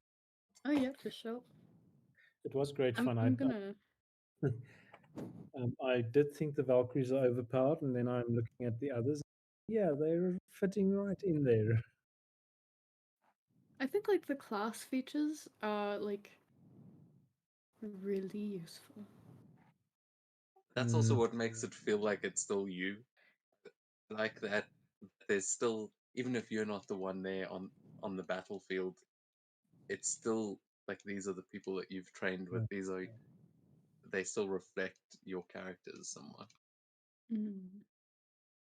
And of course, when we are playing this, because it is quite abstract, you could be anywhere on the battlefield. Like obviously, you'll have to give me some logical reason if you're getting from one big battle to another that are on other sides of a giant map or something. But like hopefully we'll be able to incorporate combat into that as well and have that the epic battles going on around where your characters are having these heroic moments. Oh, I'm gonna have so much fun using this Goliath unit. Like, how do you want to do You'll this? also get the ogres next week. Ooh. Unless you want Yeah. frogs. Oh, I'm down Yeah. for ogres. I feel like it's just gonna be like a compilation of how do you want to do this? You know, this one dude picks up a tree and just slams it in a line and then hits a ton of people. You know, Well, ogres get the same rock throwing rate, and Ooh. Mikil built a ballista, and you you put them by the wall, so that's going to be a very interesting one. Of like next week, we'll get into some fortifications because when you've got a fortification, it adds like a temporary bonus if you're next to it or occupying that. So like if you're in a guard tower, you get an extra 1 attack or whatever. Ooh.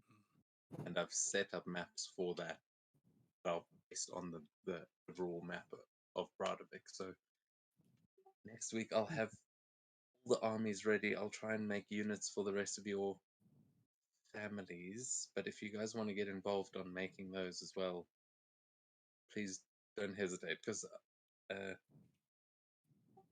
yeah, I have got some ideas for what they should be, but I mean, you guys know the system now as much as well as I do. Yeah, I'll. So what do we got? 3 units, 1 levies, 1 green, and 1 family. Give or take. Yeah, so there's I will. Yeah, I think that works. Yeah, everyone gets Yeah. Aaron and Levi. Yeah, because I am liking the unit of growing archers with poison arrows or something like that. And I don't know if there is if the levies they just basically cannon fire, make them essentially field Like medics kind of things. men at arms. Yeah, actually, you could take the Grung as your other one because your mother is part of your this one. I mean, she's one of the Valkyrie. So she doesn't have an extra, a different force. So you could take Treetop Grun. Okay. So let me think about that, and we'll have a chat during the Then week. we might spread the Goliaths out a bit as well, because I'm sure some of you might also like to have some Goliaths, and there's lots of them. These are like these ones of Katya's are those are your close friends. So we can develop these, like the NPCs that might be a part of these groups as well if we want as we go along. Even though that isn't the point behind this, but I do like the idea that some of these guys become your crew, or like that they work on the long ship, and then when you go into a raid, we play one of these, and you're commanding them while you guys are going in and finding the leader of the town or whatever. Mhm. Ooh, I like it.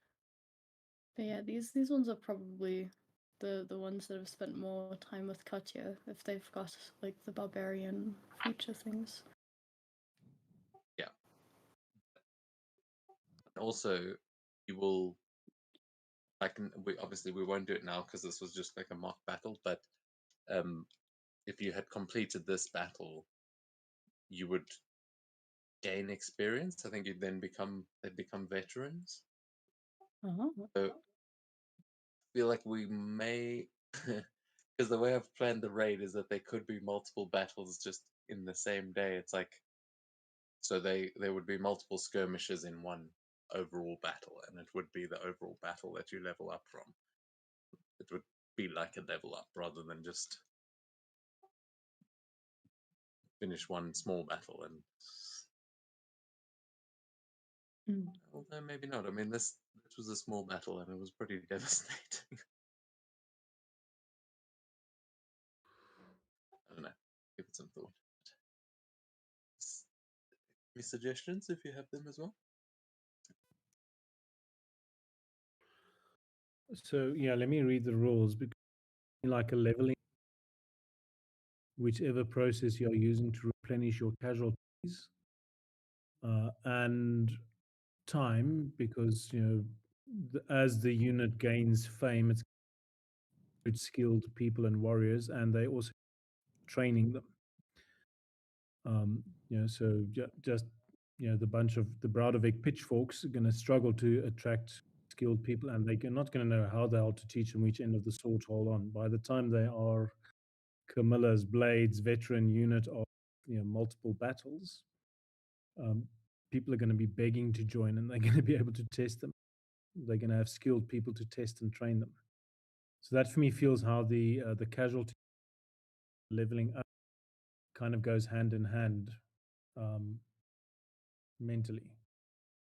Yeah, there are rules that also, as I said, the bigger part of it gets, the bigger your armies could get because you are because of that, because you're attracting more people and you've just got more bodies to throw at it. Because bear in mind, Braudevik's a very small place. I mean, you don't have hundreds of people living there, never mind hundreds of soldiers. Yeah, we get famous. The old D&D, old rules. I'm not.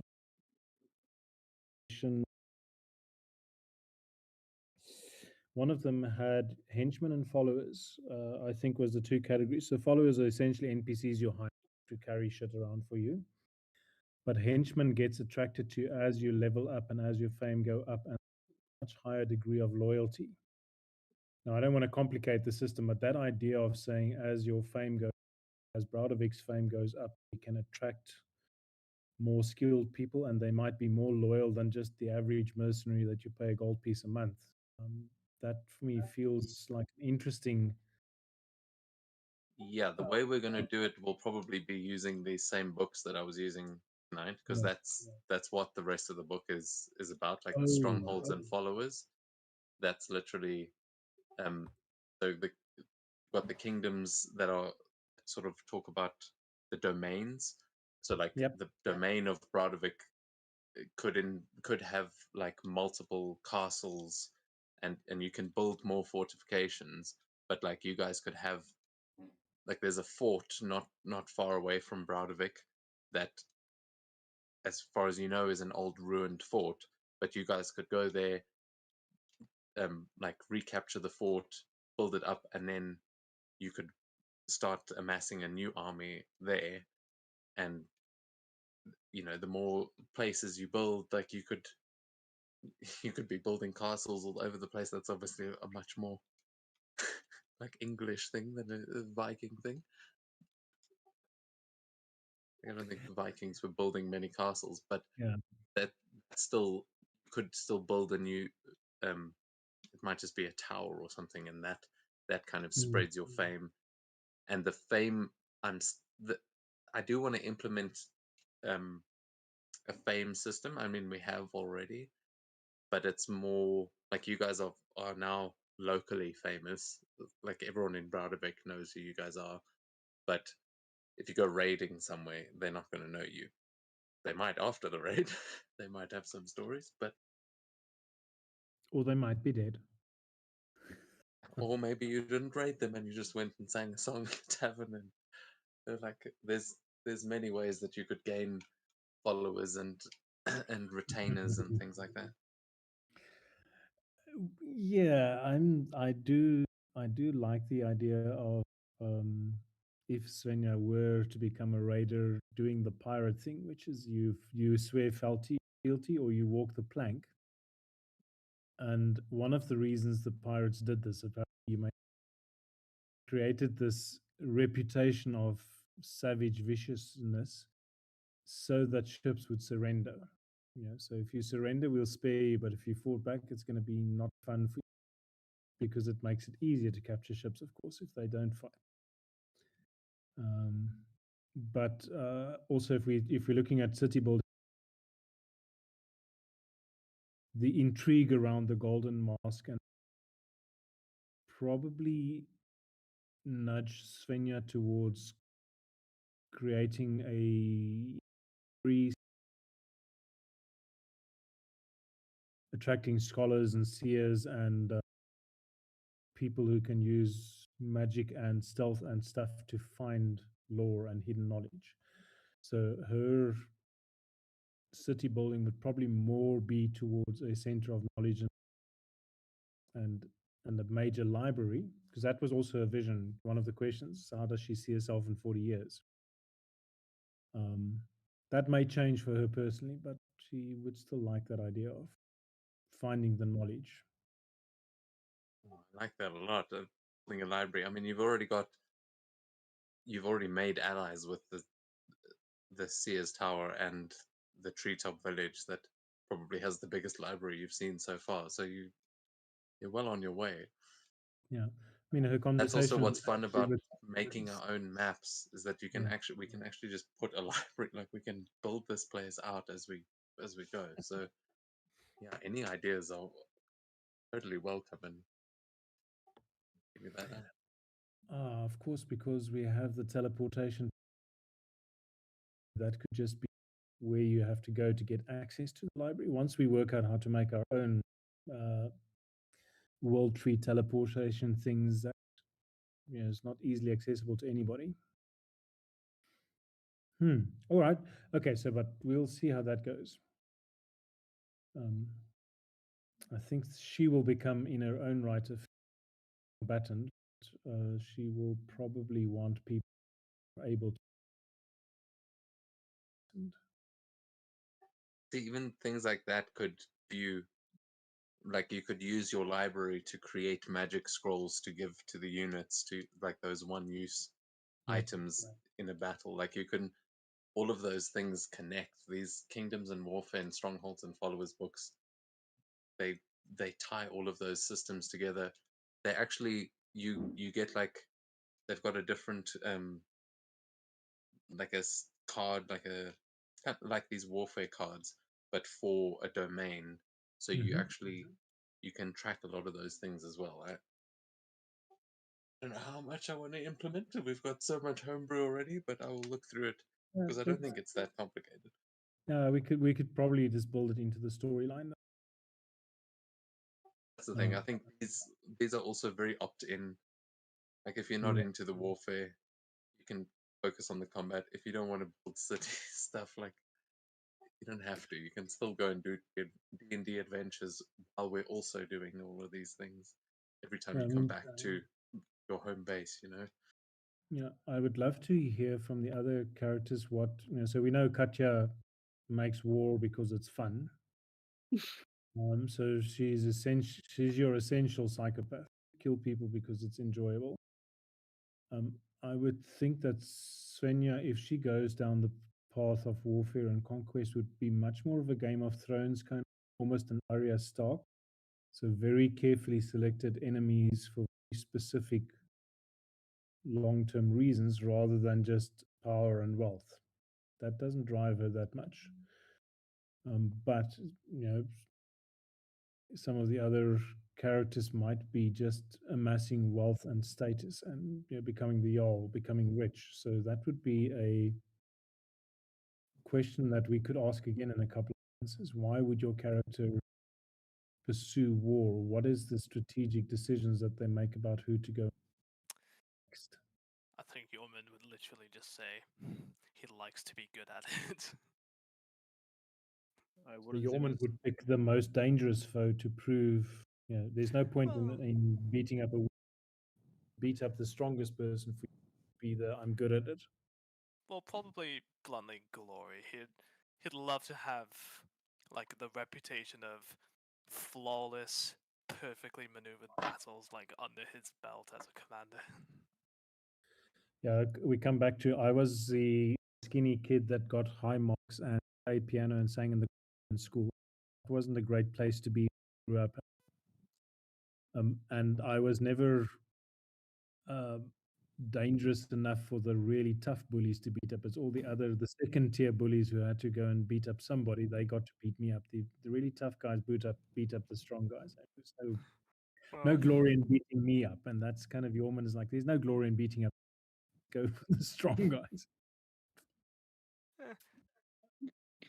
That's very much the Goliath tribe's mindset of like. Yeah, that was what I was gonna say. Like, like Katya would also like to have a reputation of this legend of this Goliath that goes around killing people and raiding, and when they see her, she incites fear, like that kind of thing. I mean, your whole group trying to develop that reputation is going to develop quite a reputation. Nice. When Norman and Katya have both achieved that, the two of them approaching you on a battlefield together is just like, well, you know what? Actually, is that the time? I think I should be on my way. the hounds and the mountain. Oh my god! Wait, hold on. All right. Huh. So you see, this What is are how you it's gonna saying about play out. Game of Thrones? I This guess is we how are it's gonna House secretly been Clegane. doing it all. Yeah, this is how it's going to play out. Svenja walks in the town saying, I'd like to talk to you about your surrender. Yeoman and Katya's about a half an hour behind me. So, would you like to surrender now or die and then surrender later? Just now. Yeah, I'm not sure if Gorm would like go to warfare at all. Like I don't think he's the type that just goes to fight for the sake of doing it. Mm. Now, don't make us phone our friends. But if he had Uh, to fight a certain way, he'll probably, rule the seas. I don't know, trade and then Euron Greyjoy. take down anyone else. Great. Yeah, but having see said all Camilla's that, gonna be like taming a dragon or something. It's I can just see it. yeah, having said that, though, I do think that Svenja's stick to neutral good. She doesn't trust law and she's not highly chaotic. She's probably more going to be driven by doing the right thing, protecting the weak, but not in a very rigorous, lawful way. I I mean, do also remember the Vikings, like doing the right thing is dying in battle. Like that's a respectable way Mm. to live. There's I mean, there are rules and codes and things. no, it's not for everyone. That's if you want to go to Valhalla. If you want to go to Volkvanger, there's other ways. Yeah. Only one way into Valhalla. And actually, to be fair, I've still yet to sort of like nail down the difference between like neutral and chaotic, or not, yeah, neutral and chaotic, because I've written Yorman down as chaotic neutral, but he's probably closer to true neutral, as usual for my characters. Not too interested in tradition nor the gods, mostly in it for himself and those close to him. Yeah, not I think for me particularly the difference. So lawful is based on code or fit in what, but the difference for me between neutral and chaotic is almost a impulsive or instinctive versus logical thought through. This yeah. So neutral kind of more and where do I stand is what I feel like doing right now.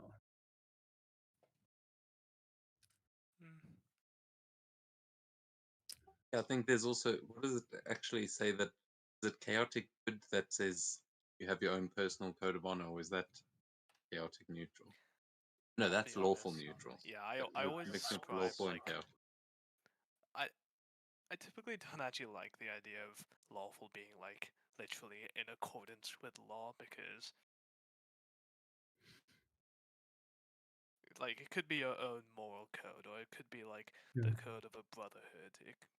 Not But necessarily that's like the national law. Lawful good but that's lawful neutral. Lawful good is like doing creatures the can be counted on to do doing the the right what the thing laws.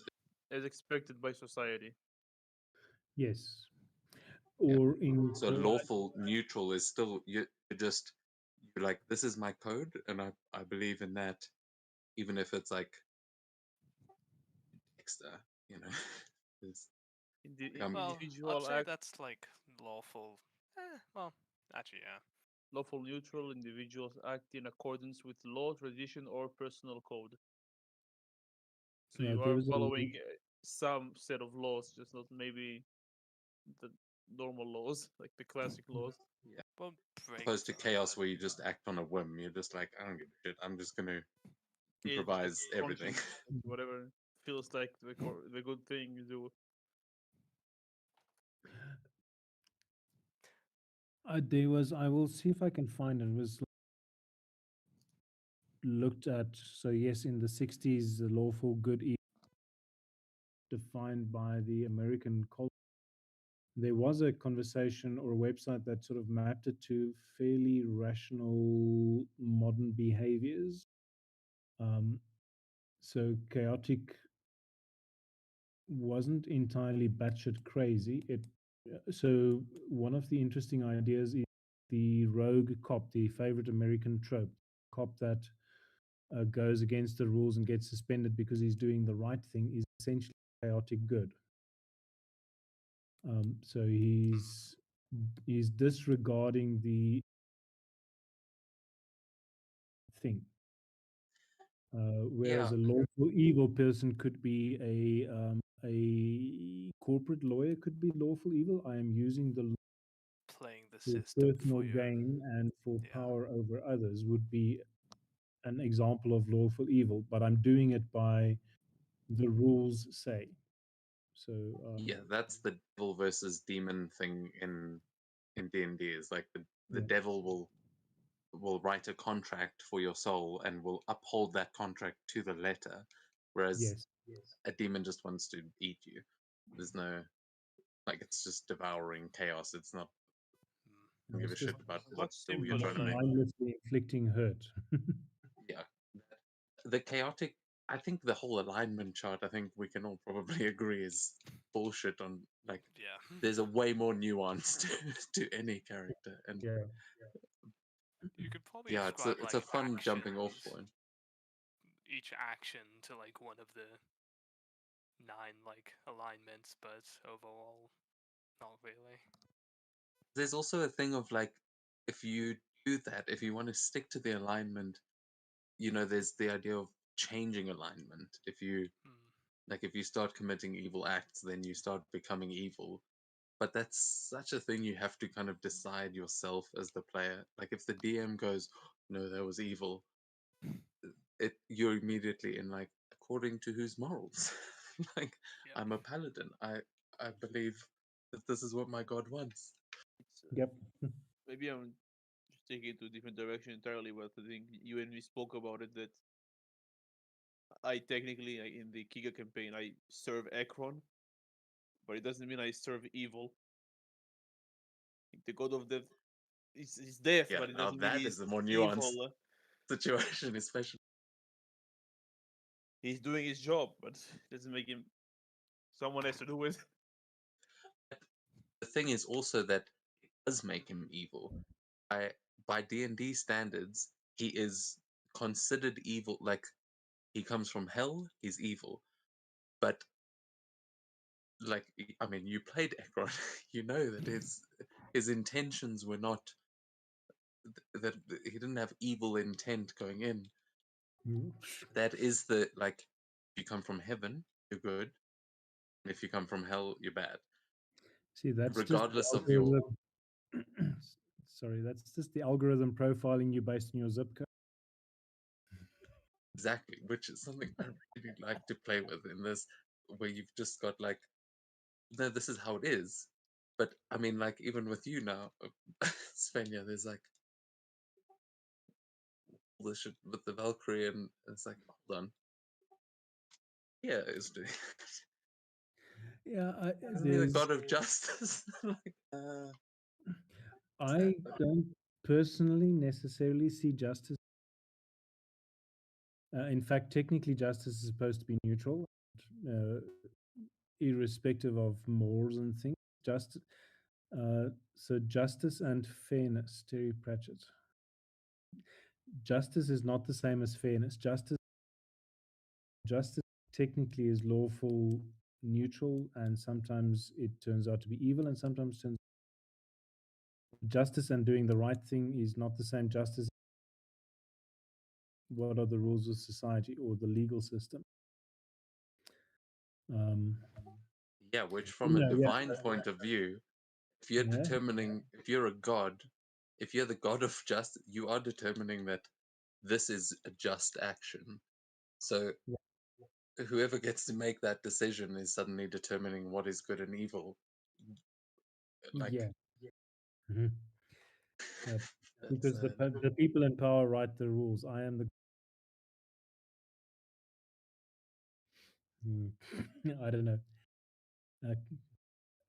Wow, look at the time, guys. I am going to have to Yeah.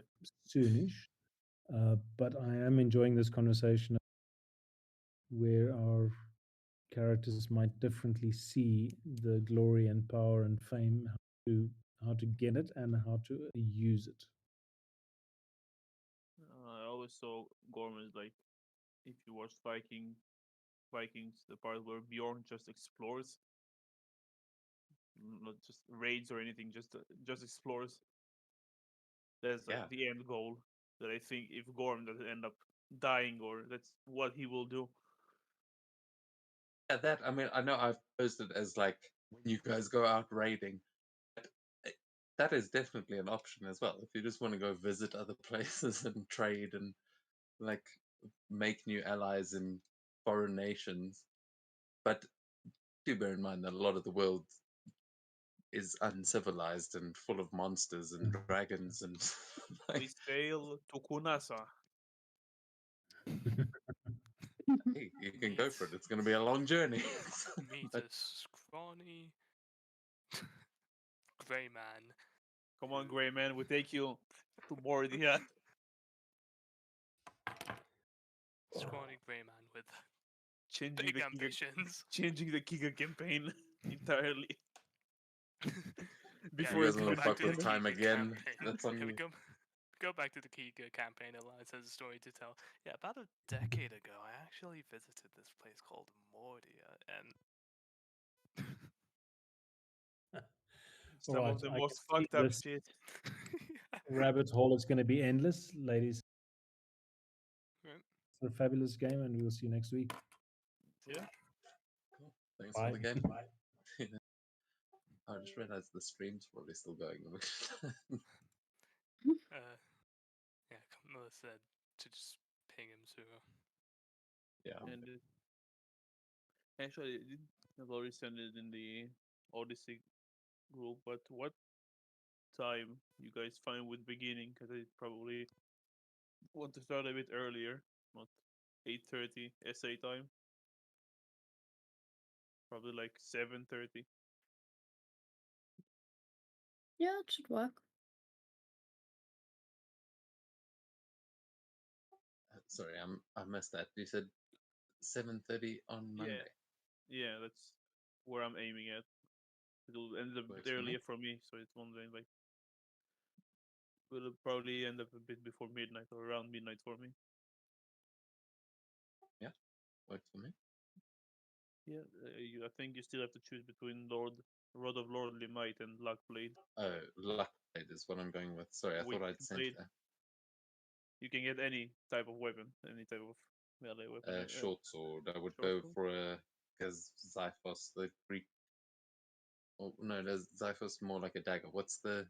Is I think an actual short, like a different weapon here that they offer. Ooh, is there actually? Because then, Because Kate yeah, is using one of those. The Yeah. chakram. Mm-hmm. Like they throw a ball that bounces back to your hand. But let's see.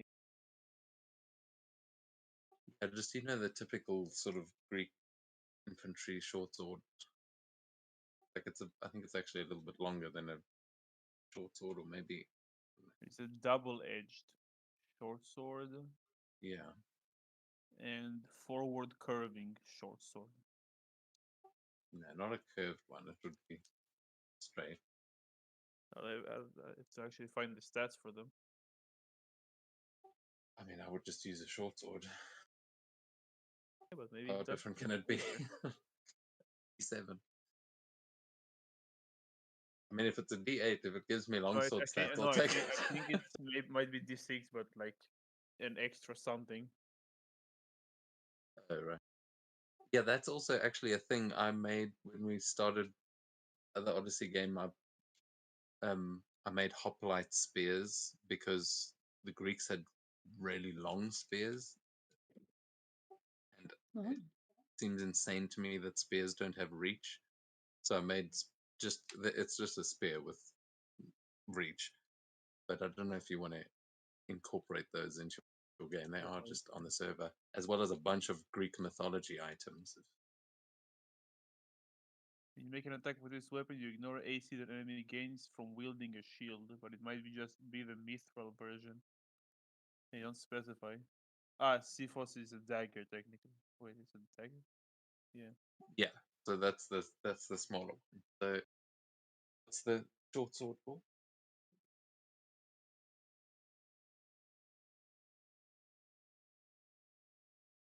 Hey, so what's Siphos? I don't know why it says double-edged short sword here and then dagger somewhere else.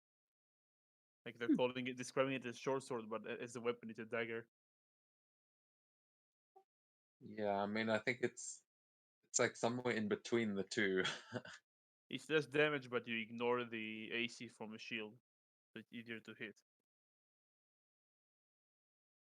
That's cool. Let's see.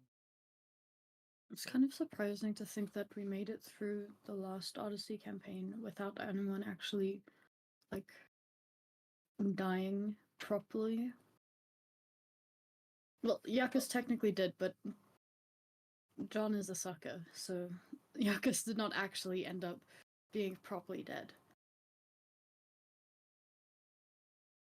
I feel like I get the feeling we won't be so lucky this time. What do you mean? I'll remind you, last night you delivered our friend back to us with his head in his hands. I think Well, Yeah. set if a you precedent. just had to give like 50,000 gold and Dude. get him alive, but you decided not to. But look, I don't regret the greed. What I regret is that long rest. Why the fuck did we go and sleep? I don't know. Maybe if you take shifts or something, I don't know. You know they're out there. Yeah, I mean, we didn't know where. That's the thing. We made a lot of bad decisions last night. But yeah, if my character dies this time, I am gonna come back and play a paladin hexblade. Some scary shit there. Because Some honestly, nice rolls for my character. I'm gonna try to keep him alive. But yeah, I also want to keep mine alive, but at the same time, like I don't want to toot my own horn, but I feel like Nika's abilities did save us in a few. Like, for example, we almost had a TPK because of poison. And the lay on hands, like, you know, cure, like take a status effect or something, whatever, like away. That saved us. The amount of times that the lay on hands have like stopped brew or someone from going down, or you know, failing their last death save, like. I feel like it's gonna be interesting without a It'll paladin, be but at the even same more time, interesting since you don't have a healer, I think. yeah. Maybe a that's what stress she's character, saying. Like, but you've no healer at all this time. I will stock up on healing potions or figure out a way. This I I have to was like figure out a way need a healer. how to fucking balance this entire thing. Like the entire beginning, it just seems that you die on the first encounter. This is how it's built. like I would have gone paladin hexblade or something like that, or bard, or maybe probably When you played, paladin hexblade, but Paladin already. we already have charismatic people. I already told you take whatever the fuck you want. No, but the thing is, you don't like it. It's not fun if you're all playing the same stat, because then it's like competition of, okay, we're all charismatic, so we're all the face. So who gets it's like, well, who gets to talk first to actually use the skills that they're good at, you know? Like, I know that's bad players at the table. If you're if you're arguing about who gets to use their stat, I think the face thing is a real problem in D&D. I fucking hate the idea of having a face of the party, the person that what role plays, and Yep. everyone else just sits there quietly. Like, no, I end up being that person a lot of the time, but I hate it. I'm like, no, I just talk a lot. I'm sorry, I'm rambling. Please, someone interrupt me. Dev, I also need a name for your mother. There is a default name, but if you have a different one you want, you can I send it mean, over. I must say I was kind of struggling with the backstory because it's just the epic part. Like, it's not that pretty Yeah, much gives you everything. yeah. They usually it's mostly, but the cursed one for Zenny, we still have to figure out what the curse is. He's not entirely sure about if maybe it's the curse that turned every Minotaur to be Minotaur, and now he's about to break it and stop like the curse entirely, and no more Minotaurs entirely. Yeah. Or Well, just I'm something not going to be else. playing a monstrous race, so I'll just take the epic Yeah, I part know. as written. That's the problem. The cursed one is not written like that. You haven't. It's like for your interpretation. You don't exactly know. You can choose how you want it to be. Which is the cursed one? Is that the one? I don't remember that. Do we have They angered the Titans, and they were the bloodline was cursed. is that I think that was Amara. That's the gist of it. Do you remember Oh, what maybe. item she got? No, She had but quite a cool storyline, like with the yeah. fates. She had a whole hag storyline that no one brought up. Like, she was just she would talk to, what did she call it? She'd like talk to Granny or something, and then Yeah. the one day we go in and it's like, wait, those are hags. Wait, they're not just any hags; they're the fates. She's like, yeah, Yeah, these are. I'm joining them. She was a cleric at first, and then shit happened, and she got traumatized, and she was like, I don't trust the gods anymore, and she became a Fate Warlock, and honestly, she had a That- really cool story. The spells as well that she was using, those are some of the Mm. ones from Odyssey. Like there's one that's like fate binding or something. Oh yeah, that one. That holy crap, that spell is intense. I don't think we've got any warlocks either, do we? Yeah, we do. Yeah, straight. Yeah, Danny is playing a Fate Warlock. Oh yeah, he's doing the siren thing. Yeah, that'll be Yeah. cool. Yeah, I'm interested to see. I think you and I are going to have to agree to stop bringing up the other campaign as soon as this one starts because Yeah. like I said, I am using a bit of stump. I'm not sure. Do you remember the beginning of your campaign? No, I wasn't there for that. I wasn't there either. Oh, well, then everything here is new for new, so it's fine. Awesome. I'm not too worried about the like meta knowing because I think it immediately changes if you've got a different group. Like you were saying Also, the my other day, memory's paired with just a different DM. also my memory's just pretty shit. Just I find it so annoying when you're playing a thing and people are like, "Oh, the last time I was here," and you're like, "Okay, that's not the game we're playing right now. Can we?" Yeah, I don't Oh, think we'll do we that. will try I feel not like to. it's like a whole different party, you know? Yeah. I'll also have to get used to Roll20 now because that's what we're going to be using here. Hey, honestly, I think you're going to enjoy that more than Owlbear. I don't know what it's like to set up Owlbear, but just the links changing makes me think that. That's only because I think like in a few days the Alber we used for the Dragon Heist that it's gone. I think the links keep changing because I don't have any subscription.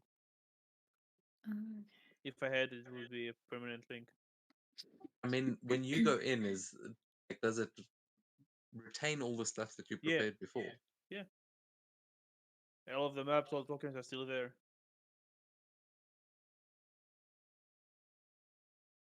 Oh, well, yeah, I mean, at least that one's got a chat. I must say, I'll be not having a chat log in there.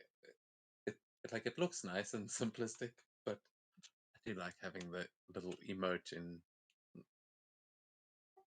Roll20. You can just type /me, and then it has an in character Yeah. quote block. I need to figure out how to give you tokens. That's the only thing I need to check. I'll probably do it in Monday. Like how to give you control of a token. Like here you go, control it. But I will need to see some players here to actually be able to do it. Actually, I should probably send you the campaign link. Yeah, that I'm happy they'll be tested out if you need. That is. I think session simple, 0 will be some testing, some playing, some explaining. Luis? There's also the I mean, we're obviously not using the actual character sheets on Roll20 though, right? No, you don't have to. If you have a D&D Beyond, just use Beyond 20 to roll. Yeah. Because I 'Cause, think they have to be set up manually on Roll20. I think unless you have. Actually, it might be do it automatically if I have the, because I purchased it, but I'm not entirely sure. If you've purchased it on Roll20, then you'll be able to download the maps and stuff. Still, Yeah, the I don't know. Roll20 character sheet is just a nightmare, especially if you're used to Yeah. D&D Beyond, which works so well. Yeah. Leveling up on it. It's just. Yeah, that's the only part of Roll20 that I'm like, take Foundry any day because and the animations, but I think you can probably do a lot of that stuff in Roll20 now as well, and it's really not necessary. It's just You probably need. I mostly need like to add maps like in between. Like there is a city map, but you don't have the locations in the city in the book like as maps. So I have to search for those. I didn't think about that when they made the book.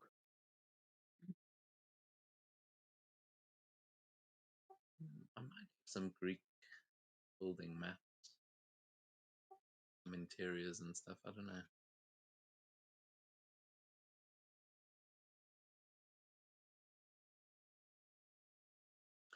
Also, with a module, you'll often find that there's like someone out there has made those maps for their campaign Yeah, and just shared them. I got some maps from there, but not because it's not an official one. There isn't as many as you would hope, but it's something. Like most of the beginning maps are here, like on the Reddit. There is a Reddit a subreddit specifically for this adventure. Okay, I think I'm gonna head to bed. Yeah, I'll head to bed soon. I'll just place a few more tokens. Night, night. Thanks for the game. We'll Yeah. see you in the next one. Bye. So, Oh shit, Gaz is here. yeah, I'm gonna head out. See you guys. Cheers, cheers.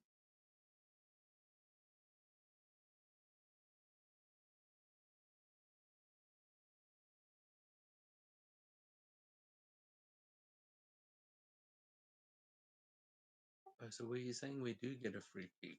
Yeah, yeah. So you and Matt already applied one, and I just said, yeah, fuck it. Let's Oh just yeah, see if I think I even added magic items up. I haven't gone in there again since I was didn't. crafting. I just saw that you have feet, and I just said, yeah, just stick with feet. Oh, cool, thank you. Yeah, that then I'm happy with. I do want winged boots, but as an asthma at level 3, I can get a minute of flight anyway. So Well, maybe you will get boots. Who knows? There are a few, even without me interfering. I think you can actually get those. yeah, it seems like a pretty good item for a Greek themed game. I'm sure it's. There are some items that I added a while ago for Thega that are like based on the like real world Greek gods that might be very cool to add in. Like the Helm of Hades and Usus of Hermes and stuff like that. What of Hermes?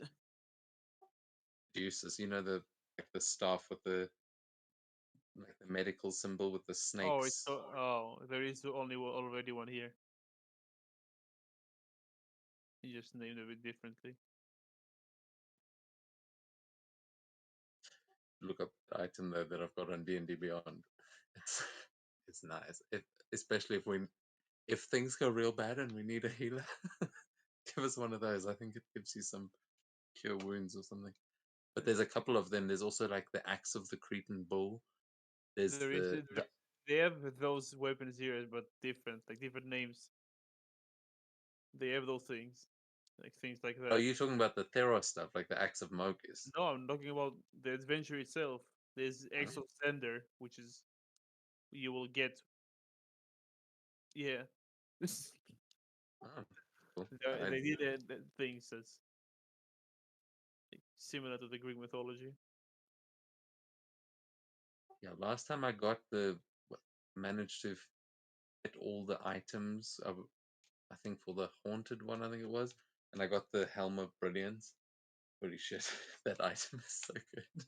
I mean the crown maybe because he was a king. That item, I wish I'd gotten to play with it more.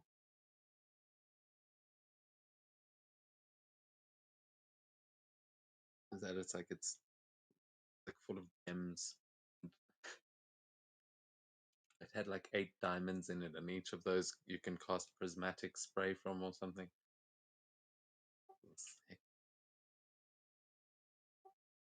If Also have if it to make does seem like we're underpowered, I would highly recommend the sidekick rules because when we played it last time, that I wanted to play the Spartan, like you know, Leonidas and his 300, and the DM gave me 7 sidekicks, like these Spartan Leonin warriors, and the whole game we were fighting like in the phalanx kind of thing. No, And there I are thought, parts that just won't work. With, like psychics will not be entered, will not be usable. That's the problem. so, well, any that's the thing is, it wasn't. It was like they were with us, but then there were times where it was like, okay, this time you're going in alone. Like like I'd leave them outside. In the moments where there was enough space for them, it worked very well. And I was quite surprised at how it wasn't overpowered. That was like when the sidekick rules first came out, and I was like, okay, you've given me way too many. I'm just gonna wreck every combat encounter. Actually, those sidekicks work well. I think maybe not 7 for one person. That was a lot to run, but if we are underpowered, throwing in a little extra hand, like well, you will be meeting people that might want to join you in your journey. They're not will be exactly they will be sidekicks. They just won't be using the rules that, like the official rules that were released. There are sidekicks here you can get. there's that Kingdom and Warfare or Strongholds and Followers. I think one of them has got rules on retainers, which are similar to the sidekick rules, but it's more just like it's the player control over the NPC rather than you having to track all of them like as the DM. I think that's the only place where the rules really meant to play with that kind of thing.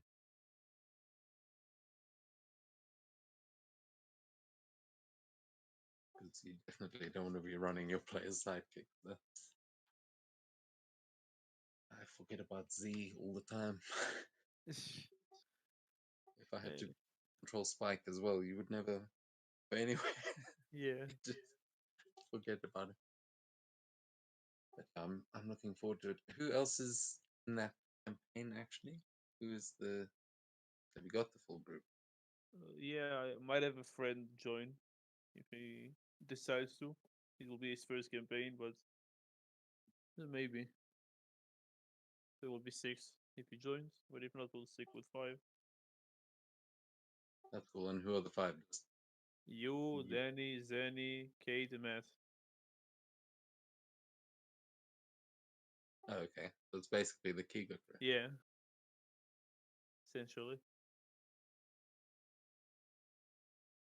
Gaz isn't joining. It's a lot for him. Said he will not be joining. Fair enough. Oh, that's cool. I'm definitely looking forward to it. I wonder if the stream is still going. You did ping him. I think he's. I mean, he's probably asleep. It says live. Yeah, still going. Hello, internet. Oh well.